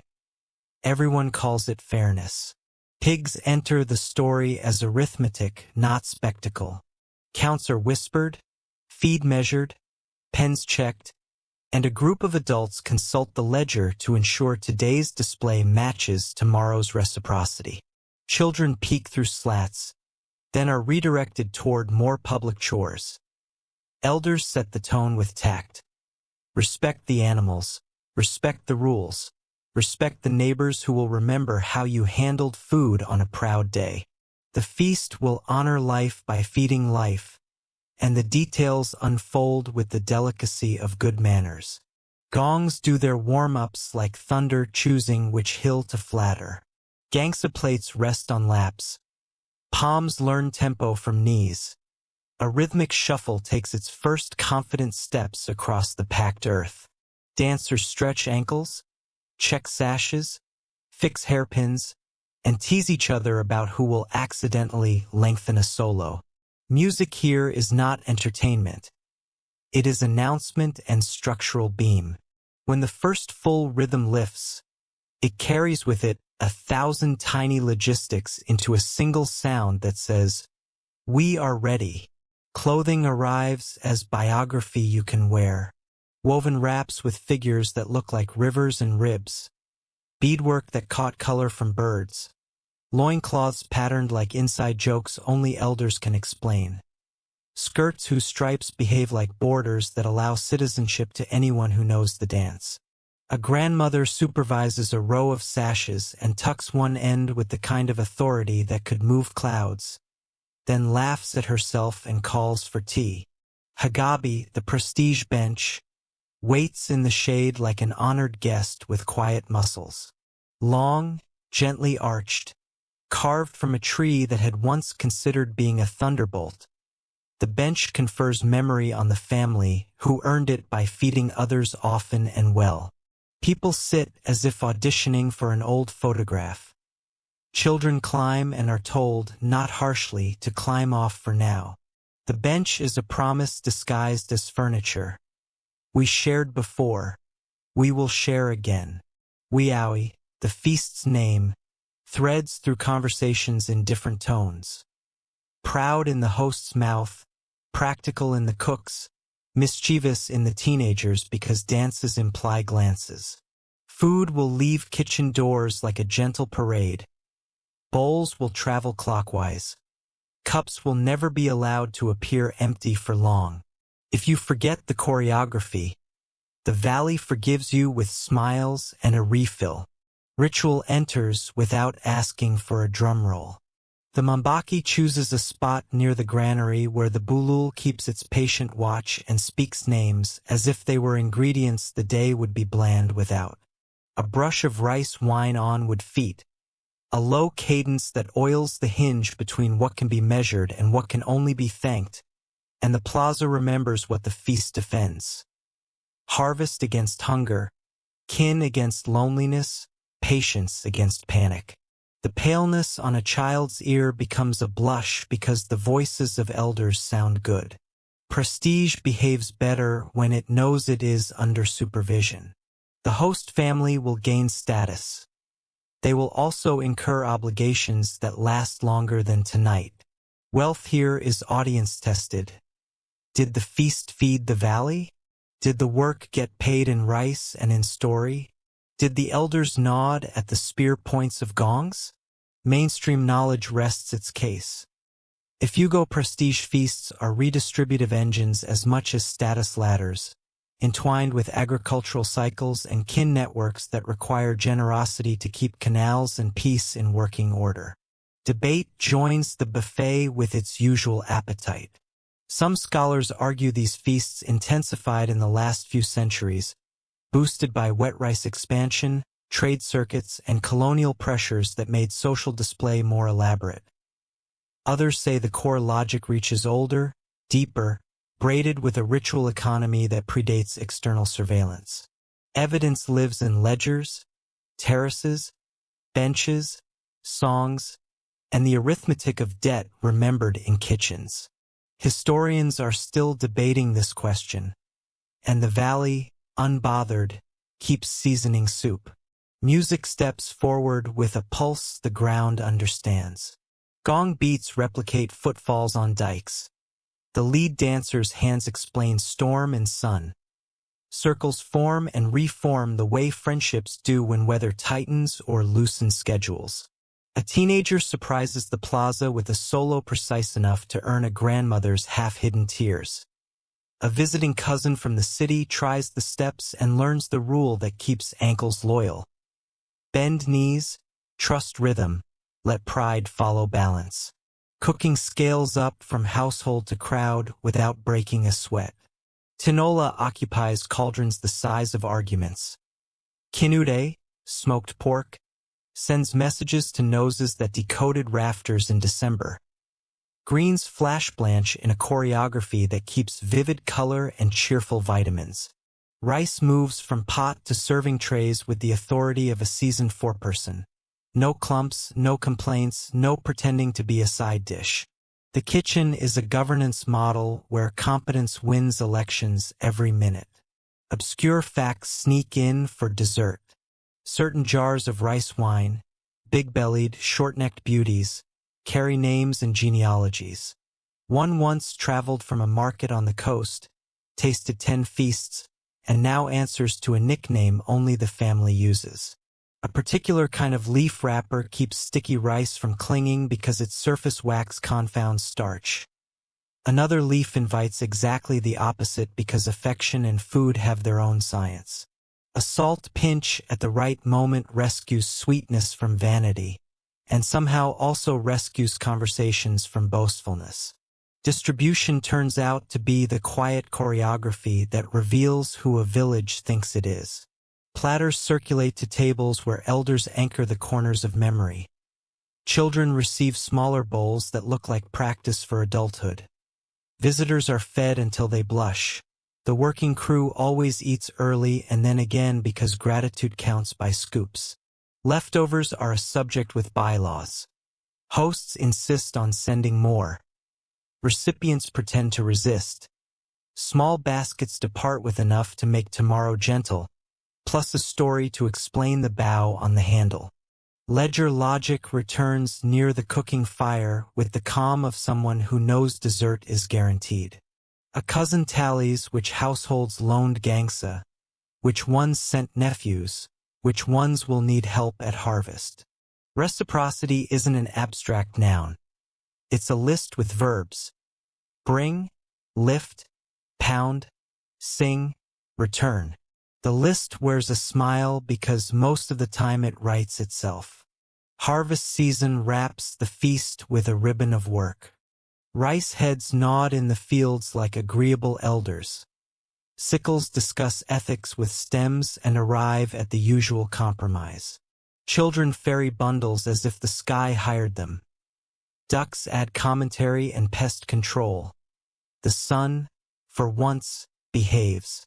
A pause day, the community's version of a Sabbath, settles in before cutting begins. Not to make efficiency impatient, but to make gratitude official. Ritual words keep time for hands. A field becomes a congregation when threshing starts. Feet step on bundles to release grain. A choreography that leaves no dancer unsweaty.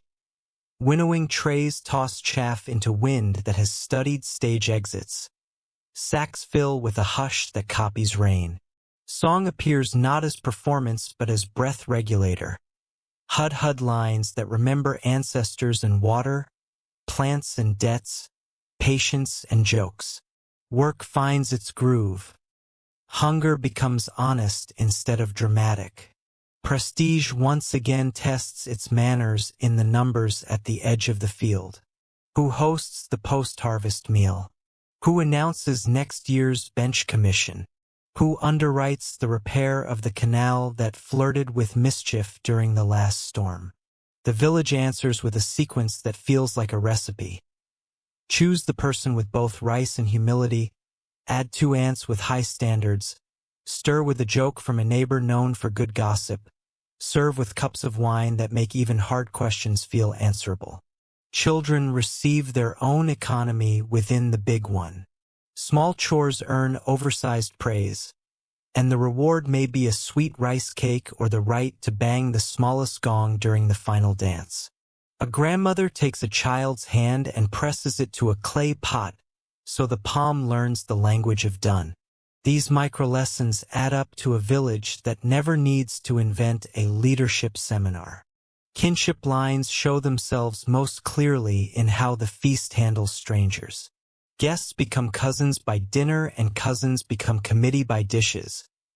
A traveler who thought they came for photographs ends up measuring rice by taut handful and telling a story about their own grandparents to an audience that understands every word without sharing a language.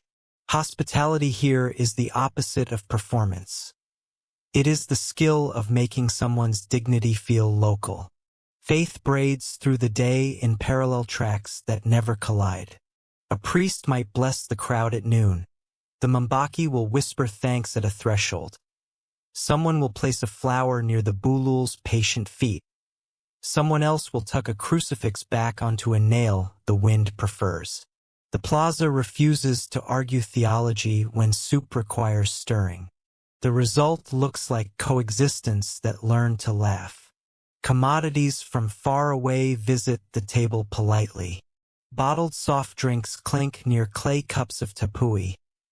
Store-bought candies sit beside rice sweets older than the road they traveled in on. A rice cooker hums in one house. A clay pot hums in another. Both produce food the valley calls by the same name, decent.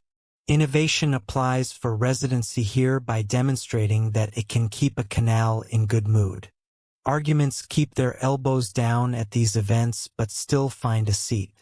One visitor from the city asks whether feasts like this waste resources. An elder replies with a spoon that points, friendly, toward the repair crew's tools stacked in the corner. This meal buys next week's wall. Another visitor wonders whether prestige breeds inequality. A farmer counters that prestige also compels accountability, and anyone who eats today will show up with a shovel when the slope sulks.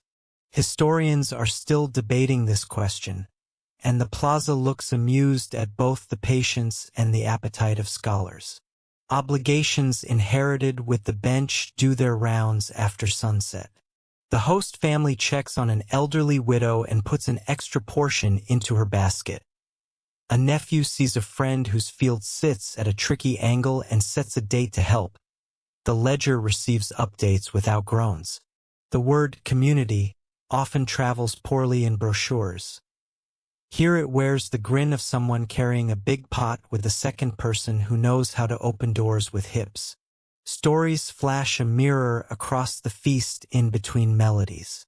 Someone retells the first time a now-respected Mbaki botched a line and how the bulul didn't blink, which was a lesson in the difference between faith and perfection. Someone else remembers the wiaoi when a landslide interrupted dancing and the whole village moved in chorus to the wall and then returned in chorus to the gongs. The feast is both archive and drill. Cooks demonstrate a masterclass in ending well. The last pot becomes porridge for whoever pretended they were full an hour ago. The fire is banked so tomorrow's breakfast can steal a warm start. The rice rinse water is poured where it will make leaves glossier. Someone wipes the hagabi bench with care, as if oiling memory. Someone else rehangs a gong where it will dream good dreams. Moonlight rehearses on the terraces with professional timing, while the plaza releases its last applause into night air. A dog decides to be responsible about the leftovers and is gently corrected. A child protests bedtime and is gently overruled. An ant corrals teenagers who would happily dance until rain. The guide leans on a post and lets silence do the heavy lifting, because silence after feast noise is the best dessert. Gratitude earns a paragraph of its own without even trying. Nothing today relied on spectacle, though spectacle arrived and behaved. Everything, instead, relied on habits that make a valley durable. Share first, measure fairly, sing while working, remember debts with warmth not with weapons. The wiaoi turned labor into celebration without pretending celebration could replace labor.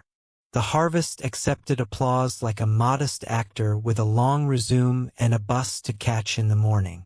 Pledges trail the last guests like tails of comets. We'll help with your canal Monday. We'll send the jars back washed. We'll bring greens to your aunt while she heals. Promises find their way into ledgers and into muscle memory. If politicians everywhere could be fed this meal, perhaps the world would adjust its attitude about what a budget actually funds. Not things but relations. Bedrooms inhale the feast and exhale sleep. The fan hums a postscript. Rice scent rides your hands like a well-behaved ghost. Gongs keep vibrating in bones long after they've been put to bed. A frog edits the night. A distant laugh signs off. The very patient bench dreams of ankles and gossip. Tomorrow the plaza will look ordinary again, but a notch higher in confidence. Windows collect a last slice of moon and frame the terraces as squares of praise. Somewhere a grandmother writes, "Send leftover cakes to neighbor," on the wall with chalk that always seems to be there. Somewhere a cousin tallies loans and adds a heart where numbers would be boring. The village sleeps like a ledger reconciled. Finally, you lie back with the knowledge that feasts are not breaks from work. They are the work of staying human together. Bread and rice convince justice to show up. Music trains memory to be generous. Prestige bows to responsibility. Harvest becomes future tense. The valley closes its eyes. Just for a moment, it promises, and trusts that hands will keep their promises when morning lifts its shawl again. Dawn slants across the amphitheater like a carpenter's square, and the lane fills with people whose boots already know the grammar of stone. A pale brigade rattles into place. A coil of rattan lands by a pile of bamboo. A carabao arrives with the mood of a patient professor. Today is bayanihan, the shared labor day, and the assignment reads like a sentence the mountain wants rewritten. Rebuild a terrace wall that's been thinking about slouching. The guide taps his staff twice, once for courage, once for good humor, and the slope answers with shade exactly where it's needed. Tools line up as if auditioning for a photograph. Wooden mauls glossy with old rain, iron crowbars chewed by work, flat but stones with chalk marks, woven baskets that flex the way verbs do, and 2 shovels with personalities. One stubborn, one flirtatious with gravel. Someone lays a cord along the intended face, anchoring ends with stones that look like punctuation marks. A grandmother produces the day's measuring kit. Fingers, thumbs, forearms, 20 years of ankles, and a song that knows what steady work feels like. Blueprints, here, are inherited through touch and tempo. Diagnosis comes first, polite and unsentimental. The wall has developed a belly that leans a whisper downhill. The joints in one bay have grown vertical where they should be staggered. A hairline seep at the base has invited moss to write green autographs. A smile crack arcs from corner to mid-face like a joke that went too far. The farmer in charge squats, pinches a clod, sniffs it, and declares the lower clay tired. The guide translates for your eyebrows. Tired means overworked, underrested, silts too fine, structure shy. The prescription begins with breath. A temporary detour for water so the patient can lie still. Customs stand with their quiet authority before any lift of stone. A leaf is brushed along the lip of the wall as a greeting to the place. A thimble of tapui tips onto the ground with gratitude for breakfasts past and future. The Mambaki murmurs a line about balance that sounds exactly like a carpenter's prayer. No thunder, no drama, just the kind of respect that keeps hands cooperative when problems try to audition for the main role. The bulul near the granary gets a nod, as does the carabao, because both will earn it. Diversions look small, but they decide the day. A pilot channel curls around the work site like a polite detour. A bark wrapped where lifts the head just enough to convince Flo to try another staircase. A pair of banana sheath gates pinch a side run as if tucking a child's shirt. Mainstream knowledge sits down among us. Terraces are gravity-managed hydrology, and building happens when water is asked to walk elsewhere. Not run, not sulk, until bricks of clay and boulders of attention have made a new sentence sturdy enough for Flo to read. A leaf pinned to a stick becomes a speedometer. If it trembles, the detour is sulking. If it sighs, the detour is pleased. Clay begins its schooling under hooves. The carabao circles a shallow pit, stamping rhythm into earth until particles decide to form a team. Water joins a ladle at a time. Someone pours in yesterday's rice rinse water. Starchy, slightly opaque. To give cohesion a nudge, obscure trick, fiercely defended. A woman performs the Atterberg test without using the term. She rolls a snake of clay as thin as a pencil. If it cracks before she makes a ring, more water.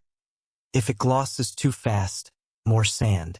When the coil loops without sulking, she announces, "Good," and the day moves a notch toward confidence.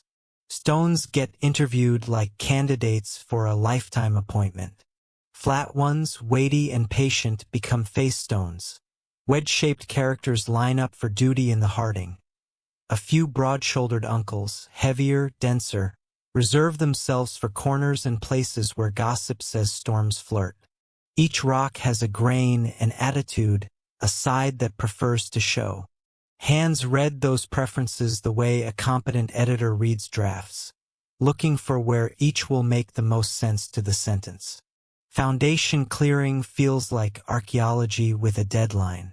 Loose silt scoops out. Roots that try to make jokes come away with apologies. A trench no deeper than a forearm finds honest soil that doesn't mind responsibility. A splash of water settles dust. 3 foundation stones test the level. Never perfectly flat, always a hair belly in toward the patty, because a wall that leans into its job is one that understands gravity's personality. Batter, the subtle inward tilt, gets set by habit. A finger's width per course, adjusted by eye and mood and a lifetime of weather. Courses rise in lifts that resemble paragraphs, each one coherent by itself, each one preparing the next. Face stones line up with their seams obeying a rule as old as dignity. Avoid vertical joints that run the full height. Cover the neighbor's seam with your own confidence. Behind the face, Harding stones fill with the logic of mosaics. Tight, irregular, stubbornly interlocked. Puddled clay squeezes into voids with a sound you will think about later in bed. A small wet consonant meaning, seal. Knuckles wrap the front. A hollow note demands a do-over. A full note wins applause without anyone clapping. Blueprints here are fingerprints, the guide jokes, and the line sticks. Measurements ride on bodies. Index finger for spillway adjustment, 2 knuckles for early season crest, 1 palm for safe dike width, 1 forearm for the setback between lifts. Historians are still debating this question. Whether microheuristics like these converge across terraced cultures because physics teaches similar lessons, or whether they diverge meaningfully by valley, creating distinct schools of mountain engineering. The wall doesn't argue. It accepts competence in any dialect. Shuttering with bamboo performs a magic show at awkward corners. Short culms, nodes knocked out, lashed together with rattan into a curved frame that hugs a bulge and persuades clay to behave while it learns manners. Banana peels appear as lubricants where a stone sticks half in, half out. An excellent trick nobody puts in manuals because manuals can't smell. A boy earns his day's legend by inventing a tiny A-frame brace from 2 chopstick-thin slivers and some vine. Everyone pretends not to be impressed and then copies it 3 times. Water returns in small rehearsals, no grand opening. A ladle pours along the base course and we watch for shy exhalations. Tiny glints that betray a leak practicing for fame. A grass blade glued to a twig becomes a vibration sensor. When water noses through, the blade hums a pitch that write-ups never mention because write-ups rarely crouch enough to hear. Tiny leaks receive clay tamps, thumb pushed with a forgiving firmness. Big leaks get their own committee and a stone with a better sense of duty. Tamping finds its tempo. Small stones first, then clay, then a heel press, then palm smoothing that compresses without bruising. The rhythm resembles an old song you didn't know you knew. Knees bend, shoulders economize. Wrists keep their vowels short. Listen for the change. The elder says, and the wall gives it, the shift from hollow to honest that tells you voids turned into relationships. Work slows when there's a story, speeds when the wind behaves, holds still when a hawk glides past as if making sure we're using its valley correctly. Spillways negotiate elegance over drama. The crest wants to sit a finger lower than the dike crown in early season. 2 fingers later when plants drink with bigger mouths. Radius matters. A soft half-moon wants to kiss water into a sheet, not a tantrum. Sides angle just enough to discourage greed. A tiny lip undercut with the tip of a blade keeps flow from crawling down the outside face like gossip. Everything here is compromise wearing the expression of a rule. Lunch arrives like a union break and a family reunion met in a single bowl. Tinola opens the conversation. Rice contributes grammar. Laughter proofs to the perfect volume. Mainstream knowledge settles into the circle for a minute and earns its meal. Ifugao terrace walls are typically dry-laid faces with carefully tamped clay backing. Breathing structures that flex across seasons. Canals are gravity-fed. Muyong forests above modulate flow. The UNESCO declaration lives on a plaque. The survival lives in these hands. A duck patrol strolls by to check compliance. Cement takes the stand after lunch and answers questions. Bags tempt with speed and shine. Clay counters with breadth and longevity. The barangays guidelines are sensible.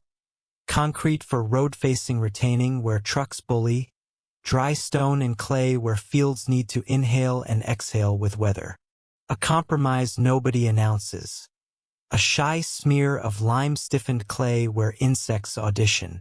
Purists and pragmatists share coffee and the same road home. The wall shakes its shoulders and keeps becoming itself. Clouds roll a warning drum and the worksite flips to defensive choreography like a troupe that rehearsed weather.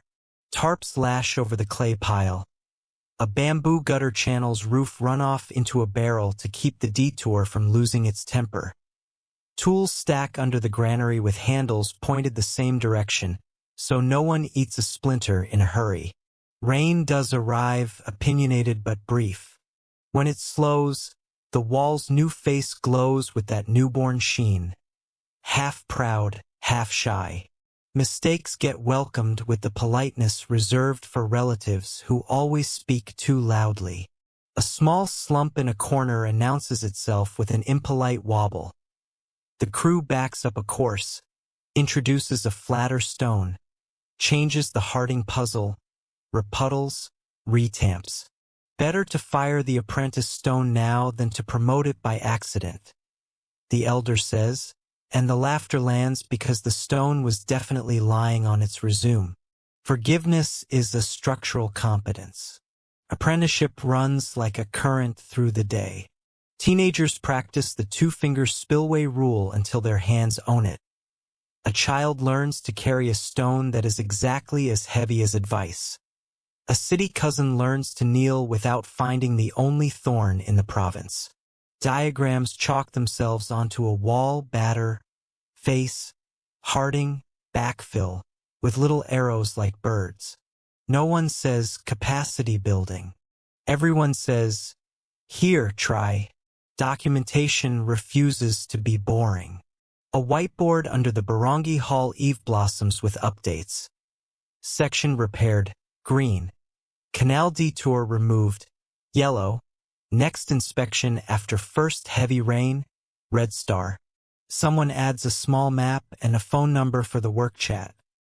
Someone else posts a photo from last typhoon season with circles around the places that behaved and the ones that auditioned for a lecture. Hazard mapping becomes a community hobby. Gossip learns to speak topography. Music sneaks into the afternoon disguised as breath. A woman hums a hud-hud line that fits the tamping rhythm like a glove. Men answer without leaving their stones. The song says nothing about walls and everything about patience. This is the opposite of a soundtrack. It is the work remembering how to count. A child invents a verse about ducks that would not pass peer review. The valley approves anyway. Oddities deserve their paragraph. A bamboo listening pipe, one node left in, gets pressed against the wall. The other end goes to an ear.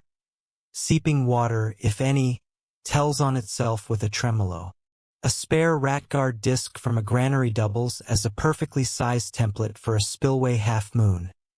Someone laughs and says the rats will file a complaint. A mug of coffee placed on the wall's crown becomes a bubble level when you watch the meniscus. Cheaper than instruments, tastier, less reliable but charming. Obscure hacks. A smear of ash and clay to irritate rootlets. Rice bran added to backfill to discourage certain insects. A touch of banana sap on a new rattan lash to tighten as it dries. Old stones remember things, a mason assures you, and you believe him because he points to a face stone with an odd dent that matches a neighbor 2 courses down. Old friends reunited after the collapse that must have separated them years ago. Reusing stones is not nostalgia. It's physics with a sentimental smile.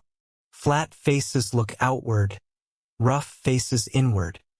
The outside reads as dignity. The inside reads as grip. The wall is both a public speech and a private conversation. Physics takes off its academic coat and sits in the mud like everyone else. Shear wants to slide. Friction says not today. Batter reduces mordant leverage. Weight argues for staying put. Drainage behind the face keeps pressure from forming bad ideas. The cornerstone is not decoration. It's a mediator. The hearting is not filler. It's social fabric. The clay is not glue. It's an interpreter that speaks stone to water and back again. Mainstream statements feel unusually tender when they earn their keep like this.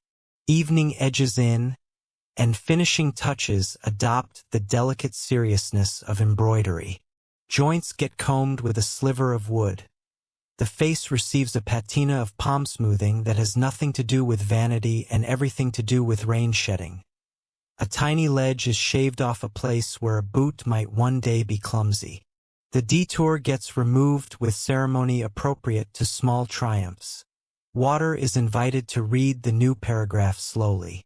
It reads with interest. Commissioning happens with a quiet the city would never recognize as applause. The channel upstream opens a notch. The first thin sheet fans across the fresh spillway and drops exactly where gossip and gravity agreed it should. Faces tilt, ears lean. A dribble announces itself at a seam and gets tamped away with a thumb. The wall takes its first full breath and decides to stay. Everyone tries not to grin. Everyone fails. Ritual returns like a friend who remembered you like your tea strong.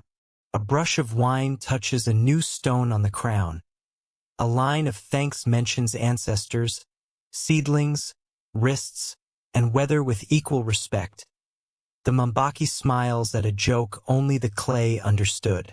The bulul receives a second nod. Same face, same silence. And the valley reacts the way a good host does to a successful dinner.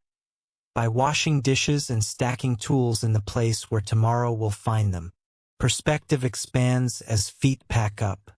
A mainstream thread ties itself. Heritage is maintenance, not an exhibit.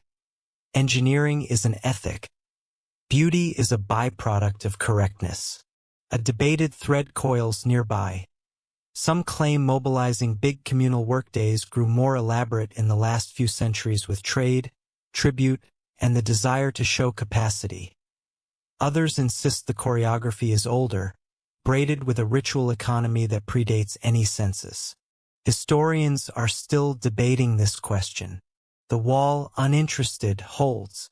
Night climbs the ridge like mist with better shoes, and the lane sends everyone home carrying the kind of tired that makes pillows kindly. Fingers still smell of wet earth. Knees tick with the metronome of tamping. Ears hold the afterimage of water's new voice. The fan will hum the day into sleep. The canal will mutter confirmations. The terrace will practice its mirror for the moon's inspection. Blueprints, fingerprints, call them what you like. Tomorrow the wall will be older by one day and stronger by 100 hands. And that counts as a very fine sentence in a book the mountain keeps writing. Dawn folds its pale scarf along the ridge and the terraces lift their mirrors to rehearse the day's first applause. And a thin path carries your steps toward a promontory where yesterday's repairs look like quiet sentences stitched into stone. Mist convenes its usual council, tapping shoulders, moistening hair, making you an honorary participant in the valley's favorite meeting. A kettle sighs somewhere behind a window. A rooster edits his own overconfidence. The guide leans his staff against a post and lets silence do the opening remarks. Today's agenda wears two verbs, return and promise. Somewhere down the lane, the school's door swings wide and the chalkboard blinks awake, and a cluster of kids put notebooks on desks as if placing stones on a wall, carefully with intent. The science teacher unrolls a laminated sheet that now includes the canal cross-section your crew fixed last week. Arrows penciled in by eager hands. You find your seat on the back step where the breeze serves as a page holder. and the plan for the term sounds like a treaty between field and fact. Seed-saving workshop, hazard map update, a snail census masquerading as math, and a field trip labeled Reading Water, advanced. On the first terrace above the school, a small seed bank remembers the future with the discipline of a granary and the curiosity of a library. Labeled jars, Tinawan, Unoi, and cousins with syllables that fit the teeth like good tools. Rest in baskets inside a cool corner. A youth committee checks moisture in the way teenagers check playlists, with zeal that hides under nonchalance. A grandmother arrives with a jar she calls the stubborn one, and the record keeper writes this important agronomic descriptor into the ledger with a grin. The bank doubles as museum and nursery, a room where patience is stored until the calendar calls its name.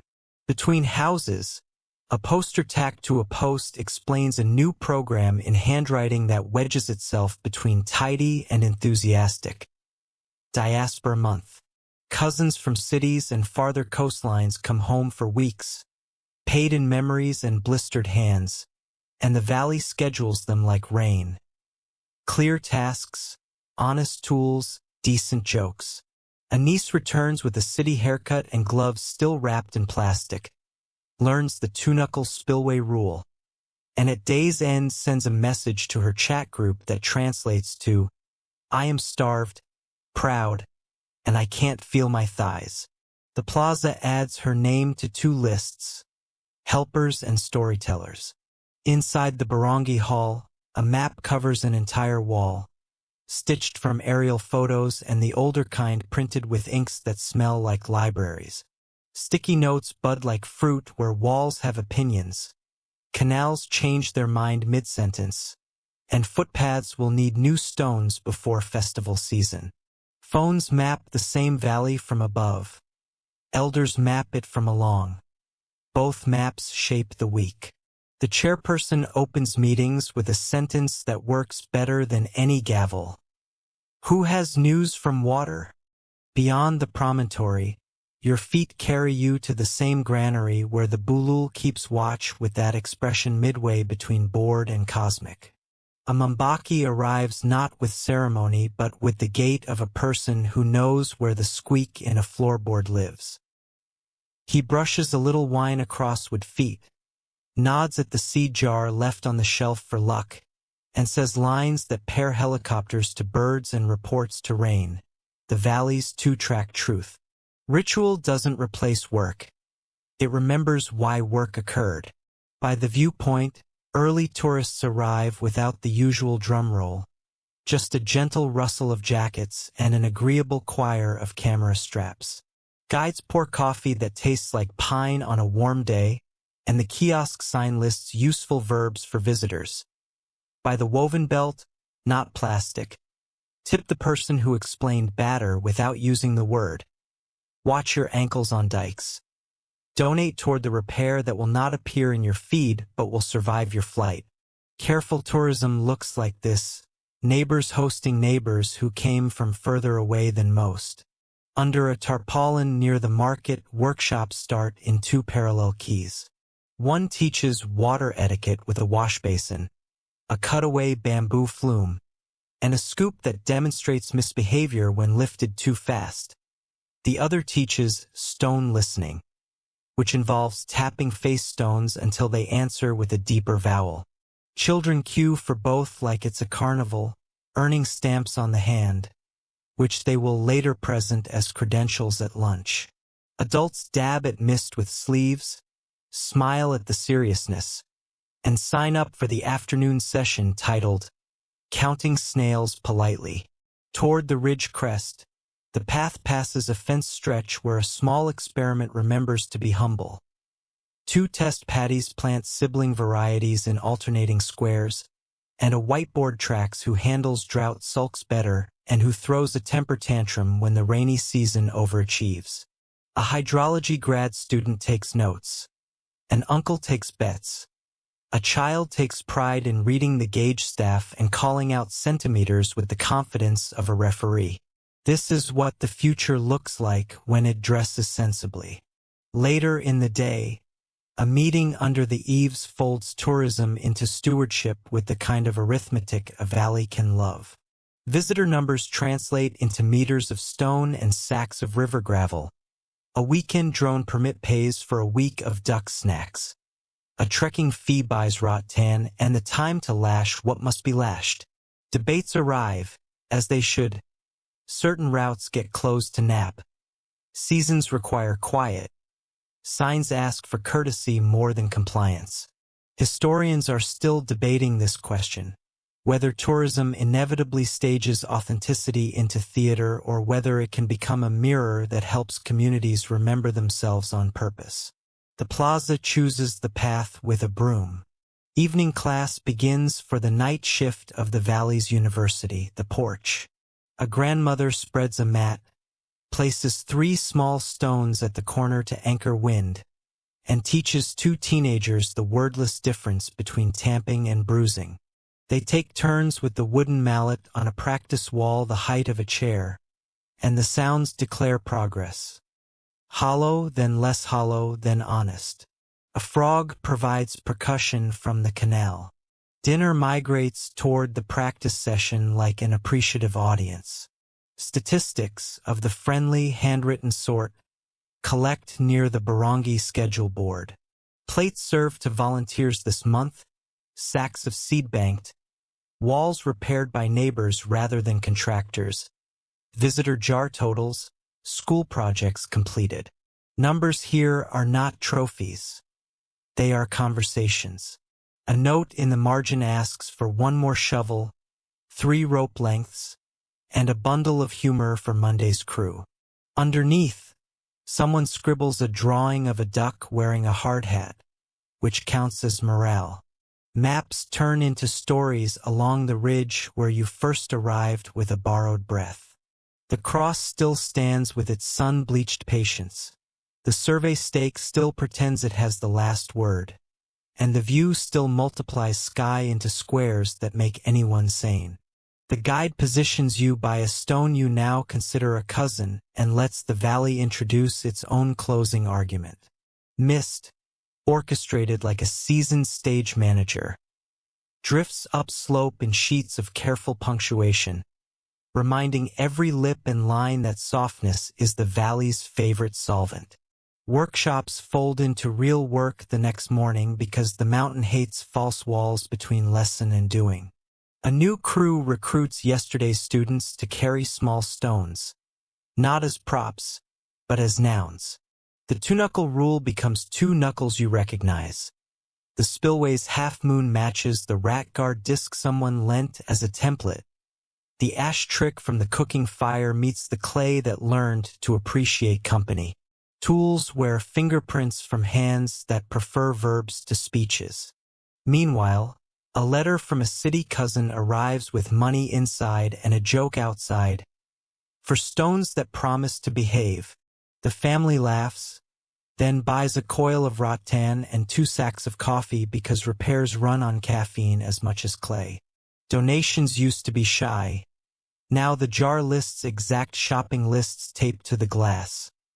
Transparency breeds generosity, as if honesty were actually a kind of advertising.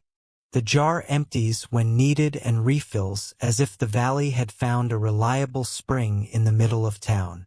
At the small museum room sandwiched between the Sari Sari store and the municipal office, a new display revises the timeline panel without embarrassment.